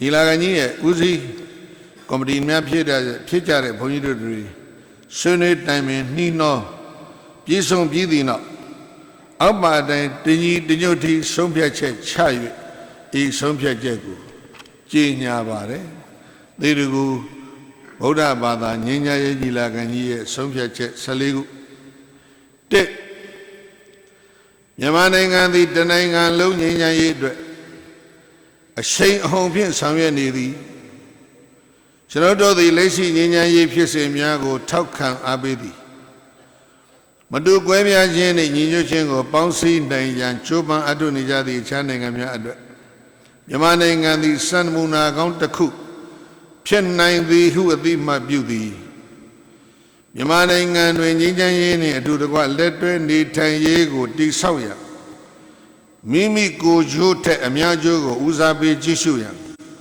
သက်ဆိုင်ရာဖွဲ့စည်းများကိုအထူးတိုက်တွန်းသည်အပိုင်းနှစ်ငြိမ်းချမ်းရေးရရှိသည်ဟုဆိုယုံမျှဖြင့်မပြီးသေးပါပြန်လီပြိုကွဲမသွားပဲအမျက်တည်ရှိမိအမျက်တည်ရှိရန်တည်နေစေရမည်အသက်အိုးအိမ်နှင့်လူသိက္ခာကိုကာကွယ်ဆောင်ရှောက်ခြင်းသည်ဟုတ်ဖြစ်သည်တရားမျှတခြင်းနဲ့ငြိမ်းချမ်းကိုလုပ်ငန်းတို့ကိုမြည်သည့်အခါမျှရပ်တန့်ပြည့်ရန်မသင့်ပါအပိုက်သောမြတ်ဗုဒ္ဓသာသနာတော်နှင့်အညီပဋိပက္ခကိုဖြေရှင်းရာတွင်မြည်သည့်အကြမ်းဖက်မှုကိုမဆိုရှုံချသည်ပြည်တွင်းနှင့်ဒေသတွင်၌ဖြစ်ပေါ်လျက်ရှိသောရန်လိုမှုများကမ္ဘာရန်ရွက်တင်ဖြစ်ပွားနေသည့်ကြမ်းဖက်မှုများနှင့်စစ်ပွဲများအဆုံးသတ်ရန်ကျွန်ုပ်တို့အားလုံးကြိုးပမ်းသွားမည်ကြမ်းဖက်မှုကိုကြမ်းဖက်မှုဖြစ်မကျော်လွှားနိုင်ပါတရားမျှတမှုနှင့်တည်ရန်ခိုင်မြဲသည့်ငြိမ်းချမ်းရေးကိုငြိမ်းချမ်းသည့်နိလန်းဖြင့်သာလျှင်ရရှိနိုင်ပါသည်အပိုက်လေးကျွန်ုပ်တို့သည်မြည်သည့်အစွမ်းရောက်ဝါဒကိုမဆိုပြင်းပြင်းထန်ထန်ရှုံချကန့်ကွက်သည်ငြိမ်းချမ်းရေးအတွက်အစွမ်းနှစ်ဖက်ရှောင်အလယ်လန်းစဉ်ကိုထောက်ခံသည်အလယ်လန်းစဉ်ကိုလိုက်ရန်ကျွန်ုပ်တို့တိုက်တွန်းနှိုးဆော်သည်ကျွန်ုပ်တို့သည်မြတ်ဗုဒ္ဓ၏လမ်းပြမှုနှင့်အညီမြည်သည့်ကြမ်းဖက်မှုကိုမဆိုလှုံ့ဆော်သောစကားကို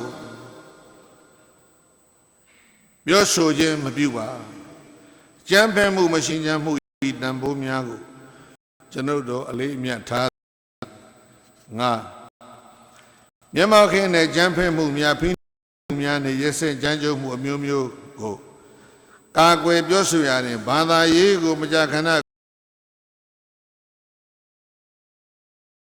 သုံးပြုနေကြသည်မှာအထူးဆိုရင်စရာကောင်းသည်ဘာသာရေးကိုခုတုံးလုံးအလွဲသုံးစားပြုခြင်းကိုကျွန်ုပ်တို့ကန့်ကွက်ရန်မှာကျွန်ုပ်တို့အားလုံးတရားကရုဏာတရားများနှင့်သည်နိနောဖလေပွဲကြီး၏သို့ဘုရားဘာသာတရားနှင့်အခြားဘာသာတရားတို့နှင့်သင်ကြားပြသသည့်လူသားအကျိုးပြုလုပ်ငန်းများအရေးပါကိုလီကျွန်ုပ်တို့အစည်းအဝေးကြီးကအသိမှတ်ပြုသည် ခုနှစ်ယဉ်ကျေးဘာလူမျိုးစုတစုသို့မဟုတ်လူအဖွဲ့အစည်းတစ်ခုကိုအခွင့်အရေးပိုပေးခြင်းသည်မုံဒီမှုနှင့်အယုံကြည်ကင်းမဲ့မှုများကိုသာလွတ်ဆော်မြတ်ဗုဒ္ဓရဲ့ဆုံးမဖြစ်သည့်သီးခံခြင်းငြိမ်းချမ်းခြင်းနှင့်ခန္တီနှင့်ဒုက္ခကိုခန္တီနှင့် peace ခန္တီနှင့်တန်တိကိုပြန့်နှံ့အောင်ဖြန့်ချဖို့တန်ဋိဌာန်ချတာအချင်းချင်းလေးလေးနက်နက်အားပေးခြင်းဘာသာတရားချင်းချင်းပြန်လည်ပို့၍နားလည်မှုရှိခြင်းမေတ္တာကရုဏာတရားပွားများခြင်းတို့ကိုငြိမ်းချမ်းရေးသို့ဥတည်သည့်လမ်းကြောင်းဖြစ်သည်ဟုသတ်မှတ်သည်အပိုက်ရှိလူသားတိုင်းမိမိတို့သက်ဆိုင်ရာယုံကြည်မှုနှင့်ဘာသာတရားကိုလွတ်လပ်စွာယုံကြည်ကျင့်သုံးခွင့်ရှိသည်အခြားယုံကြည်မှုနှင့်ဘာသာတရားတို့၏ဘာသာရေးအရာအထွတ်အမြတ်ထားသည့်ဗုဒ္ဓဆင်းတုတော်ယေရှုခရစ်ပုံတော်ကဲ့သို့သောအရာဝတ္ထုများကိုစော်ကားမှုအသရေဖြစ်မှုမလေးမစားပြုမှုများကိုကျွန်ုပ်တို့အစည်းအဝေးကြီးကပြင်းထန်စွာရှုံချကန့်ကွက်သည်မြန်မာနိုင်ငံပါဝင်ကမ္ဘာတဝန်းတွင်ဘာသာရေးအဖွဲ့အစည်းနှင့်လူမျိုးစုများအကြားငြိမ်းချမ်းစွာရှင်တွဲနေထိုင်၍သဘောထားကြီးရေးတို့ကိုဘာသာရေးခေါင်းဆောင်များနှင့်ဘုန်းတော်ကြီးများကသင်ကြားပြသလမ်းညွှန်ပေးရန်တာဝန်ရှိသည်ဟုအသိအမှတ်ပြုသည်အပိုက်30ဗုဒ္ဓဘာသာသည်အမြဲတမ်းချိန်ကာလမရွေးအကာလိကဒေသနာတော်ဖြစ်သည်ကိုသဘောပေါက်သည်နှင့်အညီပဋိပက္ခများကိုဖြေရှင်းရသည်ဗုဒ္ဓဘာသာဝင်များ၏ချဉ်ကပ်မှုသည်သက်လက်လျင်မြန်ဖြတ်လိုက်ရန်မျက်မှောက်ခေတ်၏စိန်ခေါ်မှုများနှင့်လိုက်လျောညီတွေရှိရန်အရေးကြီးသည်ဟုကျွန်ုပ်တို့စီဝေကြီးကဆုံးဖြတ်သည်ကြံပယ်မှုများသည်အမျိုးသမီးများနှင့်ကလေးငယ်နံပါတ်17ကြံပယ်မှုများသည်အမျိုးသမီးများနှင့်ကလေးငယ်များကိုကြီးကြီးမားမားနစ်နာစေသောကြောင့်ကျွန်ုပ်တို့သည်မျိုးသမီးများနှင့်ကလေးငယ်များကိုသာဝရငြိမ်းချမ်းရေးနှင့်တရားပြတတ်မှုတို့ဒီဆောက်ရာတွင်ပါဝင်နိုင်အောင်အထုပ်ဦးစားပေးပြီးပြုစုပြိုးထောင်ပေးရန်ကျွန်ုပ်တို့ဆုံးဖြတ်သည်အပိုက်12ငြိမ်းချမ်းရေးကိုပြိုးထောင်ပေးသည့်လူတန်ဖိုးနှင့်အပြုအမူတို့သည်ဆိုအပ်ပညာရေးပြင်ပပုဂ္ဂလိကပညာရေးဘာသာရေးကျောင်းများ၏ပညာရေးများ၏ထင်ရှားသည့်သွင်ပြင်လက္ခဏာများဖြစ်သည်ဟုကျွန်ုပ်တို့ကျွမ်းမဲ့ယုံကြည်သည်အပိုက်73လူတို့ဆက်သွယ်ရေးနှင့်လူမှုဆက်သွယ်ရေးမီဒီယာများသည်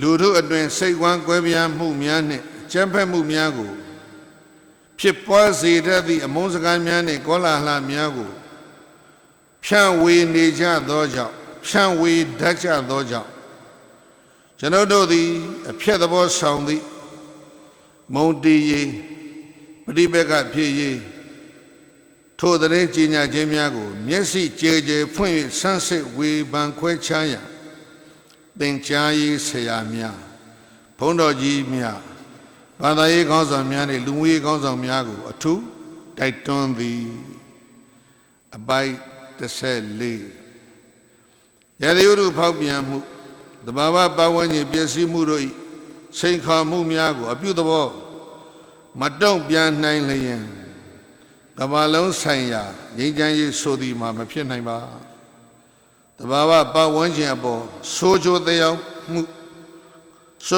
မှုကိုလျှော့ချရန်နှင့်မျိုးဆက်သစ်တို့အတွက်ကမ္ဘာမြေကိုကန့်ကွက်ရန်ကျွန်ုပ်တို့ကြိုးပမ်းဆောင်ရွက်သွားမည်ဟုတန်ဋိဌာန်ပြုသည်2016ခုနှစ်ဇန်နဝါရီလ24ရက်သေတကူကမ္ဘာငြိမ်းချမ်းရေးကြေညာစာတမ်းအားလုံးသေတကူစံလပမာချမ်းမြသာယာရှိကြပါစေကုန်သတည်းသာဓု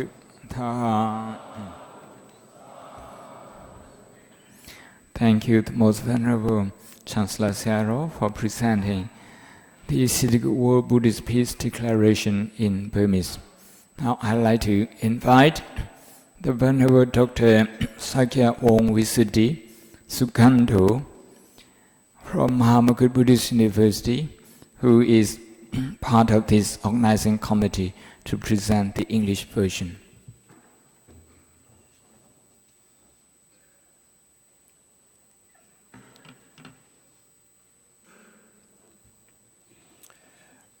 Most venerables, excellencies, and ladies and gentlemen, please be patient with me. There are 3 pages of declaration. I hope that nobody is timing me in revenge and press the bell. Here is the declaration. Citigroup World Buddhist Peace Declaration. World Buddhist Peace Conference, Citigroup International Buddhist Academy, Sagaing, Myanmar, 22 to 24 January 2016. Natti santi parang sukhang. There is no higher bliss than peace. Quote, since war begins in the minds of men, it is the minds of men that the defenses of peace must be constructed, unquote. UNESCO Constitution. We, the participants from the 51 countries covering 5 continents, including representatives from Christianity, Hinduism, Islam, and Judaism, have attended the World Buddhist Peace Conference at Citigroup International Buddhist Academy, Sagaing, Myanmar on 22 to 24 January 2016. The inaugural session of the conference was opened by the chairman of the State Sangha Mahanayaka Council of Myanmar, the Most Venerable Professor Kumara Bhivangsa, and the Deputy Sangharaja and Chancellor of Citigroup International Buddhist Academy, Citigroup Sayadaw Dr. Ashin Nyanissara. His Excellency U Teng Sing, President of the Republic of the Union of Myanmar, then addressed the audience. In his welcome speech, the President emphasized that in an age of globalization, people of different races, cultures, and religions live and work together more closely than at any other time in history, and that multiracial, multicultural societies have become global phenomena. Along with this development, unwelcome biases and prejudices have arisen on the basis of color, creed, and culture. One of the consequences has been hate speech and hate action, racial and religious conflict, and worst of all, extremism and terrorism. The President invoked the 5 principles of peaceful coexistence and happiness. Thus, this conference is a celebration of peace and national reconciliation, as well as an event of international importance. During the 3-day peace conference, speech of the Most Venerable Professor Dr. Brahma Bandit, Rector of Mahachulalongkorn Raj Vidyalaya, University of Thailand, and President of the International Council for the Day of Vesak. We all share the view of Hojjatulism, Professor Saeed Abdul Hassan Nawab, Chancellor of University of Religions of Iran, that religions possess the capacity and ability to mobilize the masses for establishment of peace and rationality. Hence, the necessity of inter-religious dialogue, for realization of peace is more than any other felt urgently. We have explored the theme of peace and wisdom with 54 academic papers, in addition to keynote speeches and messages from diplomats, dignitaries, and faith leaders. The diagnosis. According to Buddhist teachings, the root causes of suffering and conflict are desire, fear, greed, aversion, hatred, and ignorance. We can find some of these elements in all conflicts, whether international, intra-state, interreligious, social, or personal. We often see these causes in others, but it is more challenging to recognize them within our own thoughts and actions. The ethical implications of the Buddha's teachings on interdependence are that no acts are without consequences for us or others. Whatever the outcome of violent conflict may be, the result is ultimately detrimental to both victor and victim. Inner peace, as prerequisite for outer peace, is a central tenet of Buddhist teachings. Mental discipline, critical self-reflection, and the cultivation of empathy, compassion, and loving kindness are crucial to achieving social justice and peace. The symptoms. The participants agreed that in our current world, the primary sources of suffering manifested as violence and war are terrorism based on ignorance, fanaticism, religious intolerance, and nationalism. Uncontrolled migration of people displaced by violence between ethnic communities, civil conflict, and nation states. The widening gap between rich and poor within and between nations and regions. Devastation of the environment and the pressures of natural resources. The oppression of women and children, and organized crime such as the weapons trade and drug and human trafficking. Remedies for peace. At the conclusion of our successful deliberation and meetings, we have unanimously resolved as follows. 1. Myanmar is making rapid progress towards nationwide peace. We support the current peace process and recognize the crucial role Myanmar could play in acting as a model for other nations striving to reconcile diversity with unity. In order to achieve peace in Myanmar, as well as other conflict-affected areas such as Colombia, Sri Lanka, Mexico, Venezuela, Chile, Middle East, South Africa, and other parts of Africa, we strongly urge all parties concerned to cultivate peaceful coexistence and see beyond self-interest to the common good. Regional and nationwide hostilities, acts of terror and war in Myanmar and elsewhere in the world cannot be overcome through violence. Just and sustainable peace can only be achieved by peaceful means, unquote. 4. We emphatically reject all forms of extremism and support the moderate middle path to peace. We commit ourselves to nonviolent speech and action in strict accordance with the teachings of the Buddha, recognize the peaceful values implicit in all religious traditions. 5.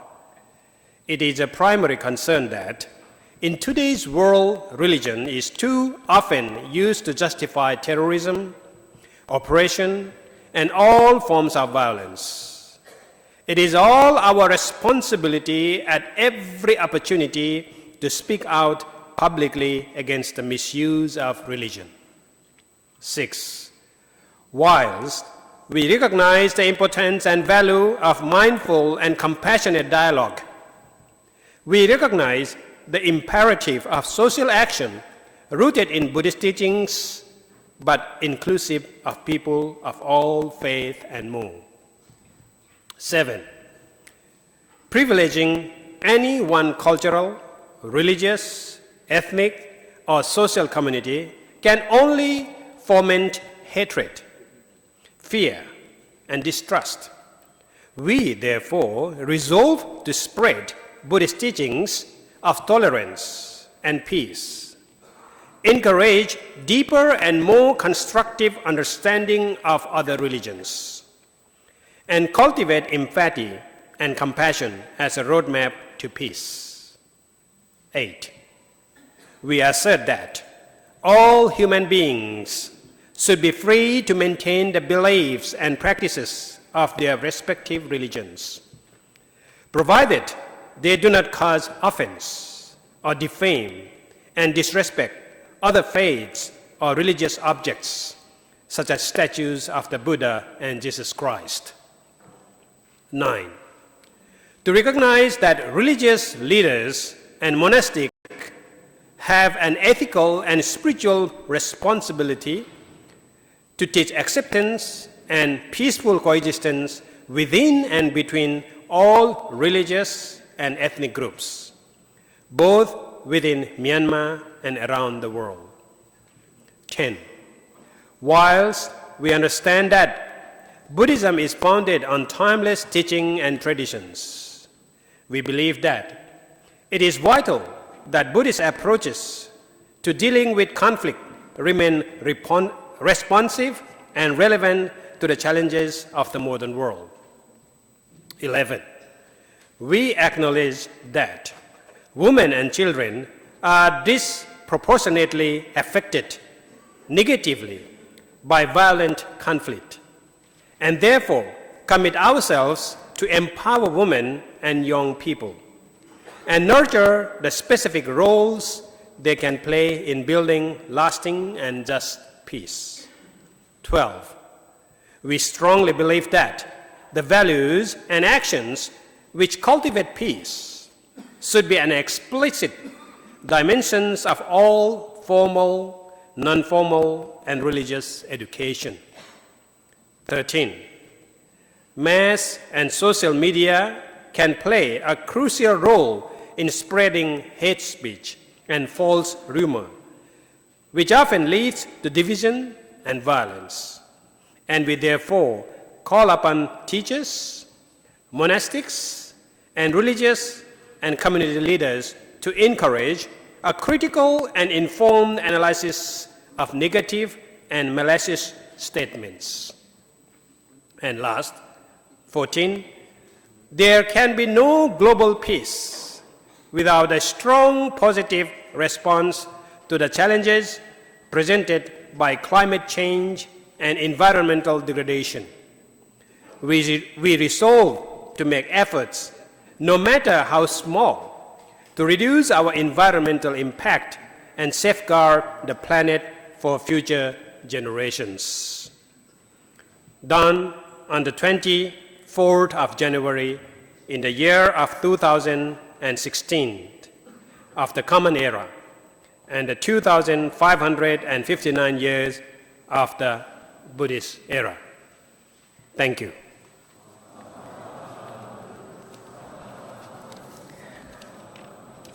Thank you, Venerable Dr. Sakyawong Wisit Sukando.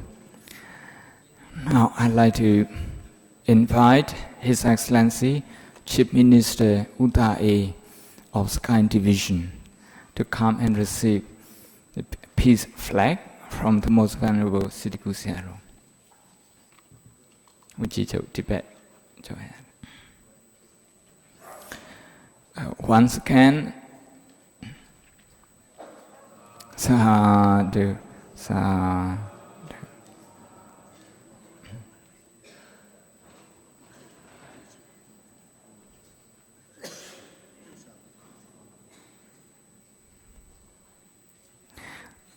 Thank you, the Most Venerable Chancellor Searo, and thank you, Your Excellency, Chief Minister of the Sky Division. Before the last item, once again the announcement. Tomorrow, the buses will be leaving the hotels and Citigu at 5 in the morning.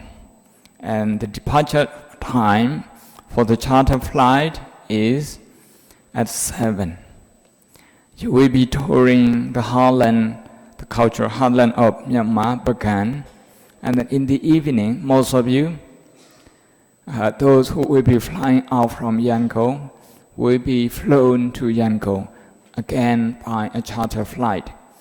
And those who will be flying out from Mandalay will be flown back to Mandalay, again with another charter flight, so that you can catch your flight the next day. And for those who have made special arrangements to stay in Bagan, arrangements have been announcement. So when we leave this hall, so for the country representative, please go out this door, and the Buddha statue, the jade Buddha statue, specially made for this occasion, waiting for you outside.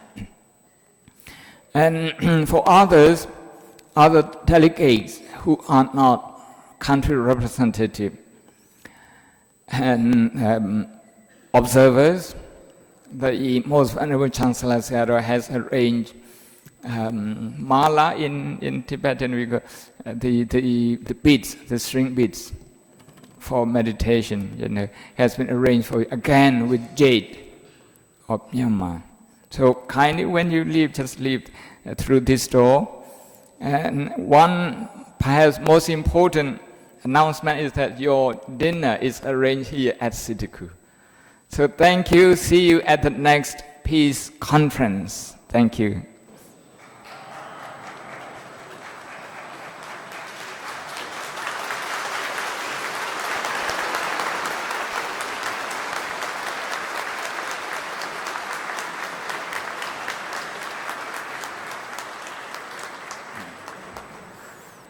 Through this door, yeah.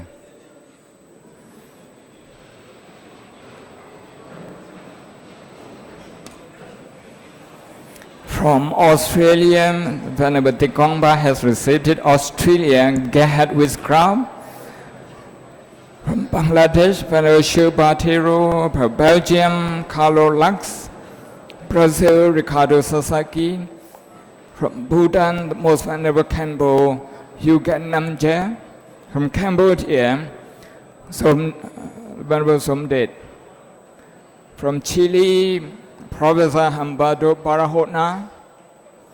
From China, Mr. Kang Nangshan.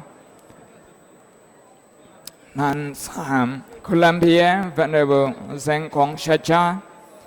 From Congo, Venerable Shipanda.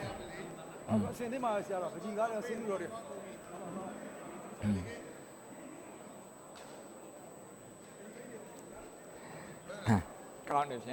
Sao rồi? Cảm ơn.